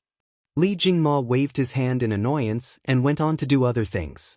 Li Zishuan felt even more wronged than Do Yi at this moment. Chapter 369. Since his father wanted him to stay at home obediently and wait for the bride to enter the house, Li Zishuan followed his father's wishes and continued to be an otaku at home. Comfortable. Shall she use more strength? Shall he? Don't stop. Continue reading. Our upright male protagonist didn't do anything shameful. He was just lying on the bamboo bed, enjoying Xiaoxi's massage while listening to Xiaohi reading the story in the newspaper. Needless to say, Zhang Xiaohua's journey to immortality written by Outer Beauty became more and more exciting as it went on. After all, the writer was not a transmigrator like Li Zishuan. She looked at the problem from the perspective of the Tang people. Although the opening part imitated a record of a mortal's journey to immortality, there were many original plots in the later parts of the story, which was very good to pass the time. Young master, is this strength okay? Xiaoxi increased her strength and asked softly. Yes. Xiaohi, continue reading. Feeling the soft and boneless hands on his back moving around his various acupuncture points, Li Zishuan moaned comfortably. He then instructed Xiaohi, who was next to him. Xiaohi helplessly rolled her eyes. This young master at home was becoming more and more like a master, but what could she do? She could only obediently read. Oh. Jiang Tianwu's eyes flashed with unwillingness. He gritted his teeth and cursed, but he still fled into the distance. Although he was cruel and evil, he was only in the early stage of foundation establishment. He definitely couldn't block the attack of a core condensation cultivator's thunder palm. Seeing that the other party was about to escape, Yun-Ing waved her hand and cast a spell into the blue light. Suddenly, the whole blue light boiled like a ladle of water being poured into boiling oil. A bolt of lightning as thick as the mouth of a bowl whizzed towards the other party. June 24th, early morning. The people from the Han family came to deliver the dowry. Although the Han family was not as rich as the Li family, Han Yuxi's mother used to come from a rich family. When she was alive, she naturally left her rich dowry to her daughter. Gold, silver, and silk were filled with 10 large carriages. It was so dazzling that it blinded the eyes of others. Han Yushi didn't use this dowry during the most difficult time in her life. Now that she brought it to the Li family, it was enough to show how much the Han family valued this marriage. After Han Tianhu came back from the battlefield, he worked hard for many years and saved a small dowry for his daughter. Even though it wasn't as much as what Han Yushi's mother left, it still filled 5 carriages, including 3 carriages of copper coins and 2 carriages of satin. He knew that his daughter was marrying into the Li family this time. Marrying a county man was really climbing the social ladder. Therefore, in order for his daughter to live a more comfortable life in the Li family, Han Tianhu spent a lot of money on the dowry. He almost used up all the family's assets. Not only that, he also returned the extravagant betrothal gift that Li Zishuan sent last time and added it into his daughter's dowry. Ancient times were different from modern times. The custom of this time was for women to marry rich. In the poem, Ruffian, it said, "Come with your carriage, I bribe to move." It described the scene when the women of Wei country were married. "Come quickly with your horse, I'll bring my dowry to your house." It was clear that the custom of marrying rich had a long history. People often said, 8,000 acres of fertile land, 10 miles of red dowry. It referred to the queue for dowry that stretched for miles. In ancient times, the custom of marrying rich was spread to almost every family. There was even a rumor that it was difficult to get married without a dowry. At that time, the royal daughter of the same clan often couldn't get married if her family was poor. Even if it was a daughter of an ordinary family, her family would help her from the moment she was born to prepare a dowry. It was so that their children could not only find a good family in the future, but also have a higher status in the in-laws' family and live a happier life. Since ancient times, the parents' worry for their children had not changed at all. Before the big wedding, the bride's family would usually specially go to the groom's house to take measurements and order furniture for the dowry. There were even families that mortgaged their property because they didn't have enough dowry before the wedding. The Hengshui County Annals once described it this way: rich families have a couple hundred gold as dowry. This is comparable to ancient times. After the wedding, the man's family will pay 10% and the woman's family will pay 9%. From this, it could be seen that the dowry of a woman was much higher than the betrothal gift of a man. The bride's parents thought that this would let their daughter be valued in the husband's family. Moreover, if their daughter was bullied, they would have a generous dowry to rely on and it would be better. The ancient peoples, marrying rich, and the modern peoples, marrying rich, also changed the economic form from mother-in-law economy to mother-in-law economy. Some people said that China's housing prices were pushed up by mother-in-law. Whether this was true or not, it wasn't important. But regardless of whether it was marrying rich or not, it was not advisable to use the parents' life savings to satisfy their children's extravagant fantasies of marriage. With the Han family bleeding so much, it was estimated that their future days would be very difficult. Han Tianhu himself also understood the consequences, but he, who had always been upright, still insisted on using all of his family's wealth to send out such a large dowry. He thought that the Li family had given him and his daughter enough face by sending over 50,000 strings of money as a betrothal gift. Now that it was their turn to send out betrothal gifts, how could they be stingy? Naturally, they would send as much as they had. Otherwise, when his daughter married into the family, she would be laughed at. Therefore, excluding the dowry that was sent to the Li family yesterday, the dowry that the Han family sent today was 25 carts worth of copper coins, a total of 25,000 strings of cash, 1,000 mu of fertile farmland, gold and silver utensils, silk, clothes, bedding, furniture, books, medicinal herbs, and other valuables. A total of 35 ox carts were pulled. As for the cheaper items such as small utensils, poultry, and livestock, a total of 40 carts were brought over by Han Tianhu. Hundreds of youths from the Han family manor and Plum village were all invited over by Han Tianhu to deliver the dowry. 60 carts, 40 carts of goods, and hundreds of people, led by the 3 new carriages of the curious pavilion, Don't Touch Me, chose to enter from the Chunming Gate in the east of Chang'an City. They passed by the Daoist Square, Chang'an Square, and the East Market, all of which were bustling places in Chang'an City, and headed towards Yongla Square, where the Li family was located. This huge dowry team naturally attracted the attention of countless people as they walked on the streets of Chang'an City. Oh my God! Whose daughter is marrying off? Why is there such a big scene? I know this. It's the daughter of the Han Manor in the east of Chang'an City. Is their family very rich? Why is there so much dowry? Look at the 20 carts carrying the copper coins. It must be at least 20 million, right? Heh. The Han family doesn't have that much money. In my opinion, most of this is the betrothal gift sent by the Li family. Li family? Which Li family? It's Li Xiannan, Li Sai's family. The Han family's daughter is marrying Li Xiannan this time. TSK, that daughter is really lucky. Li Xiannan is one of the rare young talents of Tang Dynasty. Oh, I remember now. Half a month ago, the Li family sent 30,000 strings of cash and 30 carts of gifts outside the city to send the betrothal gifts. So it's the Han Manor. Yes. That betrothal gift is at least 40 million. The Li family is really generous. The Han family has really struck it rich this time. Heh, you can't say that. The last time the Li family sent the betrothal gifts, I saw it for myself. That betrothal gift was not as much as the dowry sent by the Han family today. Not only did the Han family not earn anything this time, they even gave a lot more. TSK, that's true. The Han family is quite generous. If it were any other family, they would be lucky if they could even send back half of the betrothal gifts. Chapter 370. Wow.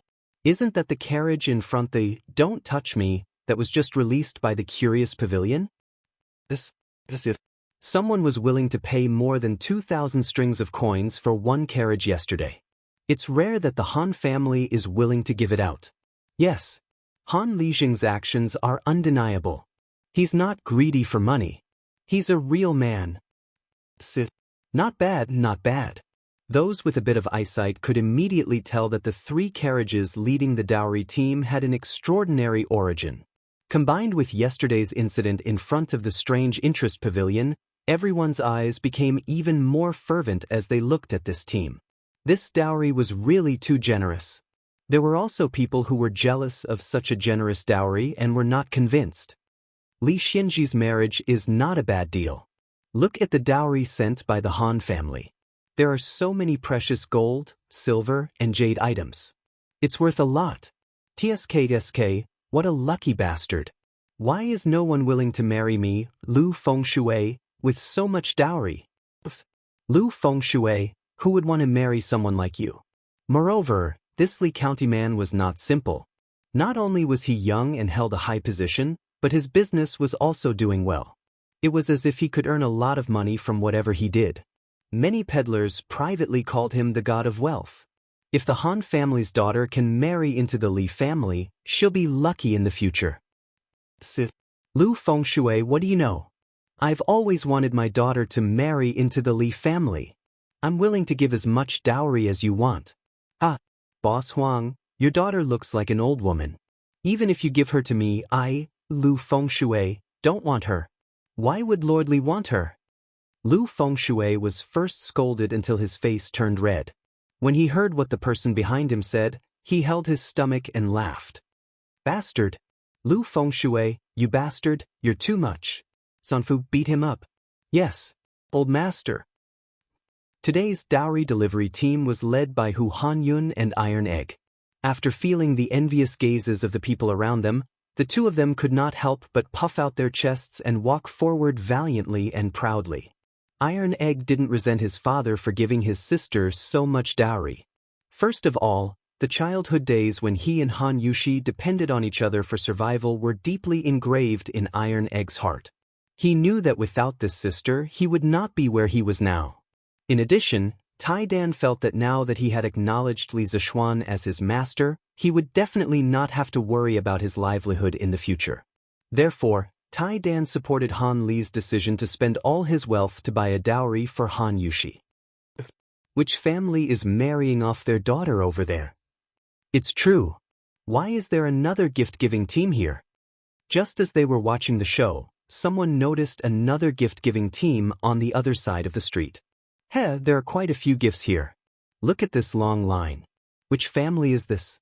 They actually bumped into the Han family. Those who came to watch the show would never mind that things were getting out of hand. Since they had nothing to do, this group of melon-eating people chatted as they watched the show. It was extremely comfortable. It seems to be the Du family's carriage. Look, there are markings on it. Du family? That Du family? Could it be that Duke Kai's, Du Ruhui's, family is marrying off their daughter? Someone immediately laughed. Nonsense, since when did Minister Du have a daughter? The person next to him suddenly realized that he had misspoken. Chonghua Square's Du family's Du Yanheng is adding to his niece's dowry. 800,000 copper coins, 30 carts of silk, satin, gold, silver, and jade.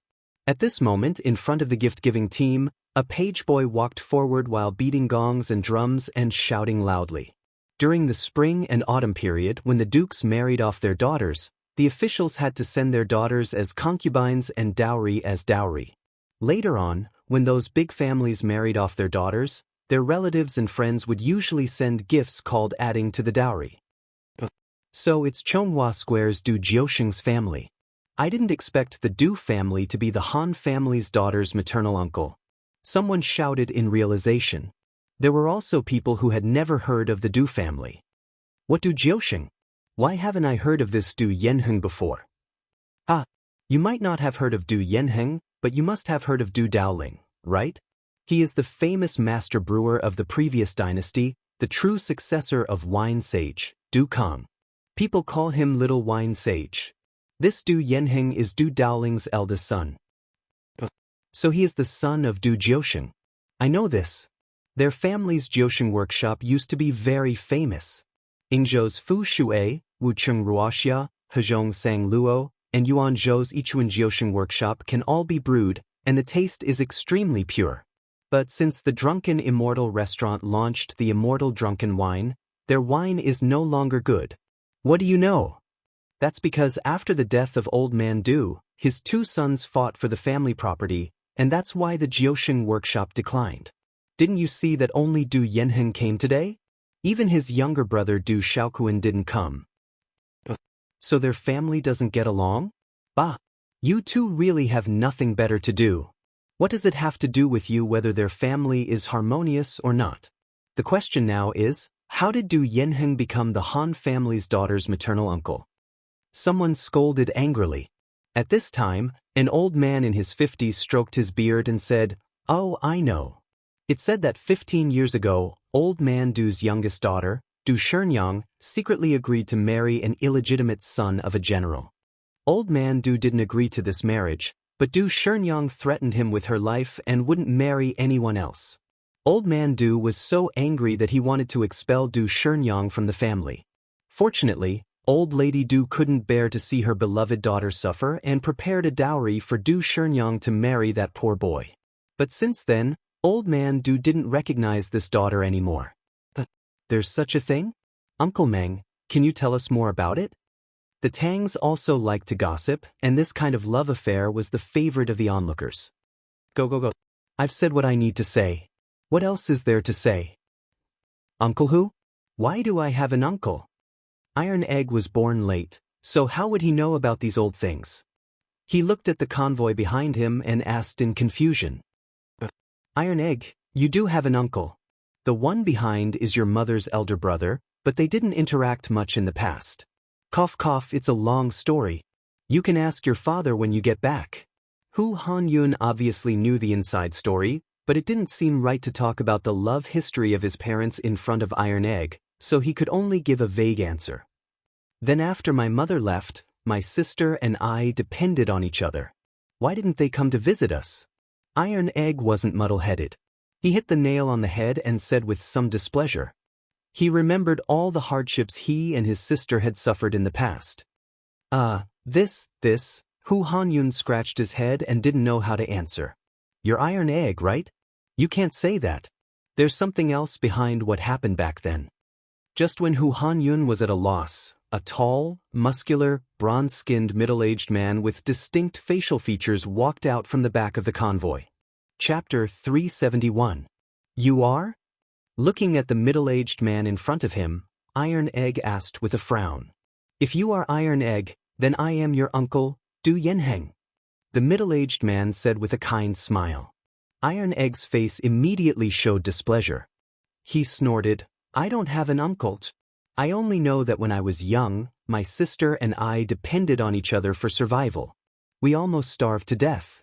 Other than the people in the village, no other relatives were willing to help us. If my father didn't come back in time, my sister and I would have been long gone. Being scolded by a child like this, Du Yanheng's old face was somewhat embarrassed.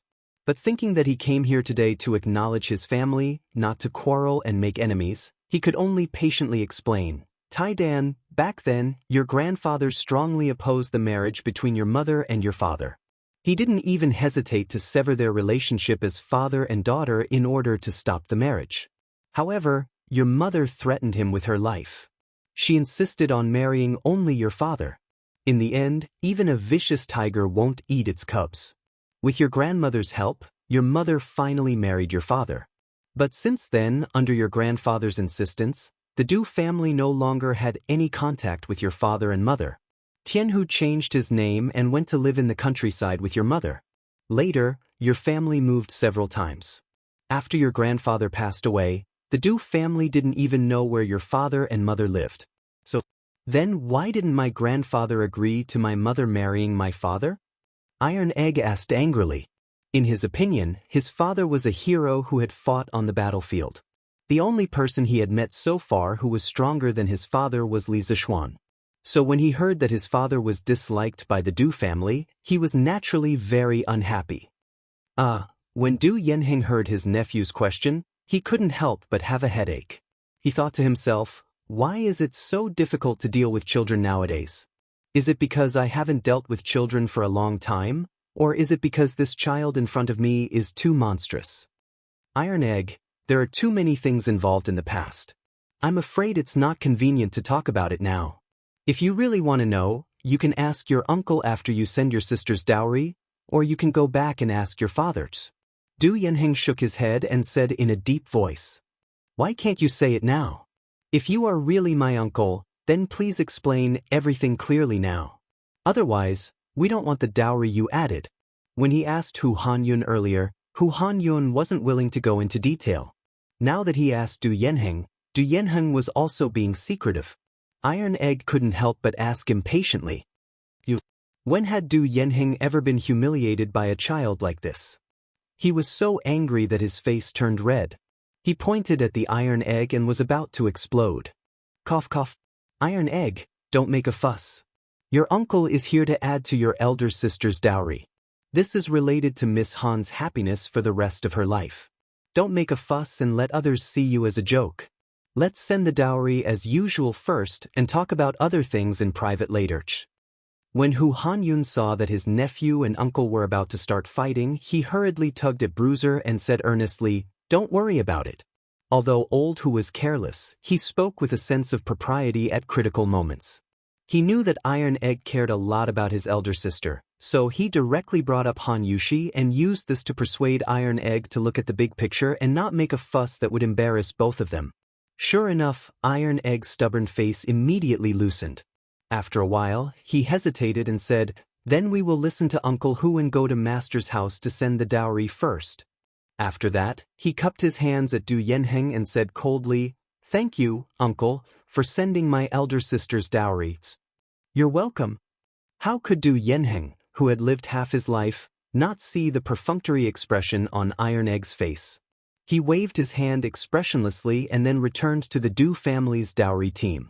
Thus, the slowly moving dowry team finally returned to its normal speed and continued to drive towards Yongla Lane. Most of the onlookers had more or less figured out the background of the Du family, as well as the romantic affairs between Father Han and Du Shenyang back then. They couldn't help but feel satisfied, secretly thinking that today's trip wasn't in vain. This Han family is really lucky. More than 10 years ago, Han Tianhu married the Du family's daughter, and now his daughter is married to a young county founding man. This fortune is really amazing. Yes.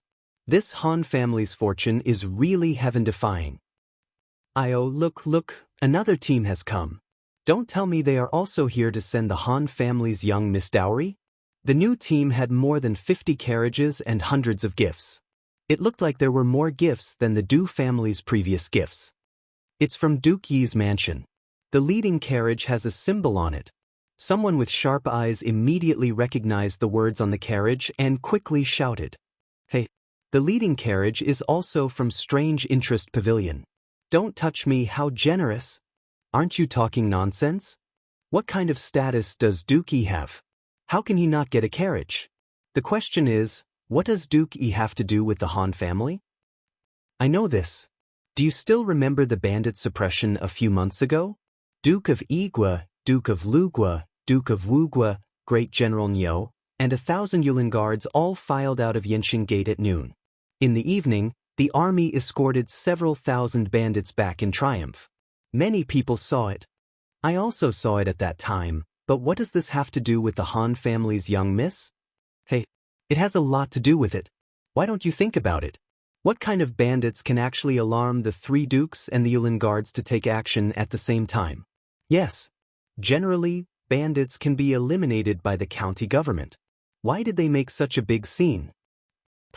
It was said that at that time, those bandits kidnapped the adopted daughter of the Duke of Yi. The Duke of Yi was furious and wanted to go out of the city to suppress the bandits. How could His Majesty bear to let him take the risk alone? So he sent 1,000 Yulin guards to help. And this Han family's young miss is precisely Duke Yi's adopted daughter. As if to confirm what he said, a manservant in front of the Qin family's caravan started to beat gongs and drums while shouting, "Duke Yi's mansion has added 4 million copper coins, 1,000 mu of fertile land, 5 shops, and 30 carts of silk, satin, gold, silver, and jade." Wow! This Han family's young miss actually has such a big backgrounds. Duke Yi's mansion actually added so much dowry. 4 million copper coins and 1,000 mu of fertile land. They are really willing to part with it. What does this mean? It means that Duke Yi really dotes on his adopted daughter, Han family's young miss. That's right. Who was just saying that the Han family's girl marrying into the Li family was climbing up the social ladder.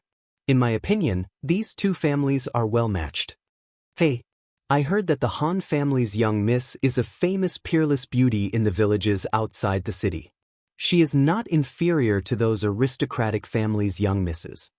Duke Li really has good luck with women's. Duke Li is also handsome and suave. He looks like a talent. I think that not only are they well matched, they are also a golden boy and jade girl, a match made in heaven. Qin Huayu walked at the front of the Qin family's caravan and listened to the discussions around him. The corner of his mouth curved into an elegant arc. These people's analysis was correct. Due to Han Tianhu and Li Zishuan, his parents really doted on Han Yushi and almost treated her as their own. Ever since they recognized this daughter, his mother had personally gone to the Han family to visit Han Yushi more than once. This time, the Qin family had also spent a lot of money to add to the dowry. It was to give Han Yushi face and prevent others from saying that Han Yushi married Li Zishuan because the Han family was climbing up the social ladder. From the looks of it, the effect was pretty good. Chapter 372. I'm not late, am I? Qin Huayu came to the front of the Han family's dowry team and smiled.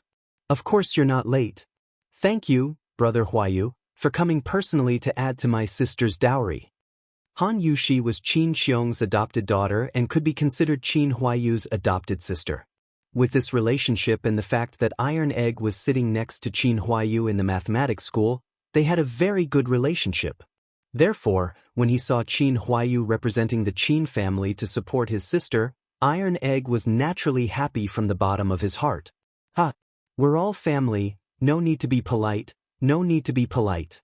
Let's go and send the bride off together. Qin Huayu chuckled as he patted Bruiser's shoulder. Iron Egg nodded, and the two walked side by side. Du Yanheng saw this scene from behind, and his expression changed slightly. His eyes flashed, and then he quickly returned to normal. He continued to follow the Han family's team expressionlessly. After the Qin family's huge dowry team joined in, the atmosphere was pushed to a climax.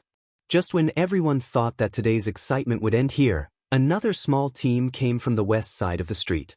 There were only about 20 carriages, and it looked about the same size as the Du family's dowry team. Why is there another team here? Are they also here to add to the dowry?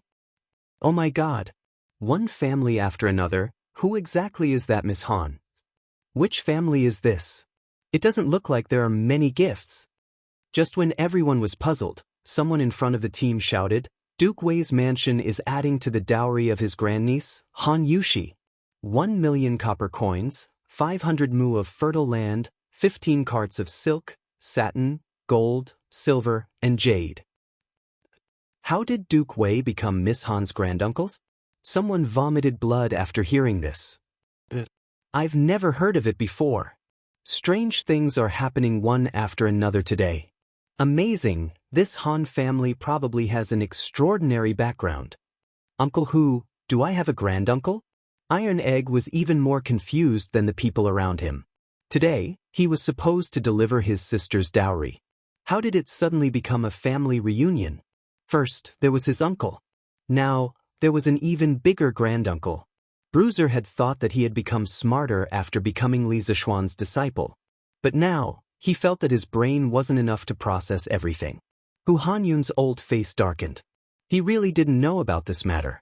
However, if he let the situation freeze at this time, not only would he offend Li Jing for no reason, but he would also make the marriage between the Han and Li families a joke. Therefore, he thought for a moment and said, Ahem, Iron Egg, you should go back and ask your father. Let's go and welcome them first. Duke Wei is a person of high status, so I don't think he would randomly claim kinship with your family. Let's not be impolite. After Hu Hanyun finished speaking, he wiped the cold sweat on his forehead and thought to himself, Old Hu have been forging iron all my life and farming all my life, but I have never used my brain like today. I have to eat more pig's head for lunch to nourish my brain. Uncle Hu is right.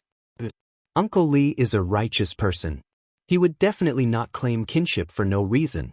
The most important thing now is to bring the dowry to the Li residence first. We can talk about the other problems later in private. Although Qin Huayu didn't know why Li Jing became Iron Egg and Han Yushi's granduncle, he still felt that the bigger picture was more important. However, when he habitually called Li Jing Uncle Li, he felt a little awkward. He had just called Iron Egg brothers, and in the blink of an eye, he called Iron Egg's granduncle uncle. Why did it feel like their relationship was a little messy? But then we will listen to Uncle Hu and Brother Huayu. Iron Egg thought for a moment and felt that it made sense, so he nodded and agreed. The three of them quickly walked over to the group, and they saw a middle-aged man with a pale face and no beard. He looked to be in his 30s, and he was wearing a very ordinary white martial arts suit. Yo, Huayu is here too? The man looked at Qin Huayu and smiled. Brother Dekue? So you came here in person? Hee, what a coincidence. Qin Huayu exclaimed in surprise, then patted Iron Egg's shoulder and introduced, Iron Egg, this is Uncle Li's eldest son, your this is Iron Egg, right? I am your uncle. Today, I am here on your granduncle's orders to add to niece Yushi's dowry. Qin Huayu introduced halfway and didn't know how to continue.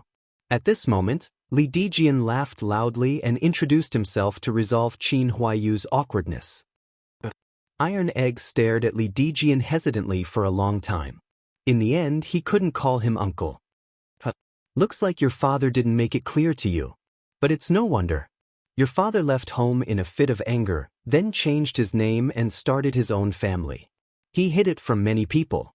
If it weren't for the Du family coming today to add to your sister's dowry, my father would still be in the dark. Li Dijian saw the hesitation in Iron Egg's eyes. He laughed and took the initiative to explain, but now is not the time to talk about this. Let's not talk about the truth first. Iron Egg, I am already 30 years old. It's not a loss for you to call me uncle, right? Li Jing was 57 years old this year, and his eldest son was 30 years old.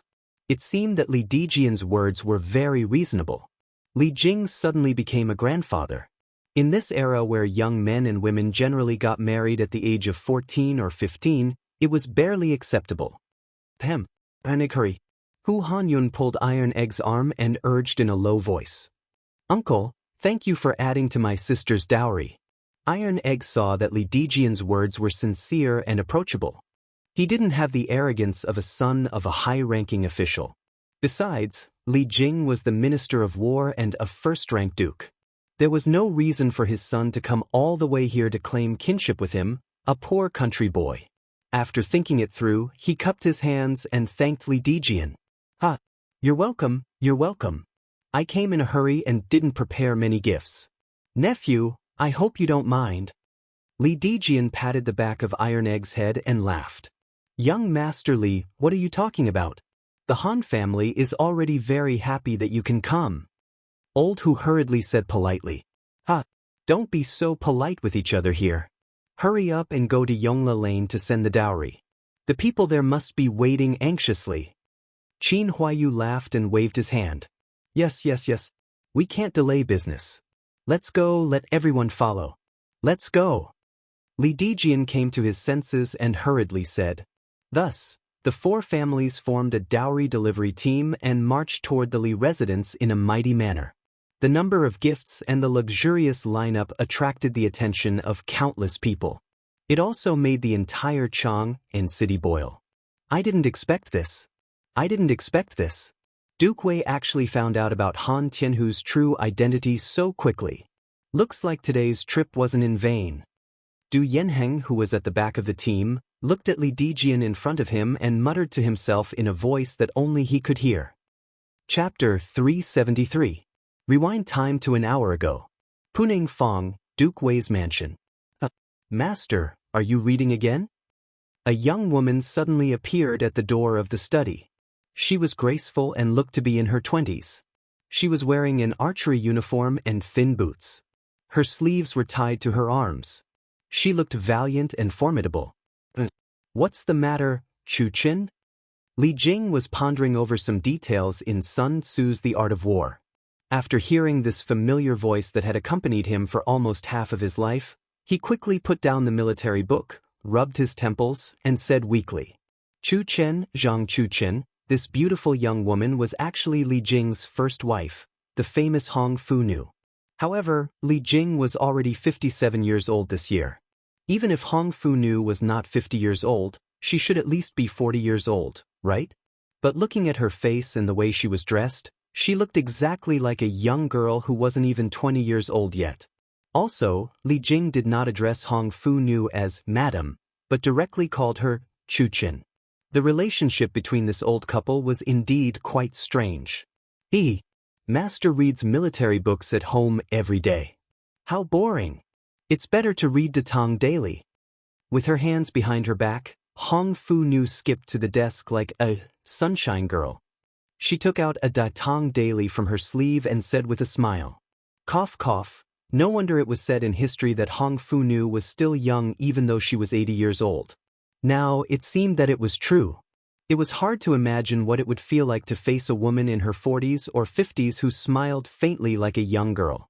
In any case, Li Jing seemed to have a strong immunity to this devilish girl's laughter. He glanced at the Datang daily on the desk expressionlessly. His lips moved and he wanted to say something but stopped. Master still doesn't like reading this newspapers? Then why don't we go to the backyard and have a spar? Obviously, Li Jing must have rejected her more than once before.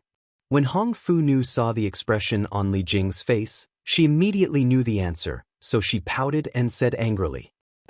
Cuff. Chu Chen, this newspaper only talks about some old and rotten things. It's not as interesting as The Art of War. This old man is indeed not interested in this. Li Jing's face darkened as he spat out blood. Only Hong Fu Nu would dare to make the Tang Empire's war god put down his military book and read Datang daily. Since you don't like reading newspapers, then how about I tell you the story of the founder of Datang daily? Hong Fu Nu tugged at Li Jing's arm and blinked. She smiled mischievously. Chu Chen is talking about Li Zixuan, right? This old man knows quite a lot about him. He's a promising young man. Li Jing shook her head and chuckled. Of course not. Master, I'm sure you've never heard of what I'm about to say. This is something new that Chu Chen encountered at the entrance of the East Market. Hong Fu grunted delicately and spoke with slight displeasure. Cough cough, then Chu Chen quickly tell me. This old man is all ears. Li Jing retreated in defeat. Previously, when I was at the East Market, I saw Li Zishuan's fiancé's family. They came to Chang and to send dowry. That's a big show. Just the copper coins alone are worth 20 million. Oh? I've heard that Li Zishuan is getting married soon, but I didn't expect it to be so soon. That's not what I'm about to say. Master, guess who followed behind to add dowry? This? I only know that Li Zishuan's fiancé's surname is Han, and her name is Yushi. As for their family's relatives in Chang, and I'm not sure. That's what I'm saying. Master, you've never heard of these things. Hong Fu's daughter laughed happily. Then, she moved a stool from the side and excitedly began to explain to Li Jing. Today, when the Han family's team entered the city, Du Yanheng of Chonghua Square's Du family personally led a team of dowry enhancers to follow them. He said that it was for his niece. Niece? How is the Du family related to the Han family's girls? I heard from the people around that Han Yushi's mother is the little wine sage Du Daoling's daughter, Du Shenyang. Moreover, Du Daoling didn't agree to this marriage at first. Du Shenyang threatened him with her life before finally marrying Han Tianhu. Back then, this matter caused an uproar in Chang and city. Master, didn't you hear about it at that time? Hong Funu played with the hair in front of her chest as she told Li Jing the news she heard. Du Daoling, Shenyang, wait. Li Jing felt that these two names were somewhat familiar. He frowned seriously and pondered for a while. Suddenly, he slammed the table and stood up, shouting, Didn't Du Shenyang marry Han Tianlin back then? Could Han Yushi's father be? Oh no, Master, you guessed wrong. Han Yushi's father is called Han Tianhu, not Han Tianlin.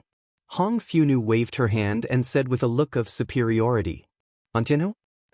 That's definitely right. Han Yushi's father must be Han Tianlin's. Li Jing said with certainty. Master, is it really the Han family's little Linzi? Hong Funu rolled her eyes and suddenly asked excitedly. Yes, it's most likely. In order to live a leisurely life, this kid really concealed his identity and hid it from everyone. Li Jing recalled the past with a look of nostalgia. After a while, he suddenly opened his eyes and said, Quick! Chu Chen, quickly instruct all the servants in the residence to immediately prepare dozens of carriages of gifts. Go and add to the Han family's girls' dowry now. Oh, yes. If it's really little Linzi, then isn't Han Yushi your grandniece? We really should go and add to the dowry. Hong Funu reacted and said happily. Li Jing was speechless. Isn't she also your grandniece? Of course not. I'm still so young. I don't want to be someone else's grandaunt. Master, you should be it yourself. Hong Funu snorted and was about to leave. When Li Jing heard that, his face was filled with black lines.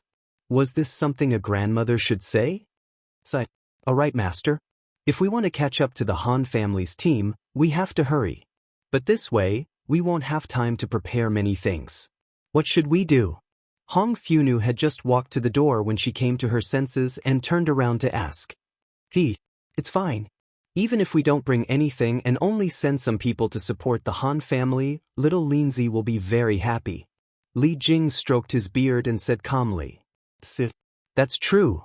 Then, I'll personally send the Han family's girls' dowry.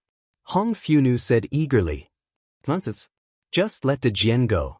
What will you look like if you go? Li Jing said unhappily. Throughout history, which grandaunt personally went to send dowry to her grandniece? Why can't I go? Am I unpresentable? Hong Funu said angrily with her hands on her hips, revealing her shrewish and unreasonable side. The veins on Li Jing's forehead were throbbing. He wanted to be angry but didn't dare to. After a pause, he could only swallow his anger and coax her nicely. Cough, cough, Chu Chen, I definitely didn't mean that. Then, what do you mean? You see, you let the Jian send the dowry. We can practice martial arts in the backyard. I haven't tested your martial arts skills in a long time. So that's the case. Master, please wait a moment. I'll let De Jian bring people to send the dowry. Then we'll spar. Hong Funu smiled and ran out immediately. Chapter 374. Li Zixuan, who had been woken up early in the morning and tidied up neatly, was ordered by his father to stay at home and wait for the Han family's makeup team to arrive. After waiting for a long time, Li Zixuan lay down comfortably on the recliner and went back to sleep. Li Zixuan, who was wandering in his sleep, naturally didn't know about the wave of family reunion that was happening on the streets of Chang'an City. He also didn't know that today's makeup team would be so huge that it would stun everyone. Hey, old master, why isn't the makeup team here yet? Could it be that something went wrong on the way? Madame Li was anxiously pacing back and forth in the front yard, looking at the gate from time to time. However, after waiting for a long time and not seeing the makeup team, she finally couldn't help but ask. Madam, don't be anxious. What could happen to the emperor? They will definitely be here soon. Besides, didn't Madam just send Sanbao out to scout for news? There should be news soon. Li Jingma was also a little anxious, but he forced himself to calm down and comforted her. Still talking about it? Didn't our daughter-in-law get kidnapped outside Chang'an City last time? Fortunately, Xian'er went there in time and nothing happened. Madame Li rolled her eyes and said unhappily, Ahem, wasn't that an accident? Besides, weren't those bandits already surrounded by the imperial army? Madam, don't worry about it.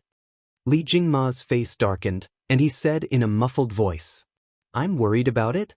Madame Li immediately jumped up as if someone had stepped on her tail. If I don't worry about my daughter-in-law, who will?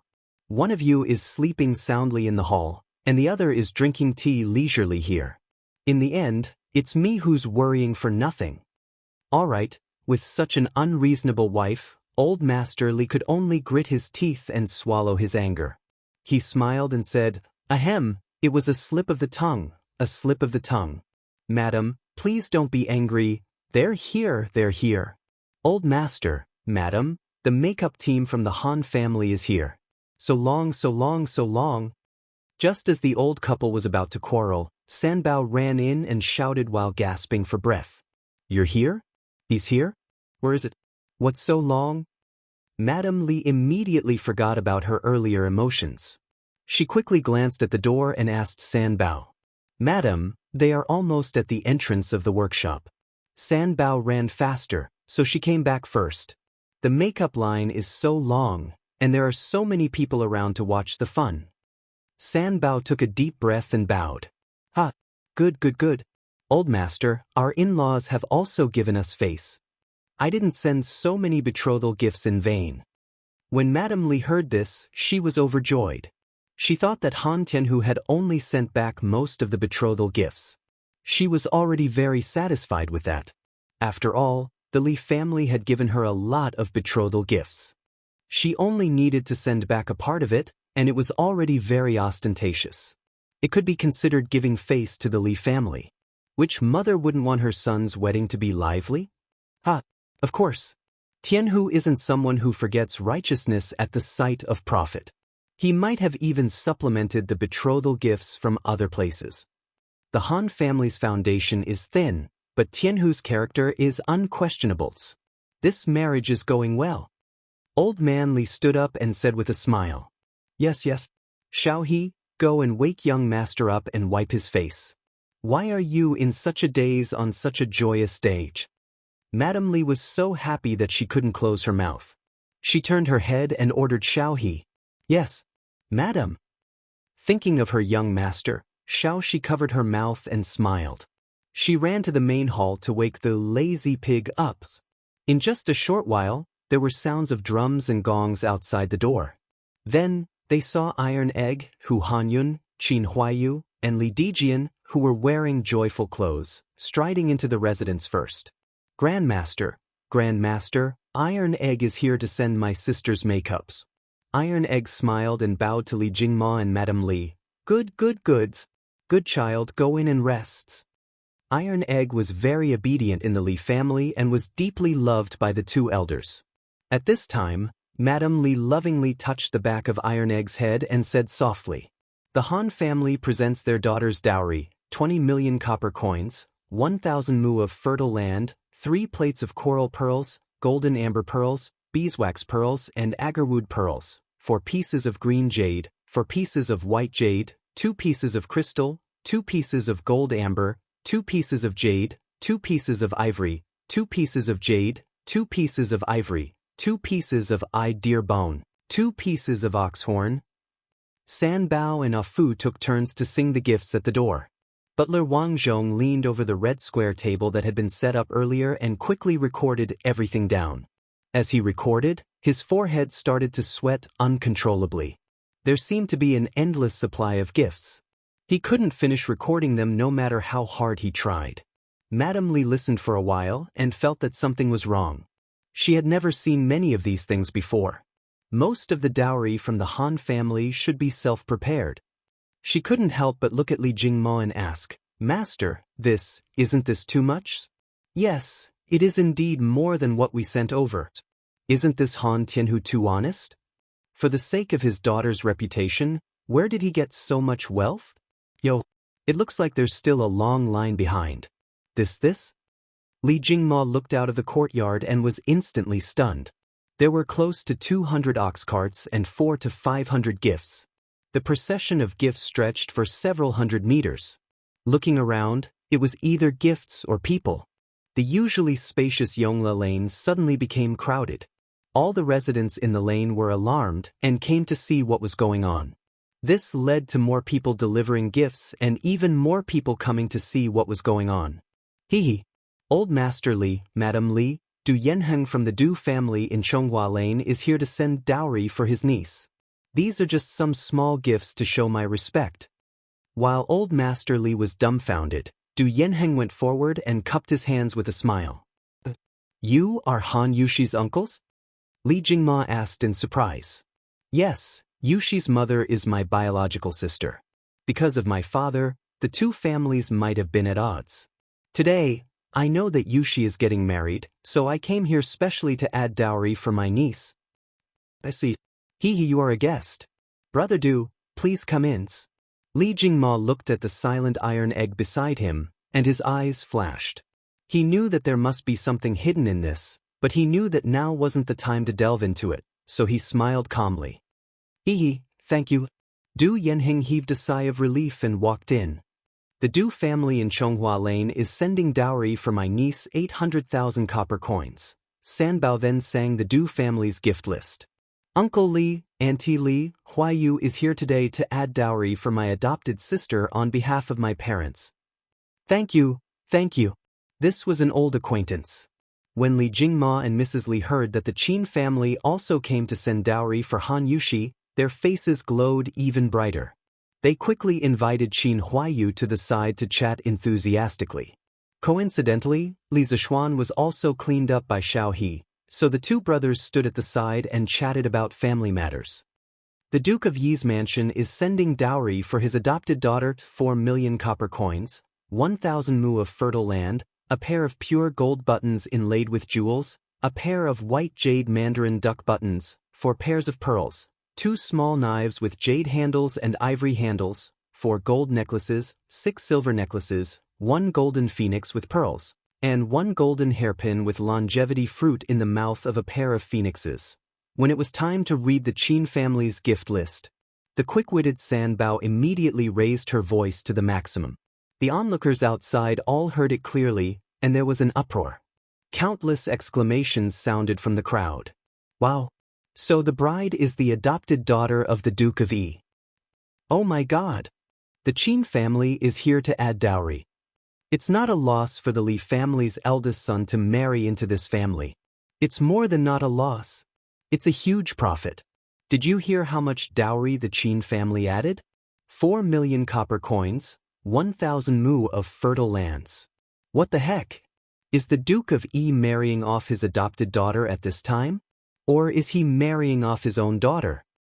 That's right. Such a thick dowry means that Miss Han's status in the Qin family is also very high.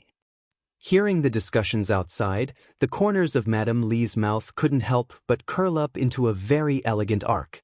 She was now very satisfied with this marriage. Cough cough. Master Li, Madame Li, I am Li Dijian. Under the orders of my father and mother, I specially came today to send my niece Yuxi's dowry. Li Dijian, who was on the side, originally wanted to follow Qin Huayu and call Li Jingma and Madame Li uncle and aunt. However, when he remembered that Han Yuxi was his niece, he felt that it wasn't right to call them by seniority. However, if he called Li Jingma brother Li as a peer, he was afraid that Qin Huayu would be embarrassed. After thinking about it, he could only call him that. Chapter 375. First, an uncle popped up, and then another uncle popped up. Li Jingma's mind couldn't help but become a little confused. It wasn't that he hadn't been to the Han family manor, and it wasn't that he didn't know about the Han family situation, but he had never heard of Han Yuxi having such relatives. Also, why did the name Li Dijian sound so familiar? Uncle Li Dijian is Duke Wei's eldest son. Qin Huayu saw Li Jingma's confused face and explained softly. Buzz. Li Jing, it was actually Li Jing's son. Li Jingma's mind was buzzing from this news. In terms of prestige among the people, Li Jing's reputation was definitely greater than Qin Qiong's. That was the Tang Empire's military god. The Tang Empire's military god who had won every battle. If Du Yanheng came over to deliver the dowry, he might have the intention of using Han Yuxi's relationship with the Li family. Then, there was only one possibility for Li Jing to send his son over to acknowledge the family. Han Yuxi was definitely Li Jing's grandniece. Li Jing, who was in a high position and had great prestige, wouldn't randomly come over to claim kinship just because of Li Zishuan's current achievements. Sorry for the disrespect. Thank you for your concern, Duke Wei. Dijian, please come in. Almost instantly, Li Jingma understood the crux of the matter. He was a little overwhelmed by the favor and quickly thanked him. As for why Li Jing became Han Yuxi's granduncle, that was the Han family's own family matter. It wasn't convenient for him to ask too much. Old Master Li is too polite. Li Dijian smiled honestly and returned the greeting. This.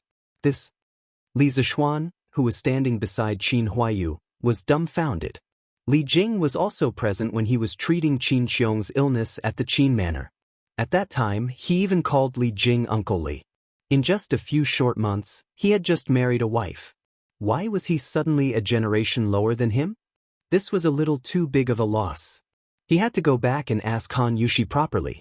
The majestic procession of gifts entered the Li residence at a very slow speed. All kinds of gifts were piled up like a mountain, and the front courtyard could not fit them all. In the end, some of the gifts were piled up in the west courtyard. Old Man Li saw that he was short of manpower, so he hurriedly sent for 3 accountants and 8 workers from the shop to sort out the gifts before noon. As for the storage of these gifts, they could only wait until noon. There were many gifts, but there were even more people who came. There were close to 200 people who came to deliver the dowry for the Han family. The other 3 families brought more than 300 people together. With so many people, it was impossible to let them come all the way here for nothing. At the very least, they should take care of lunch. Lunch for over 500 people was definitely not something the Li residence's own kitchen could handle. Although Li Jingma didn't expect so many people to come today, he was already prepared. The Drunken Immortal restaurant's kitchen had all been called over in advance. Today, the Drunken Immortal restaurant's business would definitely be down, but the Li family didn't care about that. Therefore, these 500-plus ordinary people were very lucky today. They didn't spend a single cent and enjoyed a feast personally prepared by the Drunken Immortal restaurant's kitchen. There were 30 big tables in the front courtyard of the Li residence, 20 big tables in the open space in front of the Li residence, and 2 tables in the main hall to entertain the important people who came today. When it was time to eat, the fragrance spread for 10 miles. The entire Yongla Lane was filled with the fragrance of the Li residence's banquet. TSK. Old Master Li is really generous. It's so fragrant. Is this chicken nibbled on? I didn't expect it. I can actually eat this expensive chicken today. I didn't come for nothing. Oh my God. This wine is so fragrant. It's a little. But, Big Dog Wang, you really don't know how to be content. Do you know what wine this is? This is the Drunken Immortal restaurant's Gentle Village. It's 2 strings of money per liter. It's already very rare for us to have a pot on each table. You better cherish it. Heh. So this is the gentle village. I've never drunk it before. I have to taste it today. Big dog Wang, you bastard, leave some for us. That's right, that's right. The people who came to deliver the makeup today ate and drank to their heart's content in the Li residence. The passers-by saw the commotion inside and smelled the fragrance inside. They couldn't help but stop and discuss in low voices. Their envy was obvious. The Li residence's extravagance today is really grand. They set up so many tables for the banquet. Hey, you didn't see the extravagance of the makeup delivery this morning, right? That's called a grand occasion. Cheng'an City hasn't had such a grand ceremony for many years. After smelling the fragrance for so long, I don't even need to eat lunch. The Li family chef skills are really good. What do you know? Old Master Li specially asked the drunken Immortal restaurant's chef to come over today to prepare the banquet. Didn't you see that the drunken Immortal restaurant is closed today? The Li family is really going all out today. Hee. Why didn't Old Master Han ask me to deliver the makeup? Even if I have to work for a day, it's worth it to be able to eat this meal. Mother, I'm hungry.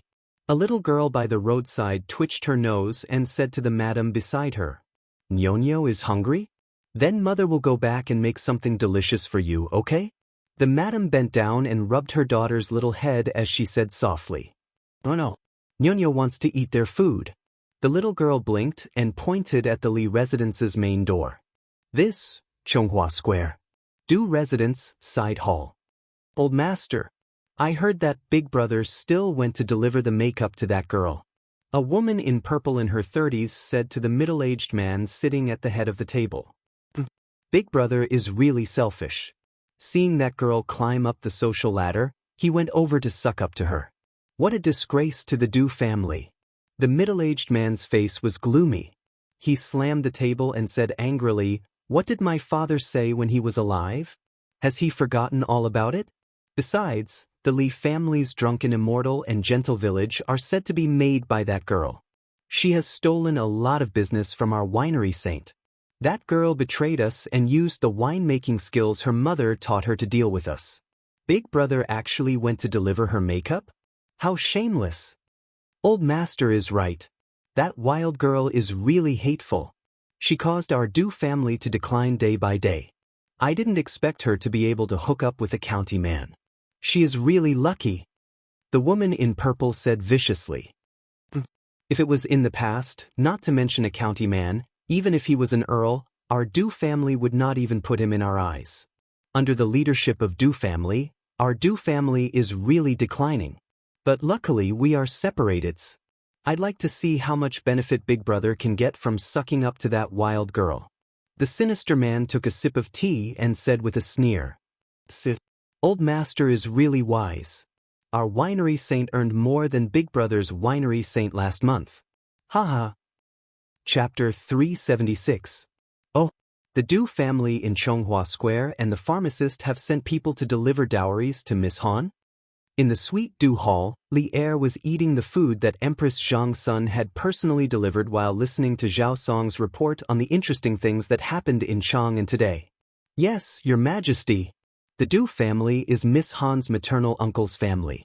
As for Duke Wei, I heard that he is here to add to his grandniece's dowry. Zhao Song said respectfully. Your Majesty, how did Duke Wei have a grandniece so quickly? Why have I not heard of it before? Hearing this, Zhang Sun interrupted curiously and asked. I have not heard of it before either. I did not expect the small Han family to have connections with the pharmacist. Zhao Song, have you investigated the relationship? Li Er shook his head and asked Zhao Song with a frown. Your Majesty, if Miss Han's mother is indeed Du Daoling's biological daughter, then Han Tianhu is very likely to be the third son of Shouguang County Duke, Han Tianlin. I have read the Chang and county records.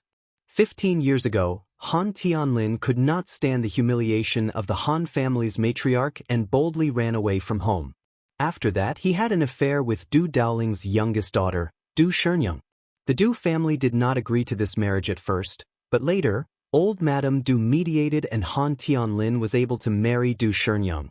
But since then, the Du family and Du Shenyang no longer had any contact. Han Tianlin and Du Shenyang concealed their identities and led a leisurely life. Zhao Song was clearly prepared for this and reported to Li Er seriously. Shouguang County Duke? Han Shiding? Is this really the case? Li Er was stunned. No matter how he thought about it, he would never have thought that Han Tianhu was Han Shiding's son. This was really big news. Han Shiding was the eldest son of Han Qinhu of the Sui dynasty, and Li Jing's biological mother was Han Qinhu's youngest sister. Therefore, Han Shiding and Li Jing were cousins, and Han Tianhu had to call Li Jing uncle when he saw him. It's absolutely true. Your Majesty. Your Majesty, this is going to be interesting. Empress Zhangsun chuckled and continued the conversation. Previously, I heard that Duke Yi took in Han Yushi as his adopted daughter. This concubine thought that it should be to prevent that girl from being wronged because of her low status when she marries into the Li family. But now, that girl has the support of the Du family and Duke Wei. This marriage has truly become a well-matched match. Guanyin maid is right. I never thought that the girl from the Han family would have such a background. Li Zishuan, that brat really knows how to pick a wife.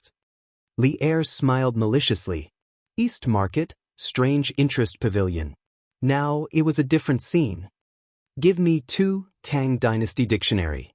Hurry up, it wasn't easy for me to get in lines. A man excitedly said to the clerk of the Strange Interest Pavilion. Alright, please wait a moment. Sigh. Give me 10 copies of the Tang Dynasty Dictionary. It's only 300 copper coins per book, too cheaps. A middle-aged man dressed in luxurious clothes laughed. The price of the Tang Dynasty Dictionary was indeed very cheap. It had a lot of pages, and according to the previous price, one might not even be able to get it for 7 or 8 strings of coins. Sorry. Dear customer, everyone in the Strange Interest Pavilion can only buy 3 copies of the Tang Dynasty Dictionary today. One of the clerks hurriedly refused. What? There's such a thing? All right then, give me 3 copies. Outside the Strange Interest Pavilion, it was bustling with noise and excitement. Everyone, line up properly, don't fight. Today, we have enough copies of the Tang Dynasty Dictionary, so don't worry. It had been 2 hours since the market opened, but there was still a very long line in front of the Strange Interest Pavilion. There were scholars dressed in luxurious clothes, and there were also farmers dressed in coarse linen clothes. Due to the previous situation of the Strange Interest Pavilion, everyone in the line knew that there was a limited number of copies of the Tang Dynasty Dictionary. Thus, some of the people at the back of the line started to get restless. In order to maintain order, Sun Huayuan quickly calmed them down. Otherwise, there would be a large-scale riot. Shopkeeper's son, you're not trying to trick us again, are you? Every time you say that you have enough copies in stock, it's always sold out in a short while. That's right. Your Strange Interest Pavilion is always unkind. I've already bought a membership card, but I still can't get anything. That's right. Shopkeeper's son, don't try to trick us. As soon as Sun Huayuan finished speaking, a group of customers who had suffered from the hunger marketing policy of the Strange Interest Pavilion immediately voiced their doubts. It was not their fault. They had been cheated by the Strange Interest Pavilion too many times in the past. Some of the products of the Strange Interest Pavilion could not be used even if they bought a membership card. For example, the new horse carriage, Don't Touch Me. Purple members would still have to kneel if they came late. Which shop in Chang and City would dare to do the same thing as the Strange Interest Pavilion? Fortunately, the products of the Strange Interest Pavilion were unique. Otherwise, they would have been eliminated by their competitors long ago. Sun Huayuan's old face reddened. He said awkwardly, Ahem, everyone, I'm not lying at all. After 2 days and 2 nights of hard work by our workshop's craftsmen, the supply of Datang daily today has reached 1,500 copies. Everyone present should be able to get one. Everyone was stunned at first. They could not believe their ears. Then, a wave of applause followed. Good job, shopkeeper's son. 1,500 copies? Looks like I'll be able to get one for my eldest son today. Counting the people here, it should be my turn soon. Let's go to the restaurant next door to eat. That's right. The Strange Interest Pavilion has finally done something goods. Let's go eat. Hearing that the Strange Interest Pavilion had 1,500 copies of Datang Daily in stock this time, many people felt relieved. They looked at the time and saw that it was lunchtime. Therefore, a large number of people at the back of the line went to find a place to eat lunch. The huge crowd in front of the Strange Interest Pavilion was relieved. Sun Huayuan heard the discussions of some people and wiped the cold sweat on his forehead. He thought to himself, I heard that young master is planning to expand the workshop. Now, it seems like a wise decision. If the production can't keep up, no matter how good the products of the Strange Interest Pavilion are, they will be drowned by the saliva of these peoples. Young master, I've bought the dictionary of Tang Dynasty that you wanted. In a corner of the East Market, a black horse carriage was parked under a big willow tree, enjoying the cool shade of the tree. At this moment, a servant in gray clothes and a small hat came to the front of the horse carriage with a red cover of the dictionary of Tang Dynasty. He bowed respectfully to the person inside the carriage. Well done. Bring it over. A feminine male voice sounded from inside the carriage. Yes, young masters. The servant in gray lifted a corner of the curtain and carefully handed the dictionary of Tang Dynasty in his hands. The curtain moved slightly, and through the gap, a slender and fair hand could be seen taking the dictionary. The curtain closed, and the carriage fell into silence. The servant in gray stood motionless outside, waiting for orders. A moment later, a young man's urgent voice came from inside the carriage. Pan Rong, return to the residence immediately. The servant in gray didn't dare to say anything else and immediately drove the carriage away. Chapter 377. This lunch was dark and gloomy. The people who came to deliver the makeup had grease all over their mouths and were eating happily. There were 50 tables outside, and basically every table was completely implementing the CD policy. This made the stray dogs outside the Li residence, who were waiting to eat the leftovers after the meal, suffer. With such a big lineup today, they were destined to have no food to eat. Wow. Awesome. 2F** King awesome. The Li family's food is really F** King goods. Fortunately, I came with the master today to deliver the makeup. Zhao Sifang, that little brat, wanted to change shifts with me when he came. Fortunately, I didn't change shifts. A servant who came with Du Yanheng to deliver the makeup said proudly while rubbing his swollen belly. Hey, De Zhuang, if you change shifts, won't you regret it for the rest of your life? That's the truth. Today is just to entertain us who deliver the makeup. Tomorrow is the official wedding banquet. I don't know how sumptuous the food and wine will be at that time. It's a pity that I'm not qualified to come and participate. Go. You should be satisfied. The meal we ate today is enough for many people to envy for a lifetime. Those who come to attend Lord Li's wedding ceremony tomorrow are all high officials and nobles. How can it be our turn? That's right. I'll be satisfied after this meal. The lively banquet lasted until 1:30 in the afternoon, 1:30 in the afternoon. More than 500 people who delivered the makeup rubbed their swollen bellies and left one after another under the leadership of each family. Of course, many of the gifts on the ox carts didn't have time to be unloaded, so all the ox carts were left at the Li residence. They would be returned after the wedding.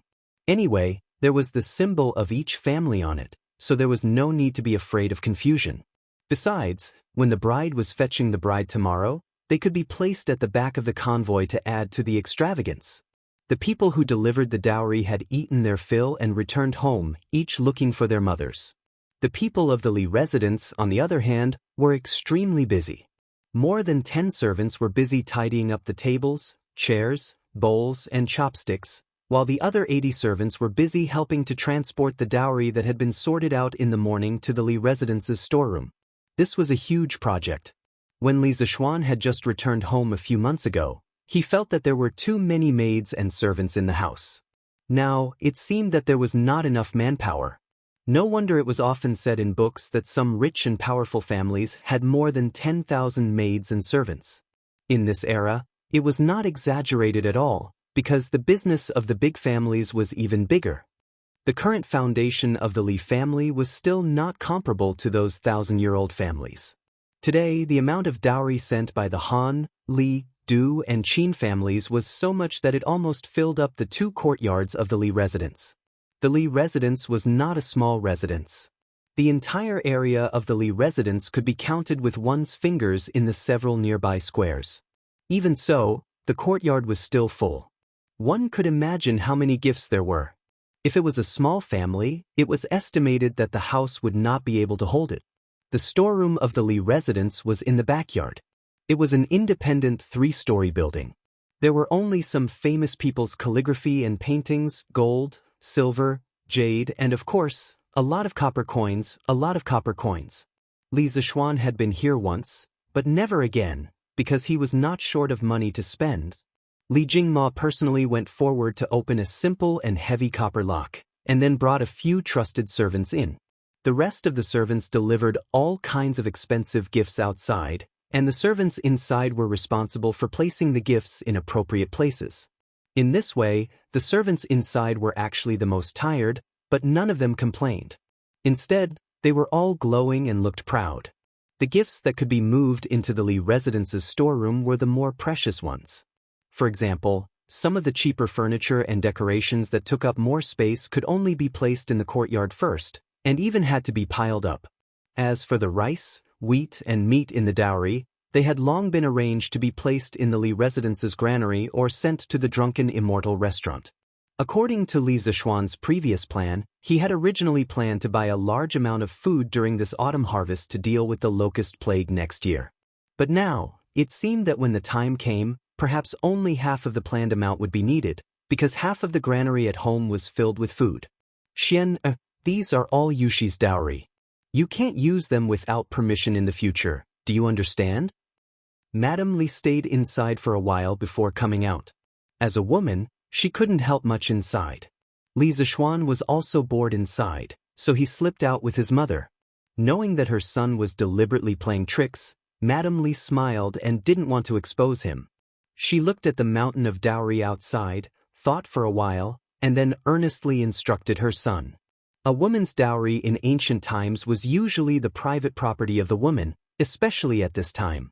According to the law, a woman's dowry was protected by the law.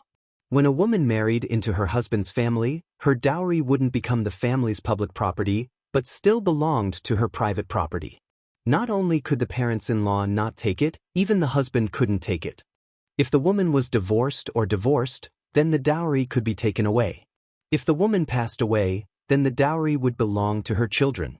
If she didn't have children, then most of the dowry would go to the mother's family, and the husband would get half of it at most.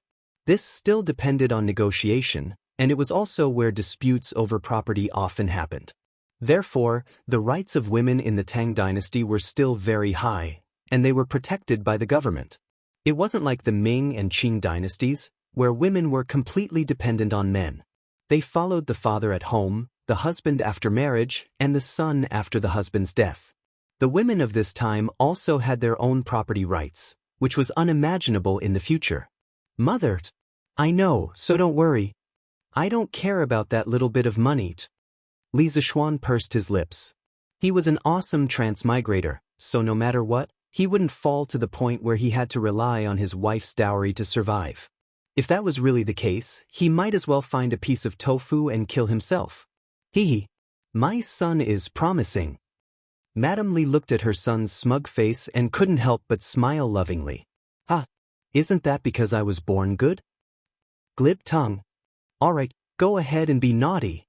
I'll go and see if there are any oversights. Nothing must go wrong at tomorrow's weddings. Madame Li covered her mouth and smiled, tapping her son's forehead in annoyance. After such a long time of family reunion, she felt that she was getting happier every day.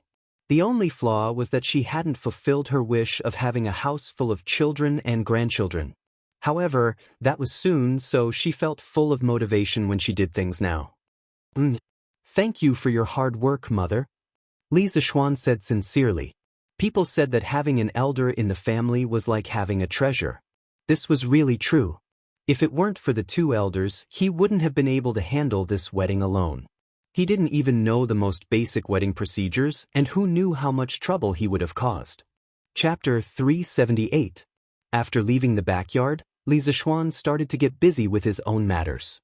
He couldn't rely on his parents for everything, so he had to help out where he could. Tomorrow was the big day of the wedding. He had his own plans and arrangements to give Han Yushi a grand and special wedding. First, it had to be ostentatious and imposing. He couldn't just let the Han family have 10 miles of wedding procession today and the Li family have a few ox carts to escort the bride tomorrow. Li Zixuan had already prepared for this. Currently, the Li family had 25 of the new, "Don't Touch Me" carriages. Just this alone made them unique in the entire Tang dynasty.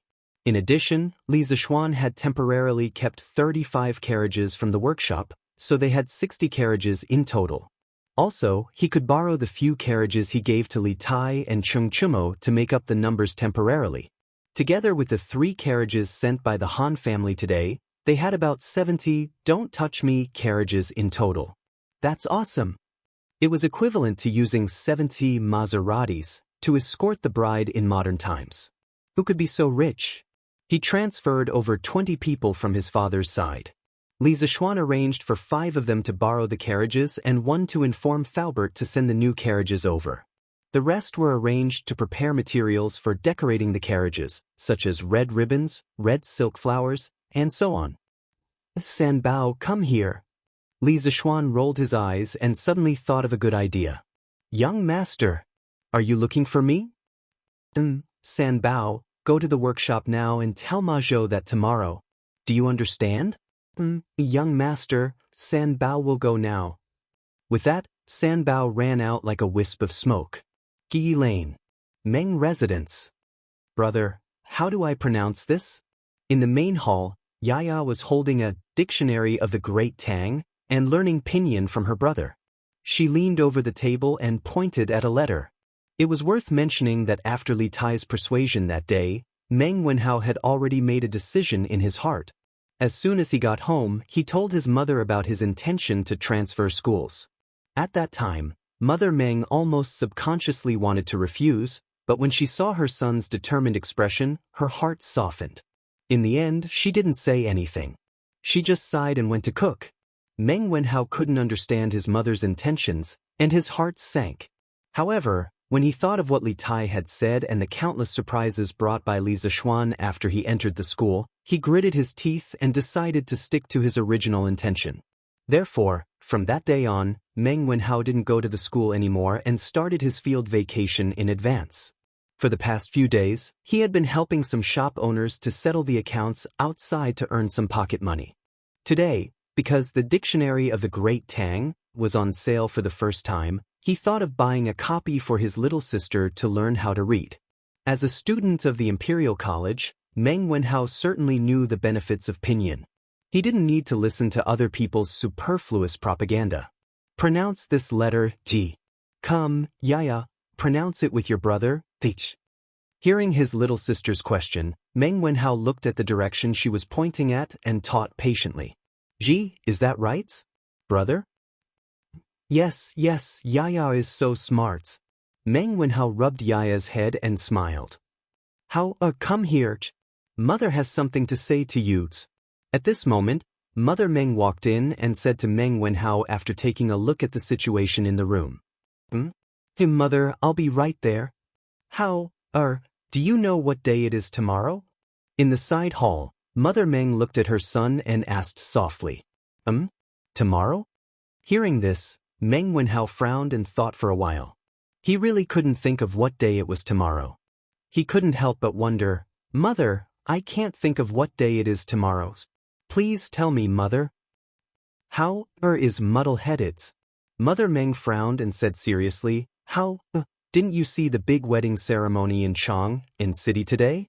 Tomorrow is your husband's wedding ceremony. How can you not remember? So Mother is talking about this? Meng Wenhao scratched his head gloomily. At first, he thought his mother was asking about what important day it was tomorrow. How? You said earlier that you wanted to follow Li Xinji to the Yanhuang Academy. I'm not well educated, and I don't understand the principles behind it. But since this is your decision after careful consideration, I'll support you. Mother Meng sighed, turned around and continued, besides, Li Xinji is very kind and intelligent. Whatever he does, he won't harm his own student. I believe in my own judgment. How? You should prepare to go to Yanhuang College. What? Mother, you agree?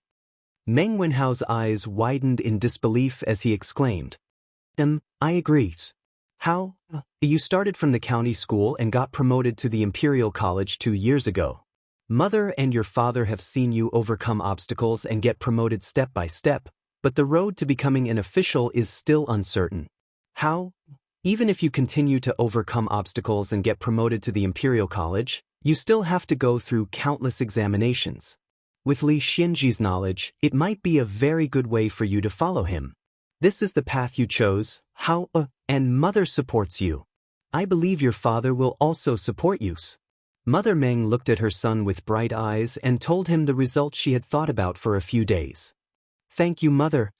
I won't disappoint Mother's expectations and will succeed soon. Meng Wenhao, who was a little dispirited before, suddenly became energetic and said excitedly. Although he had already made up his mind to stick to his dream regardless of whether his family agreed or not, if he could get his mother's approval, it was naturally the best and most perfect result. When mother and son work together, their sharpness can cut through metals. Silly child. As long as you and Yaya don't have to worry about food and clothing in the future and are healthy, Mother will be satisfied.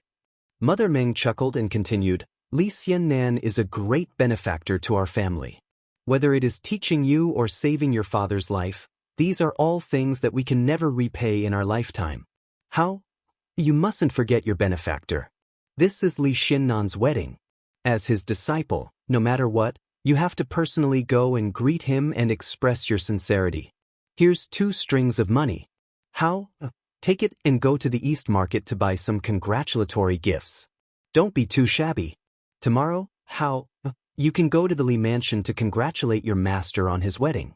Mother Meng took out 2 strings of money and handed it over. Before Father Meng went out to sea, Boss Feng had given the Meng family a large sum of money to settle down. Therefore, the Meng family could still afford this money. Mother, no need, no need. I recently worked as an accountant for a grain store and earned a lot of money. I don't need you to give me money. Chapter 379. What? No way. Absolutely not. Workshop, Datong Daily Editorial Department. A thin, silver-haired old man in purple slammed the table and said angrily, The Tang Dynasty Daily has become the face of our Tang Dynasty. How can we treat the content of the paper as a child's play? Absolutely not. Even if County Magistrate Li is here, I can't agree. Junior Supervisor Yu, please forgive me for speaking bluntly. When the censorate was established by His Majesty, its purpose was to monitor the unreasonable content in Datong Daily. The scope of the censorate's authority was clearly defined.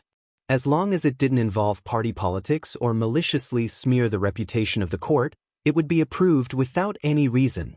When Ma Zhou heard this, he was not afraid of the old man's imposing aura at all.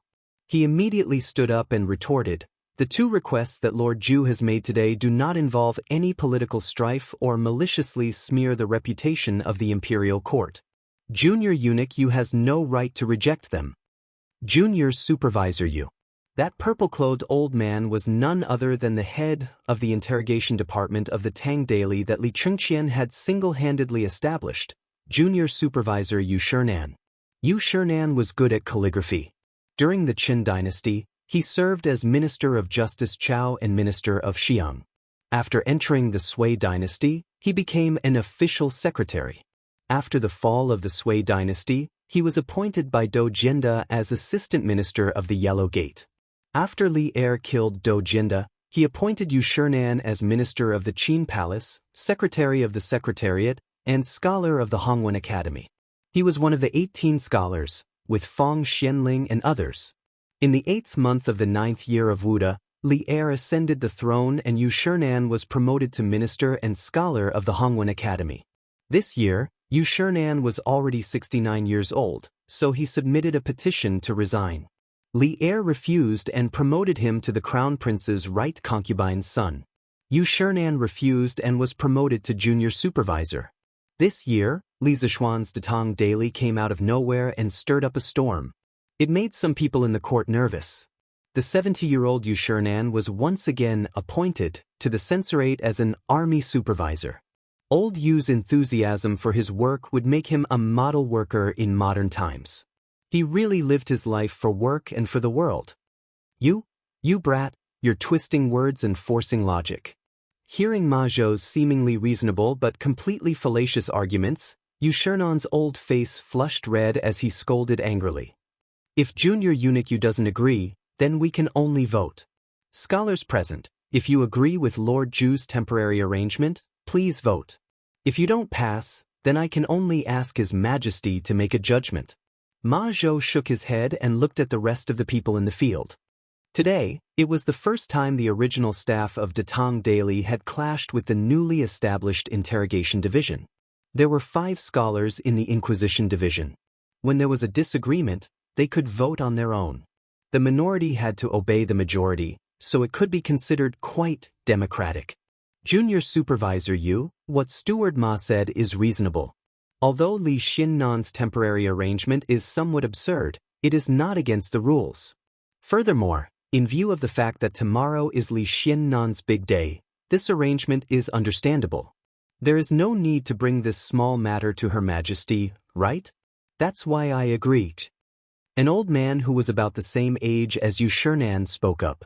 This person was called Su Shizheng. He was also one of the 18 scholars in the Hongwen Library.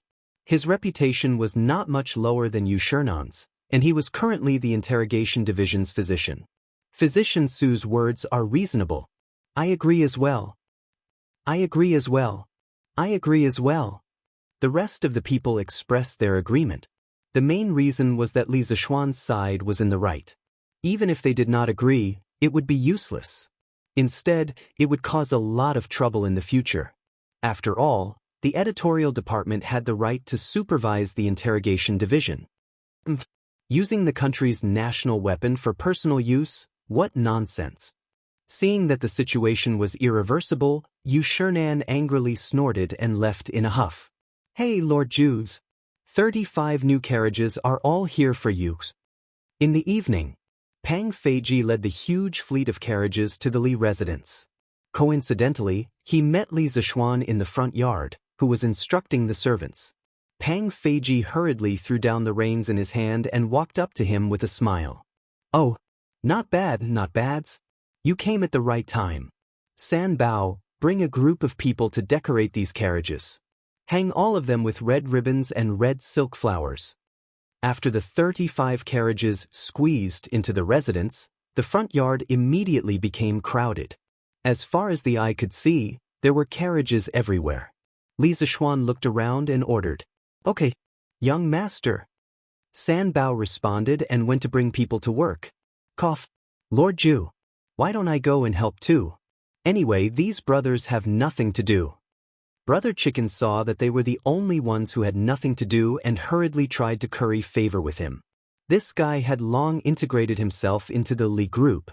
If it wasn't for Yuchi Jingda calling him back to the Wu Ho government for a meeting every once in a while, this guy would have probably forgotten that he was a Wu Ho.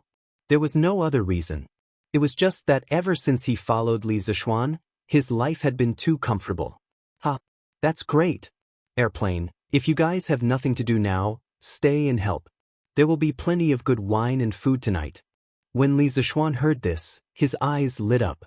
He was still lacking manpower. He didn't expect that someone would send him a pillow when he was about to doze off. He used to call Pang Feiji Pang Sigi, but Pang Feiji felt that it was too distant, so he strongly requested Li Zishuan to call him Feiji. In the end, Li Zishuan called him Airplane. Anyway, outsiders wouldn't be able to tell that there was anything wrong with it. Lord Zhu, the brothers below are waiting for you to say that. Pang Feiji chuckled and turned to order, did you all hear that? Go and help. Ta. Spus. The 30 over people brought by Brother Chicken responded excitedly and went to find Sanbao to get work. The news of the Li family spending a few thousand strings of coins to host a banquet to entertain the makeup team had long spread. They were lucky enough to have a meal here, so how could they not be willing? All he did was contribute a little bit of strength. Airplane, don't go first. I have something to talk to you about. When Li Zishuan saw that Brother Chicken had rolled up his sleeves and was about to go to work, he couldn't help but feel that it was a little funny. If this guy was in the modern world, he could be considered the director of a local police station. Why was he acting like a henchman now? Okay, Lord Zhu, please give me your orders. It's like this, how many people do you have under you now? Li Zishuan brought Brother Chicken to the main hall and asked. The workshop and strange culture together have a total of 100 brothers. Lord Zhu, do you feel that you don't have enough manpower? Then I'll go and call them all over now. No need, no need. There's no need for that today. Seeing that Brother Chicken was ready to run at any time, Li Zishuan quickly said. Chapter 380. It's like this. Airplane, go to the right Marquis household and ask Uncle Yuqi if you can bring your Marquis subordinates with me to the Han family manor to escort the bride tomorrow. Li Zishuan slowly told Pang Feiji his purpose. The extravagance of the wedding procession was not only reflected in the procession, but also the size of the procession. Today, there were already 200 people from the Han family who were sending the dowry. In addition to the procession from the other families, there were more than 500 people. If his procession tomorrow was less than this number, wouldn't it be embarrassing? There were only about 100 people in the Li residence, and not everyone could go. It couldn't be better if Pang Feiji's team of Marquis were to join. Wedding? This is good. When Pang Feiji heard Li Zishuan's plan, he was so excited that he almost jumped up. In his opinion, Li Zishuan was treating him as his confidant. He quickly said, Lord Zhu, you don't have to look for General Yuqi for this matter. When I was sent to Chitsu culture, General Yuqi personally told me that my 100 brothers are at your disposal. Li Zishuan shook his head and insisted, no. It's better to go and report, so that people won't talk about it. You can go now. If Uncle Yuqi agrees, you can bring your people here tomorrow morning. Remember to make them clean up before you come, don't embarrass me. But, Lord Zhu, don't worry. I will order them to bathe today. Then I will go and look for General Yuqi now. Pang Feiji laughed and said. After a while, Cheng Yaojin and Qin Qiong, the two military bosses, actually came together. Li Zishuan quickly went to welcome them. Uncle Cheng, Uncle Qin, why are the two of you here? After welcoming the two bosses to the main hall to serve tea, Li Zishuan smiled and asked. Today, the whole Chang and city is talking about the Han family's dowry. You're famous now. You don't know anything, why serve tea? Bring the wine. There was no need to guess. To be able to say such shameless words, it must be none other than Cheng Yaojin. Li Zishuan's face was full of black lines. He waved his hand and hurriedly asked the servant to bring a pot of wine. Little Xian. This old man didn't expect that there would be so many people giving Yushi her dowry today. What's more, I didn't expect Tianhu to be the son of Shouguang County Magistrate. Back then, the Han family was also a prestigious family. So, this marriage is really well matched. Qin Qiong stroked his beard and said with a rueful smile. Who is Shouguang County Magistrate? Oh, right, Duke Wei's family also came to send makeup today. They even said that Yushi was his grandniece. This kid was still confused. Can Uncle Qin dispel my doubts? Li Zishuan said gloomily. The feeling of being drunk while everyone else was awake made him very unhappy. We just received this news. The apothecary is right. Han Yushi is indeed his grandniece. Back then, the sister of Han Qinhu, the pillar of the previous dynasty, was the apothecary's biological mother. And Han Tianhu is Han Qinhu's grandson, Han Tunlin. This kid has been hiding his identity all these years and has filled all of us. Han Qinhu's original name is Han Qinbao. Tianhu was originally Han Shiding and a common woman's illegitimate son. Back then, the Han family let Han Shiding take Tianhu's biological mother as his concubine to prevent the family scandal from spreading. Tianhu then became Han Shiding's third son. However, the Han family's matriarch, Lu, was jealous. Within a year, she persecuted Tianhu's biological mother and killed her. Tianhu was alone in the Han family and suffered abuse. 15 years ago, which was the 8th year of the Dai dynasty, Tianhu was discovered to be secretly learning the family's martial arts. Lu wanted to join forces with the family elders and used this as an excuse to kick him out of the family. Tianhu had a feeling and ran away from home that night. He concealed his identity and wandered around the pugilistic world. In the same year, Tianhu and the Du family's young miss, Du Xianxia, the youngest daughter of little wine sage Du Daoling, had feelings for each other and secretly pledged to marry. The Du family was the imperial winemaker and had a strong reputation. Of course, they wouldn't agree to this marriage. However, Du Xianxia had a strong personality and threatened to kill herself. In the end, old Madame Du's heart softened. She prepared a small dowry and quietly married Du Xianxia to Han Tianhu. The following year, in the 9th year of the Dai dynasty, Han Shiding followed Duke Chu, Yang Xiangan, to rebel and force Luoyang. In the end, Yang Xiangan was defeated and committed suicide. Han Shiding was also captured. His wife and children were all imprisoned. The Han family also completely declined. Therefore, when Tianhu ran away from home that year, it could be said that he avoided being implicated in this unexpected disaster. Li Zishuan's jaw dropped. In his previous life, he had read many versions of the legend of the Sui and Tang heroes. Naturally, he knew that Han Qinhu and the Han clan were an extremely powerful existence in the Sui dynasty. He had thought that Han Lijing was just an honest and hard-working farmer. Who would have thought that he was actually from one of the top military families of his time? Moreover, Han Lijing seemed to be very charming. As a descendant of a general's family, he was able to hook up with the Du family's young miss. Li Zishuan couldn't help but have a whole new level of respect for Han Lijing. He was really a role model for his generation. How is it, kid? Do you think you've picked up a treasure? You're marrying Han Qinhu's great-granddaughter. Tiskadi said. When Cheng Yaojin saw Li Zishuan's shocked expression, he couldn't help but smile mischievously. Uncle Cheng, what are you talking about? Regardless of whether Yushi is from an ordinary family or the daughter of a noble family, I treat her with sincerity. The concept of a well-matched family doesn't exist for me. Li Zishuan said seriously. He didn't marry Han Yushi because he coveted anything from the Han family. No matter if Han Yushi's identity was noble or ordinary, she would only have one identity after marrying into the Li family, and that was his wife. Sour, you're really sour. When Cheng Yaojin heard that, he exaggeratedly waved his hand in front of his nose to get rid of the air. Qin Qiong couldn't help but say, Ahem, Jijie, why don't you act like an elder at all? I think that Xiaoxian is right. You're a good kid. I'm not worried about Yushi marrying you, huh? After chatting with the two big shots for a while, Li Zishuan finally understood why they were here. It turned out that they were here to pick up the bride tomorrow and support him. The Qin and Qing manors had a total of nearly 400 servants.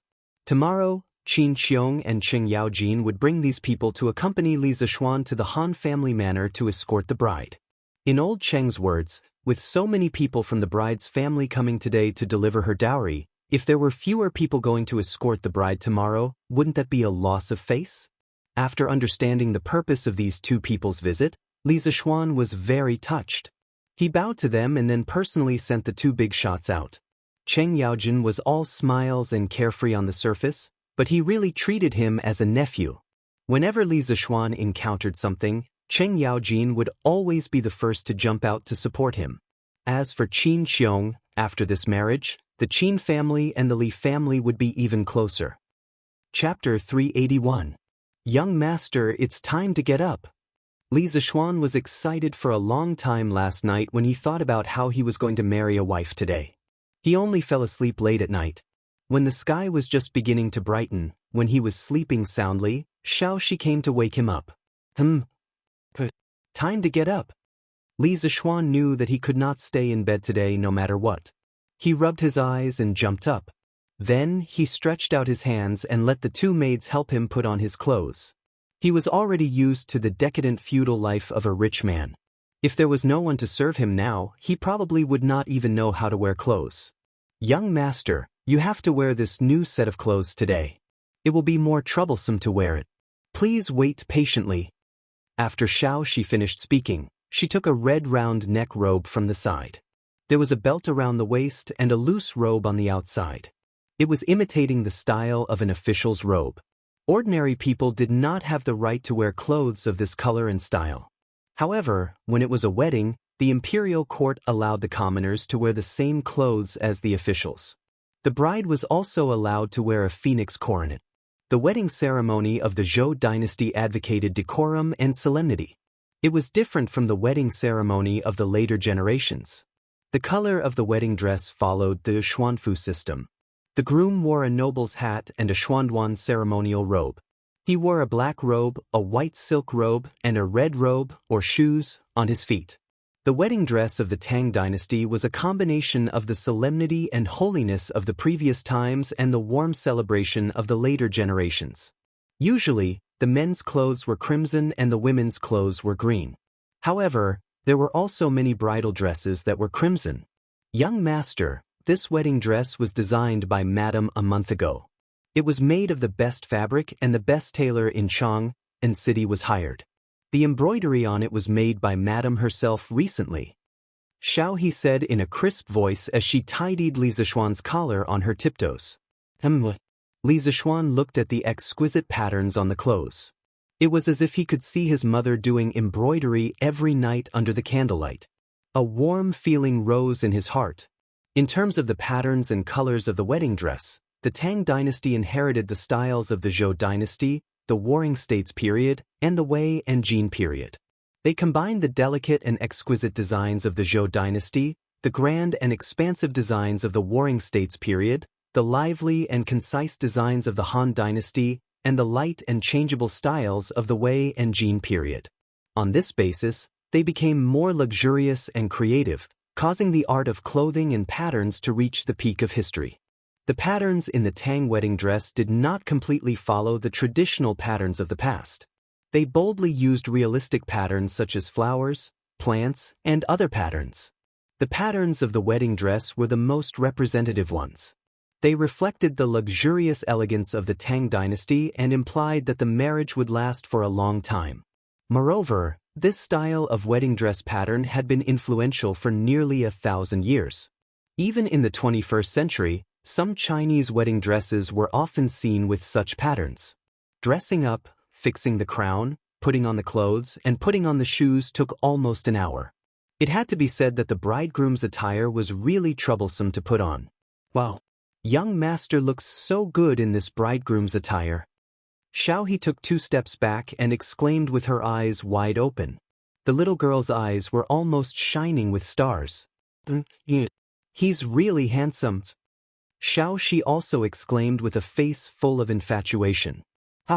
I, your young master, am handsome to begin with. Li Zishuan said proudly. He just looked at the bronze mirror and realized that the effect of the clothes was really good. In fact, at the beginning, he instinctively resisted wearing this kind of bright red clothes. He did not expect that after wearing it, the effect would be so good. Perhaps the tailor's skills were too good. Li Zishuan expressed that the cloth, the style, and the embroidery, even if it was in the modern era, it would definitely be top-notch. Young master is really shameless. Just after breakfast, Pang Feiji led 100 martial marquises to the Li residence. Li Zishuan glanced at them and secretly nodded. He thought that Pang Feiji was quite reliable when doing things. These people were all wearing tight clothes and tidied up neatly. It was obvious that they had all taken a bath yesterday. At the very least, their hair was not as shiny as before. Li Zishuan was very satisfied. He did not ask for these people to smell good. He only asked that they did not stink. After chatting with Pang Feiji for a while, Li Zishuan directed them to start pulling out the 70 new horse carriages and more than 200 ox carts. Yesterday, the servants of the Li residence had decorated all the carts. They were all tied with red silk and red silk flowers, looking very festive. After half an hour, the carriages of the Li residents were all lined up. At the front was the horse carriage that Li Zishuan usually rode. It was also the first new horse carriage that was born in this world. What was different from the other horse carriages was that the compartment of this horse carriage was installed with thick metal plates. It looked sturdier and heavier. In addition, as "Don't touch me number 1, this horse carriage itself had a very important commemorative meaning. 270 carriages. It was just a number, but when it was placed in front of you, you would know how shocking it was. The long streets of Yongla Lane were almost completely filled. The huge carriages could not be seen at a glance. The residents of Yongla Lane who were already awakened by the commotion all ran out to watch the show. Wow! Such a big show. What is the Li family doing? Is it a wedding? Of course it's a wedding. This wedding procession is so big. Yes, this old man has lived for more than 70 years, and I've never seen such a grand wedding procession. They're so particular. Yes, they have face. The Li family is very particular about their face. You can't say that. It's mainly because the Han family sent a grand wedding procession yesterday. The bride's side has already made such a big show. If the Li family's side doesn't make a big show of it, wouldn't they be asking for trouble? Besides, if they don't make a big show of it, how can they suppress the bride in the future? That's right, she's the adopted daughter of Duke Yi, the grandniece of Duke Wei. Li Zishuan was outside organizing the carriages. Old man Li and Madam Li were also very busy in the courtyard. They were calling the servants to prepare the banquet. The bride was going to be picked up at dusk today, and the guests started to come in the morning. According to Li Jingma's idea, his son's wedding must be a grand affair. Holding a banquet that lasted for 3 days would take at least 500 to 600 tables and cost nearly 10,000 strings of coins. This scale was comparable to the wedding banquets of some 1,000-year-old families. Little Xian, I, old Cheng, am here. Come out quickly and let your Uncle Cheng see what today's groom looks like. With a rough laugh, Cheng Yaojin rode his horse and came to the front of the Li residence. Well, not bad, not bad. Kid, your appearance is not bad. You're only a little worse than I, old Cheng, when I was young. Ha!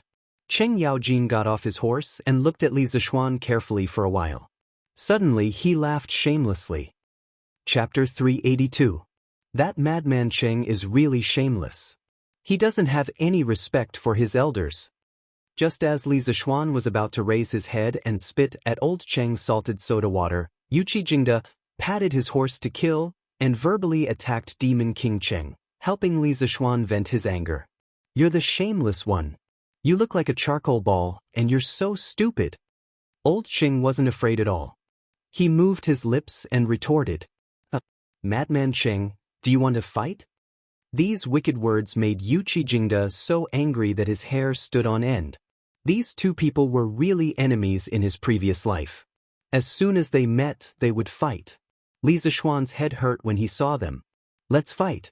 Who's afraid of you? Can't the two of you stop? Don't you know what day it is today? Stop fooling around. Qin Xiong and Niu Jinda rode over from behind and said seriously. Uncle Qin, Uncle Niu, Uncle Yuqi, you're all here? Li Zishuan heaved a sigh of relief.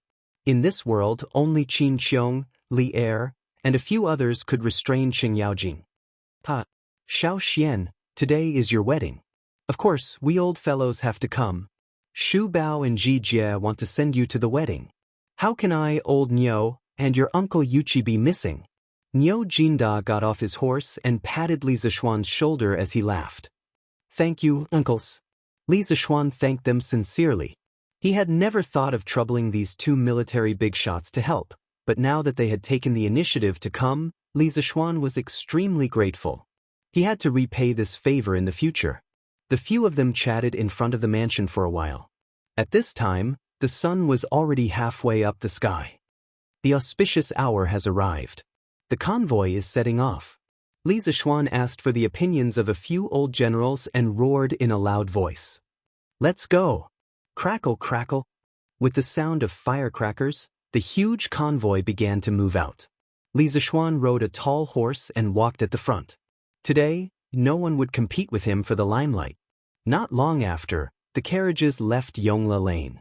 The Qin, Cheng, Niu, and Yuqi families' carriages were all waiting outside Yongla Lane, because if they all went in, Yongla Lane would probably explode.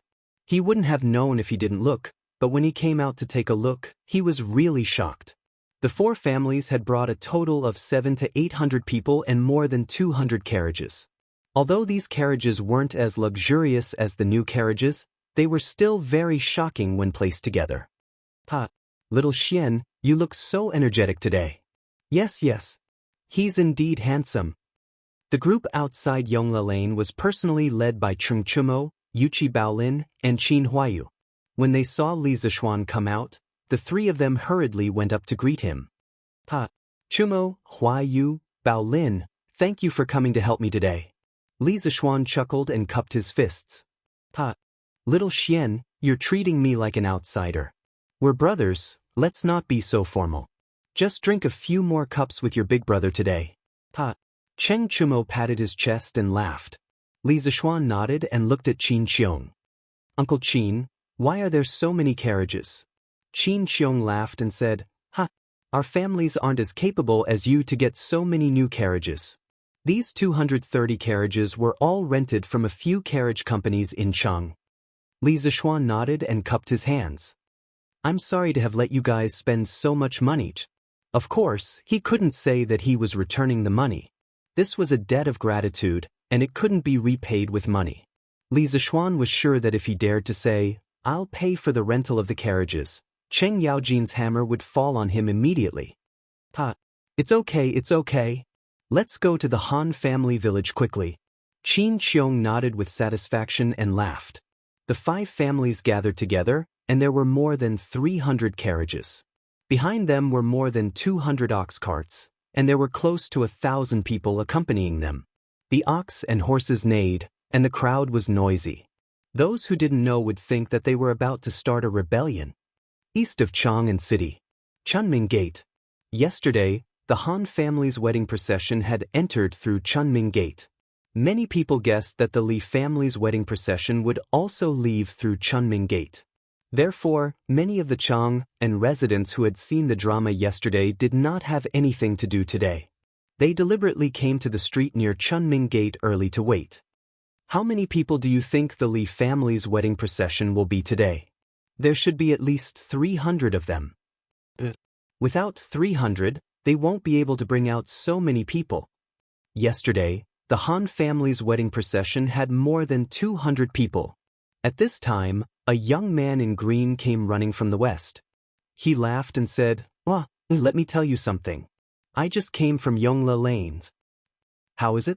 How many people did the Li family send?" "I don't know. Yongla Lane is full. There are people and carriages everywhere. There are many people outside Yongla Lane. 3 Grand Dukes and a County Duke are there too." "Oh my, 3 Grand Dukes. Wow. It sounds like the procession is much bigger than yesterday's. Today is going to be interesting. Looks like it's going to be more lively today. I'll go buy some pine nuts. I can't miss this show today." Li Zishuan knew that his wedding procession would attract attention, but he didn't expect it to be so eye-catching. Not long after the 5 families merged and left Yongla Lane, they saw countless onlookers on both sides of the road. Some people even brought their whole families along. "Oh my God! Why are there so many new carriages? Oh my, how many are there? Let me count. I think there are 50 to 60 of them? 70. I've counted. There are 70 in total. Don't touch me. Wow. 70. How much is that? Someone is willing to pay more than 2,000 strings of cash for each carriage. Hiss. Doesn't that mean that these carriages alone can be sold for more than 100,000 strings of cash? The Li family is really rich." Everyone's focus was still on the 70 very eye-catching, "Don't touch me" carriages in front of the procession. It couldn't be helped. After all, this thing was the hottest in Chang'an recently. Chao Wendong was in a corner of the crowd.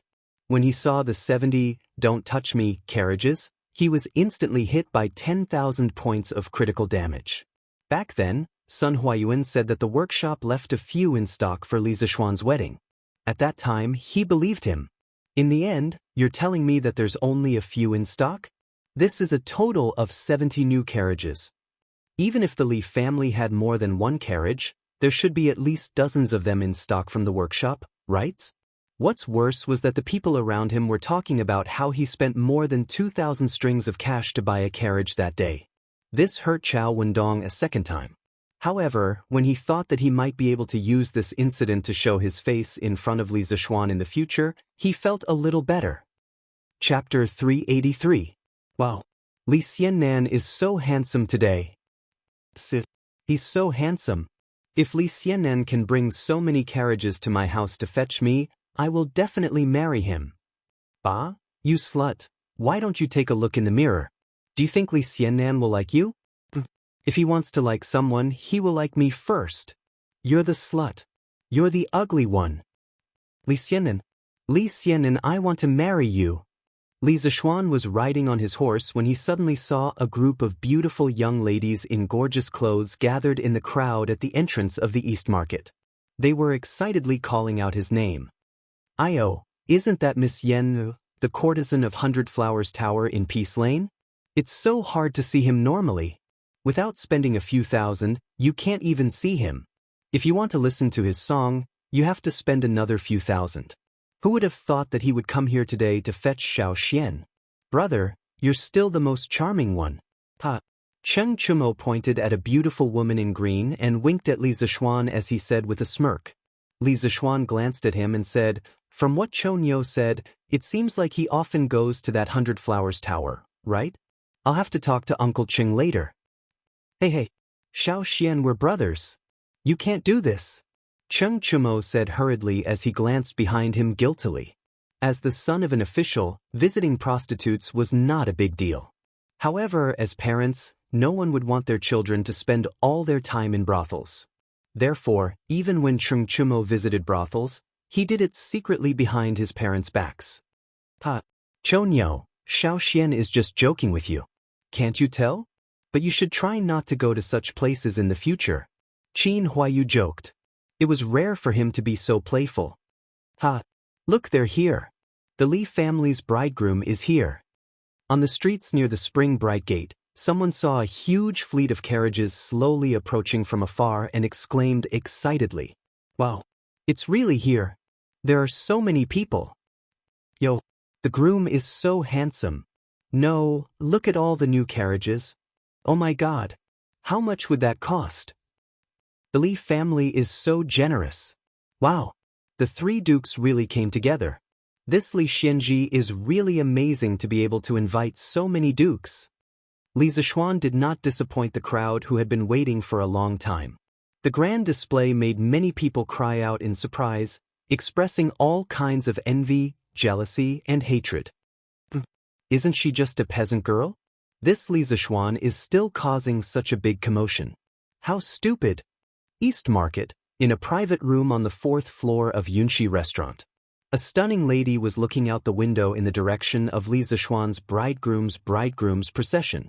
The lady was about 14 or 15 years old. She was wearing a lake green long dress. Her perfect facial features were so exquisite that they looked like they were carved by humans. Her eyebrows were arched, her nose was arched, and her cherry lips were bright red. She looked at the grand fleet of carriages and snorted unhappily. However, no one noticed that an imperceptible trace of jealousy flashed across her eyes. Ning, you said it yourself. Han Yushi is just a peasant girl. Why do you have to be angry with her? This Li Zishuan is just lucky. So what if he has some spare cash? Can his Li family compare to our Chui family?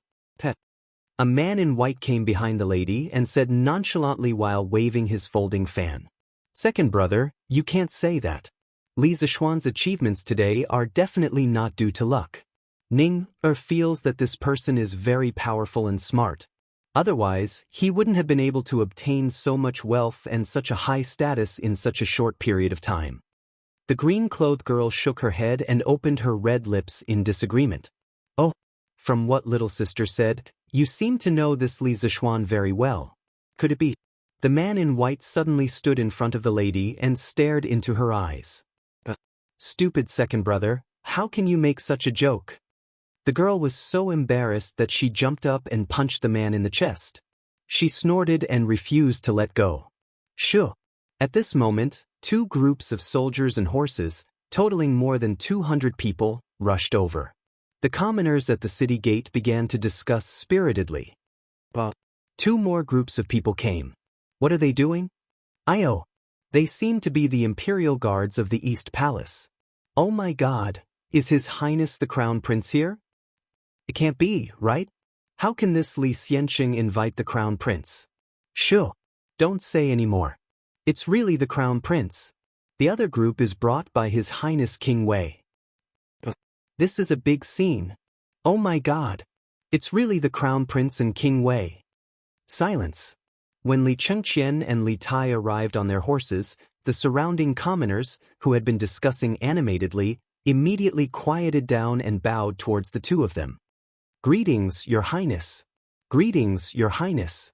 They were here to watch a big show, but they didn't expect to see such a big show. The Crown Prince and the Emperor's most beloved prince actually left the palace together to accompany a county boy to fetch his bride. If this was told to others, they would think it was a fairy tale. However, it happened right in front of their eyes. It was unbelievable. Li Zishuan himself was also taken aback. This was completely out of his expectations. Greetings, Your Highness, King Wei. Everyone was bowing. Of course, he couldn't make an exception at this time. Otherwise, it would be easy for others to pick on him. It didn't matter how they joked around in private, but in front of others, he still had to show the proper etiquette. Li Zishuan didn't want to bring trouble to his family because of this. Besides, in the Tang dynasty, there was no need to kneel. They only had to bow and cup their hands. Li Zishuan could easily get over this hurdle in his heart. If he had transmigrated to the Qing dynasty, he would have thought of ways to rebel. No modern person liked to kneel to others. Everyone, there's no need for such formalities. I'm just out for an inspection today. Li Chengqian raised his hand and gestured for everyone to dispense with the formalities. Then he and Li Tai walked quickly to Li Zishuan and smiled. Xiao Xian, today is your big day. Qing Ke and I are here to join in the fun. You don't mind, right? Li Zishuan shook his head and smiled. As long as Your Highness and all of you don't mind, of course, I don't mind. Don't worry, Xiao Xian. Before Big Brother and I came, we already reported it to Father and Mother. It's fine, it's fine. Li Tai jumped off his horse and laughed. Li Zishuan's eyebrows twitched. He felt the ground tremble just now. He looked worriedly at the horse that little fatty had just ridden over. He frowned and said seriously, Qing Ke, where did you buy this horse? It can actually carry you. How about you buy me 10 horses later? Chapter 384. F***CK. Xiao Xian, how dare you scold me in such a roundabout way? I'm going to kill you. Li Tai was stunned for a while before he realized that Li Zishuan was calling him fat. He was furious and was about to attack. However, with his body size, it was harder than reaching the heavens for him to be as still as a virgin and as agile as a fleeing rabbit. Before he could reach Li Zishuan's side, Li Zishuan had already leaped onto his horse in a flash and rode off with his whip raised. Let's go! Li Zishuan's last words echoed in the air. Qing Ke, where did you buy your horses? Give me 10 of them too, Giddy up. Cheng Chumo imitated Li Zishuan's tone and said that.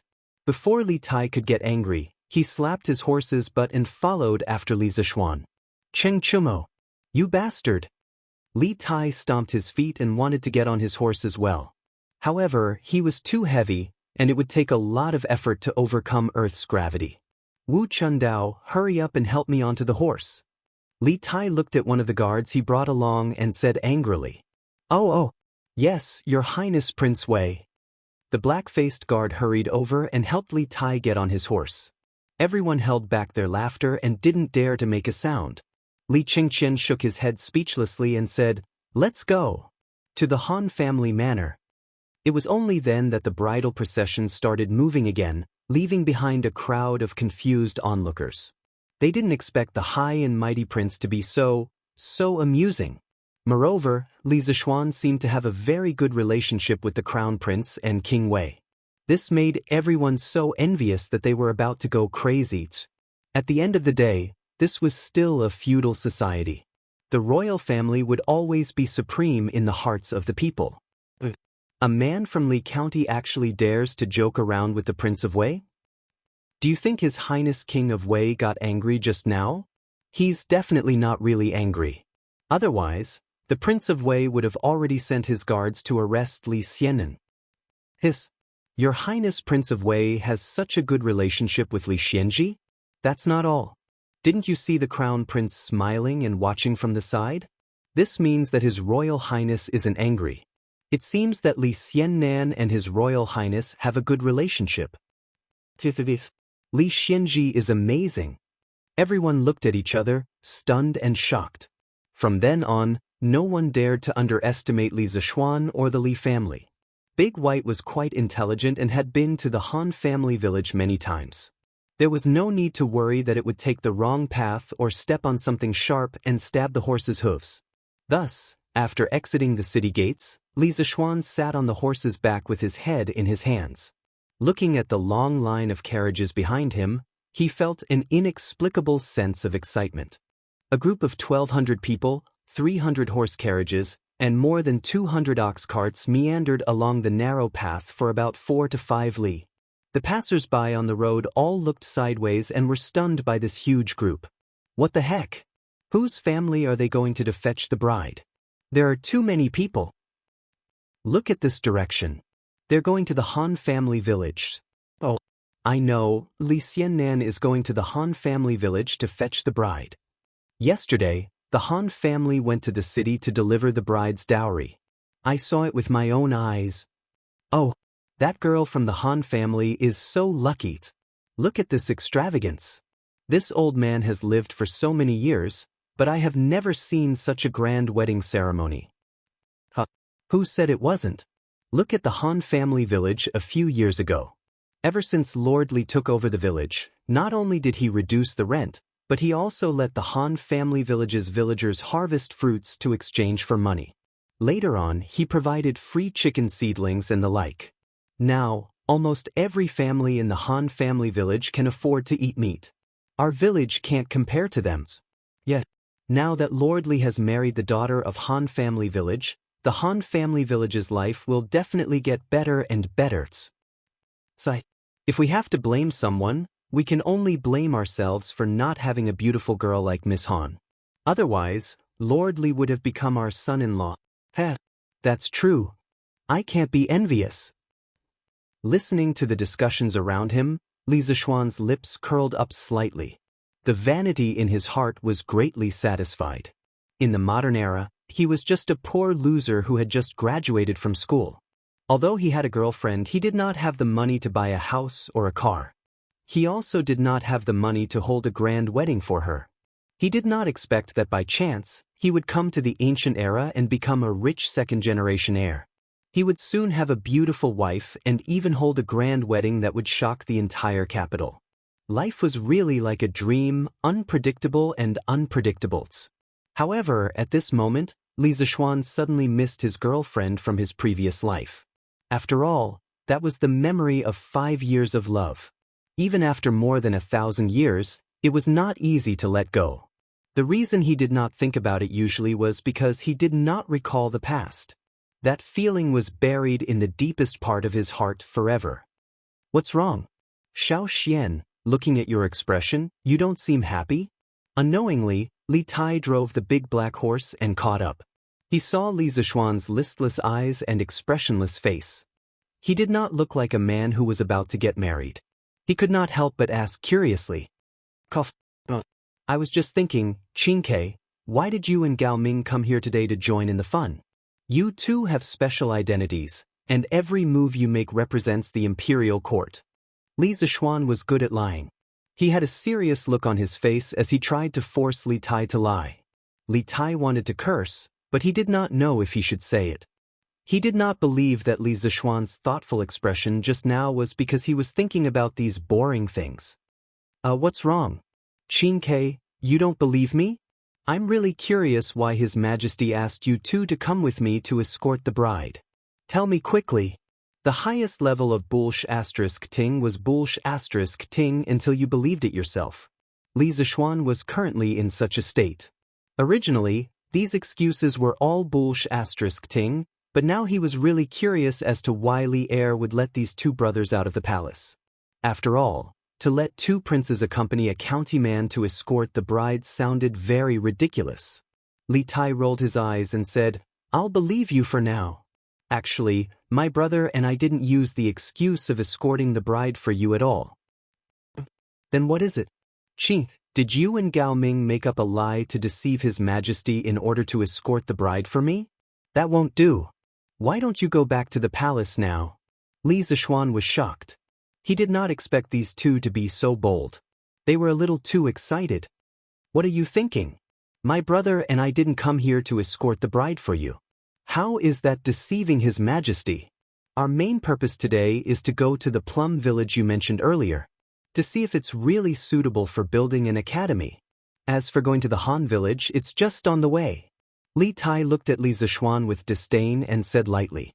He never expected Li Zishuan to be so narcissistic. He was really a narcissistic maniac. Chapter 385. Ugh. Seeing the disdainful look on the little fatty's face, Li Zishuan really wanted to throw a few punches and give him a blessing. But there were too many people around, so he could only think about it in his heart. "I'm just passing by." I didn't expect you to be so wise, Xing." Of course." Li Tai raised his head proudly and snorted. "Yo, you're so arrogant just because I said you're fat. Why don't I give you another 10 questions, and you can see how many you can answer?" Li Zishuan narrowed his eyes and said maliciously. Li Tai was dumbfounded. He shook his head like a rattledrum and said, No, it's not convenient to compete with this now. Let's talk about it when we get back." The little fatty was already traumatized by Li Zishuan's questions. Even if he was beaten to death, he wouldn't accept this trap. That's right, to Li Tai, once Li Zishuan proposed to take the initiative to set questions, it was definitely a trap. There was no need to think about it. "Qingke, there's something I forgot to tell you. Look, you've also learned Hanyu Pinyin. To me, the pronunciation of wise and mentally retarded are not too far apart. That's why when I say that someone is wise, it means something else.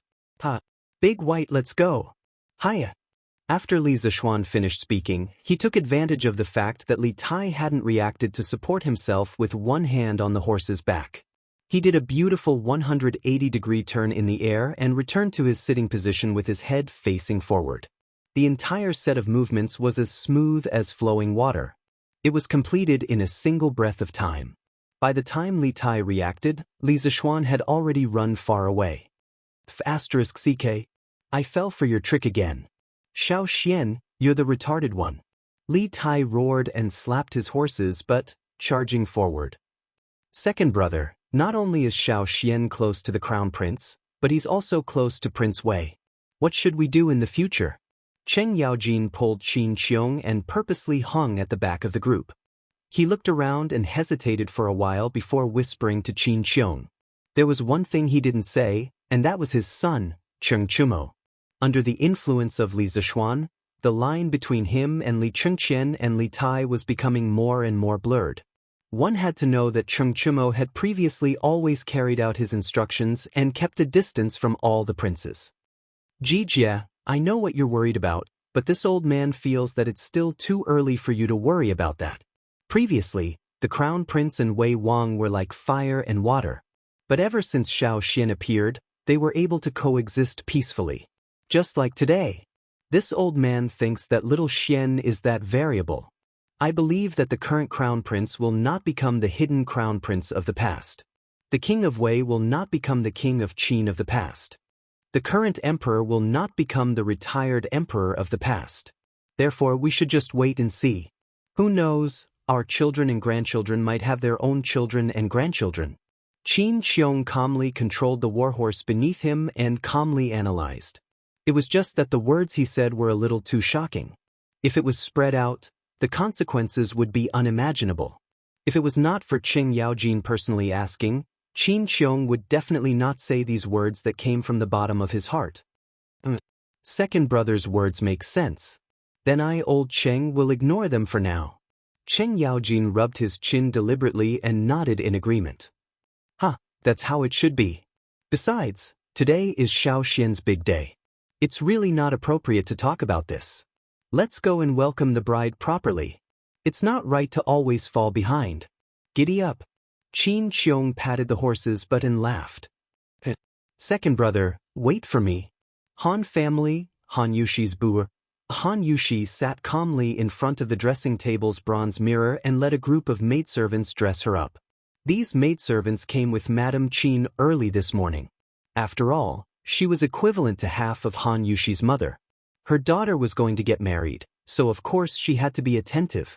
A woman took a cotton thread and twisted it around Han Yushi's face to remove the hair on her face. This was called twisting noodles. In ancient times, unmarried women didn't know how to twist noodles. Twisting noodles before marriage was also called opening noodles. After opening noodles, she was married and had to change her hair bun.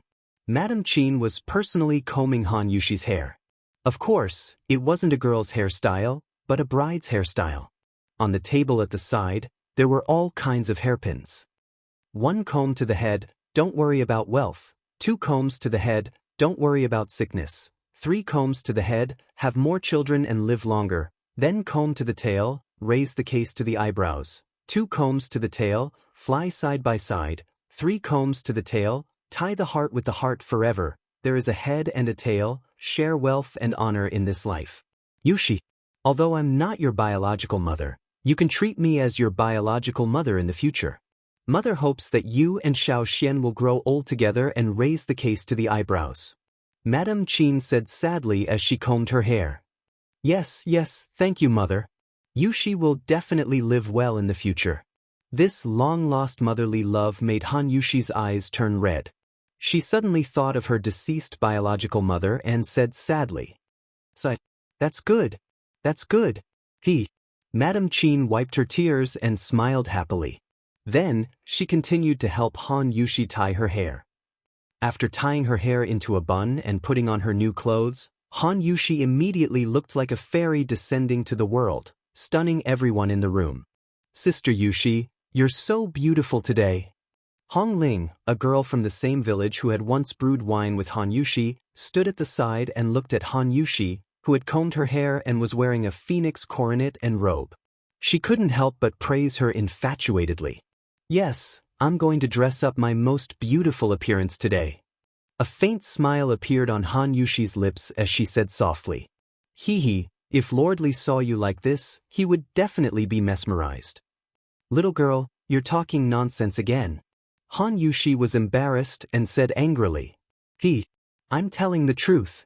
I'm even mesmerized by you, Sister Yushi, let alone Lord Ju. Isn't that right, Ah Xiang? Hong Ling's eyes revealed admiration as she said with a smile. Hong Ling is right. Sister Yushi, you look really good today. Another girl from the same village, Ah Xiang, also echoed. Alright. Hong Ling, Ah Xiang, don't flatter me anymore. When you put on your wedding clothes in the future, you'll definitely look better than me. Han Yushi couldn't bear the sugar-coated bullet's attack and quickly said. I'm afraid we don't have as good luck as you, Sister Yushi. A trace of loneliness and sadness flashed across Hong Ling's eyes as she thought so in her heart. Grandpa Han, young master's wedding convoy is here. We're about to enter the village. At the entrance of the village, Danyo ran over and cheered loudly. Stupid boy, you have to call him son-in-law in the future. Don't call him young master, do you hear me? What welcomed Danyo was not praise, nor was it a reward, but a big slap. An old man at the entrance of the village said resentfully. Uncle Han is right. Danyo, you didn't take the slap for nothing. You have to be careful in the future. Our Han family manor will be little girl Han's maiden home in the future. Lord Ju will be the son-in-law of our Han family manor. Everyone, do you hear me? Old Hu laughed and shouted at the crowd. Sir. The villagers at the entrance of the village agreed in unison. Danyo, take a few children and inform the people in the village. Regardless of gender, old or young, come here to welcome the son-in-law. Old Hu instructed. Today, Han Tianhu was busy marrying his daughter. Among the children, His words were the most authoritative. Uncle Hu. On the other side, Li Zishuan led more than 1,000 people and walked for more than 2 hours before arriving at the Han family manor. There was no choice. There were too many people and cars. Moreover, the road from Chang and to the Han family manor was not wide and flat. Of course, it took a lot of time to walk. When he arrived at the entrance of the village, he saw a group of people gathered. There were more people than the last time he came to the Han family manor for a mobilization meeting because many of them were from Plum Village. Welcome back to the village, son-in-law. When they saw Li Zishuan appear, everyone shouted in unison, giving Li Zishuan a shock. Chapter 386. Not bad. Little Xian, when other people get married, the bride's family will make things difficult for them. But when you come here, it's like you're going home. You're amazing. After entering the Han family manor, Li Zishuan led everyone to the Han family's small courtyard. The grandiose procession of horses and carriages almost filled the entire village. Just as Li Zishuan was thinking about how to turn the procession around, Cheng Chumo ran over and asked with a fawning face. Why are you learning this? You don't even have a girlfriend yet, and you're already thinking about getting married. Aren't you thinking too much? Li Zishuan squinted his eyes and said indifferently. His eyes and expression were clearly saying, you're a single dog, don't worry about it. Even if you learn it, you won't be able to use it. Cheng Chumo was furious.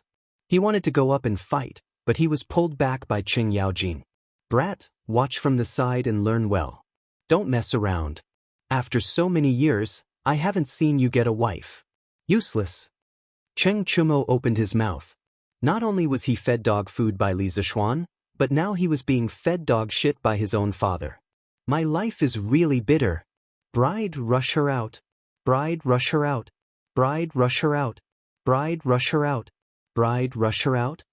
When they arrived at the Han Manor's courtyard, today's wedding ceremony had reached the most important part, rushing the bride's makeup. Li Zishuan brought so many carriages, so of course, he couldn't bring all of them to the Han Manor. Only the leading carriage was brought here to pick up the bride. The rest of the carriages were lined up on the small path in the village. Following Li Zishuan was the 1,200 people who came with the bride. With so many people, the small courtyard of the Han clan would definitely not be able to fit all of them. Only a little over 100 people entered the courtyard with Li Zishuan. The rest of the people were in the open space outside the courtyard to bolster Li Zishuan's momentum. More than 1,200 strong men shouted the same sentence in unison. It could only be described as a deafening sound wave. Those who had gone through military training in high school or university would definitely be very familiar with this scene. It was just like more than 1,000 people shouting slogans in unison during military training, each louder than the previous one, and each louder than the previous one. At this moment, the noise had clearly broken through the upper limit. This was especially true for Cheng Chumo and Wang Lin, who were famous for their loud voices. They were shouting and yelling at the same time, trying their best to kick up a fuss. This kind of noise completely broke the atmosphere. Looking at the two of them, it didn't seem like they were here to help Li Zishuan rush the bride, but to make a fool of themselves. In the boudoir, a group of people suddenly covered their mouths and chuckled. Han Yushi could tell that this was Li Zishuan's good brother's mischief. She shook her head in amusement and didn't get angry. She just looked at the dressing table in silence. Madame Qin laughed and scolded, "It must be Chumo and Bao Lin. Those two kids are just messing around. I'll have to scold them when we get back." "Mother, it's okay. Everyone is happy. It's good to be lively." Han Yushi smiled slightly. Madame Qin smiled and nodded. After a while, she called Han Yushi to get ready to go out. "Yushi, that's enough. Let's go out." So, Li Zishuan could finally see his wife, whom he hadn't seen for a long time. Of course not. There were still procedures to be completed. Madame Qin and the maidservants supported and surrounded Han Yushi as they carried her out of the boudoir. Now, even if the bride left the room and went to the hall, the house would hang layers of screens and curtains to block the way. There was a saddle on the ground inside the tent, and Han Yushi was supported to sit on the saddle. She faced the south and back to the north. At this time, no matter how one looked at it, one could only vaguely see a graceful shadow. Next, it was time to prepare for the birthing ceremony. Birthing the wild goose was the core part of the wedding ceremony in the Tang dynasty. Because wild geese were monogamous and loyal, the ancients used wild geese as mascots. They hoped that the newlyweds would live happily ever after and never stop until death. That being said, even though the social status of women in the Tang dynasty was higher than that of women in the later dynasties, it was still normal for men to have multiple wives and concubines. Therefore, this so-called birthing ceremony was just a beautiful fantasy of a married woman for her future husband. Li Zixuan looked at the faintly discernible graceful figure behind the screen, and his heart was filled with joy and excitement. He turned around and picked up the live wild goose he had brought from home. Circulating his zhenqi, he accurately threw it over the screen. Behind the screen, the maidservants and young girls from the same village saw the wild goose being thrown over. They swarmed over and grabbed the wild goose, then used some ropes to tie up the wild goose's body and mouth. They didn't let it move or cry and just left it there. After the wedding, the groom's family would come back with something to redeem the wild goose and set it free. Then, there was the melodramatic plot that Li Zixuan often saw in countless time travel novels in his previous life, reciting poems. This had to be recited until the bride was so touched that she asked someone to tear open the curtain. Only then could the couple meet. At this time, the groom was usually very anxious. Because ancient times were not like modern times, many couples would not meet before marriage, let alone know each other. Therefore, the groom was usually eager to know what his future wife looked like.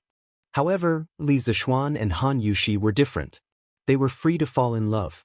Although he already knew that Han Yushi was as beautiful as a fairy, Li Zixuan still had to recite a poem. However, he was already prepared for this. Last night's stars and last night's wind, west of the painting tower, east of the Kasha Hall, body without the wings of a colorful phoenix, heart as one. Next seat, send Go Chun wine to warm, separate Chao shoot to cover the red wax lantern. Shuyu listen to the drum to respond to the official, walk the horse Lan Tai to turn the canopy. Good. Well done. Once Li Shangyin's untitled poem was released, it would definitely shock everyone, right? You think too much. Most of the people present were rough men. How many of them were cultured? How many of them knew how to appreciate poems? Cheng Chumo and the others did not care about the poem. As long as it was written by Li Zixuan, they would praise it in unison. However, it was an eternal masterpiece. Among the people present, there were always people who knew what was good, such as Mrs. Qin and Han Yushi. Good. I didn't expect little Xian's literary talent to be so outstanding. This make-up poem can be considered a rare masterpiece. Mrs. Qin savored it for a moment, then clapped her hands and laughed. She had originally thought that Li Zixuan would use a few works of his predecessors to bluff his way through. After all, Li Zixuan was not known for his talent in poetry. She had never thought that she would be able to hear such a masterpiece handed down from generation to generation today. Body without the wings of a colorful phoenix, heart as one. Han Yushi's eyes bloomed with infinite brilliance. She kept repeating these two lines of the poem. Gradually, her eyes became a little moist. She said softly, "Mother, let them take down the screen." Good. Looks like little Xian is quite capable.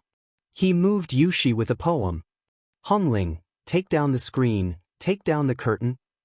Mrs. Qin was stunned, but she did not object. She was only slightly surprised and got someone to do it. Chapter 387. The bride is out. The bride is out.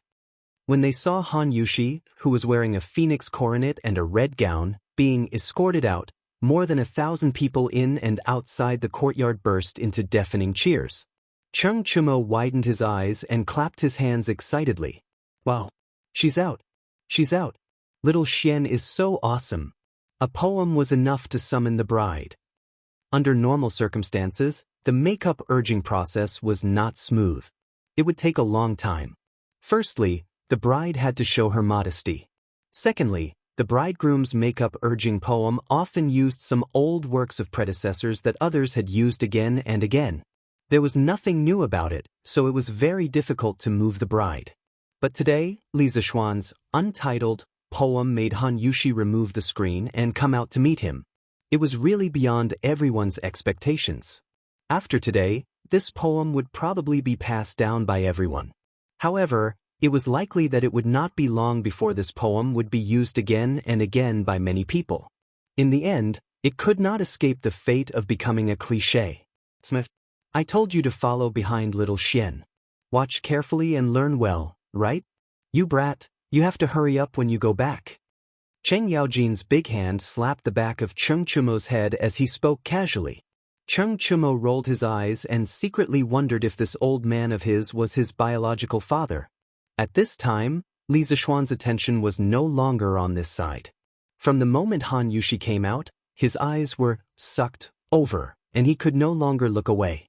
He saw Han Yushi wearing a bright red shirt with a long skirt that reached the ground. There was a belt on the skirt that tied the skirt below her chest. She looked slender and luxurious. Of course, this red gown was not one layer, but layered on top of each other. Coupled with her slim figure, it looked even more three-dimensional. Han Yushi wore light makeup as she looked at Li Zishuan affectionately with her big eyes. A hint of shyness appeared on her face. The gorgeous decorations made her look as noble and beautiful as a fairy. A cool and comfortable feeling went straight into Li Zishuan's heart. At this moment, this guy felt like he was in love again.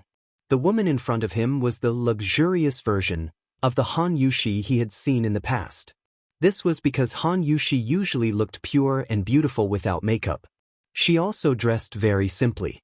How should he put it? Although she was also very beautiful, there was still a trace of immaturity. Now that she had put on some light makeup, coupled with the bright and luxurious phoenix coronet, her feminine charm was completely released. This astonishing charm was enough to make 10,000 flowers lose their color and thousands of people become silent. Li Zishuan was the closest. After all, he was the groom. Of course, he had to be the first to see the bride's appearance. The impact he received was also the greatest. A trace of sparkling and translucent liquid appeared at the corner of his mouth. His eyes seemed to be possessed as he stared fixedly at Han Yushi's small face. Han Yushi looked at Li Zishuan's pig-like appearance and knew that her young master was shocked by her beauty. She was extremely happy in her heart, but she was burned by Li Zishuan's naked invasive gaze. After a moment, she saw that Li Zishuan was still standing there and staring at her. Finally, she could not help but say softly, "Young master, it's time to pay respects to father." Li Zishuan was shocked and realized that he had been rude.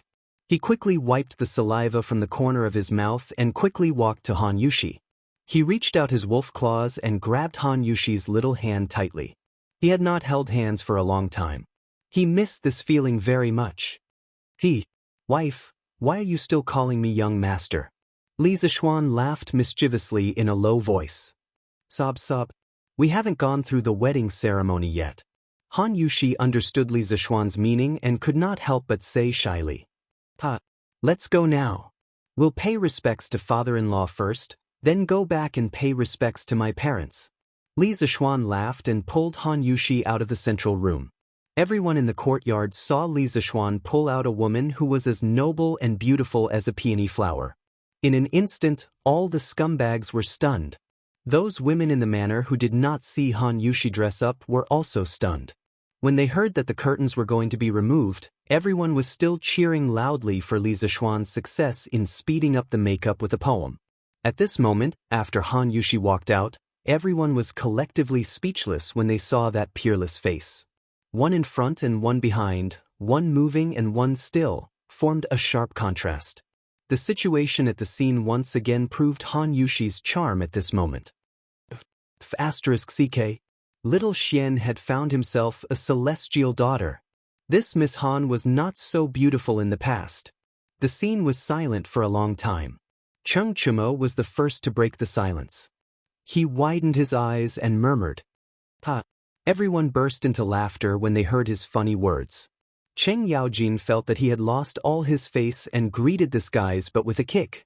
Speaking of which, there was no such thing as a red veil at this time. The red veil was not an ancient ritual of the Han people. It only became popular during the northern and southern dynasties. Although it was very widespread, it was not an official ritual. At this time, there were things similar to the red veil, known as knee coverings. There were all kinds of colors, but they were mainly red. Moreover, they were not worn in the first half of the wedding.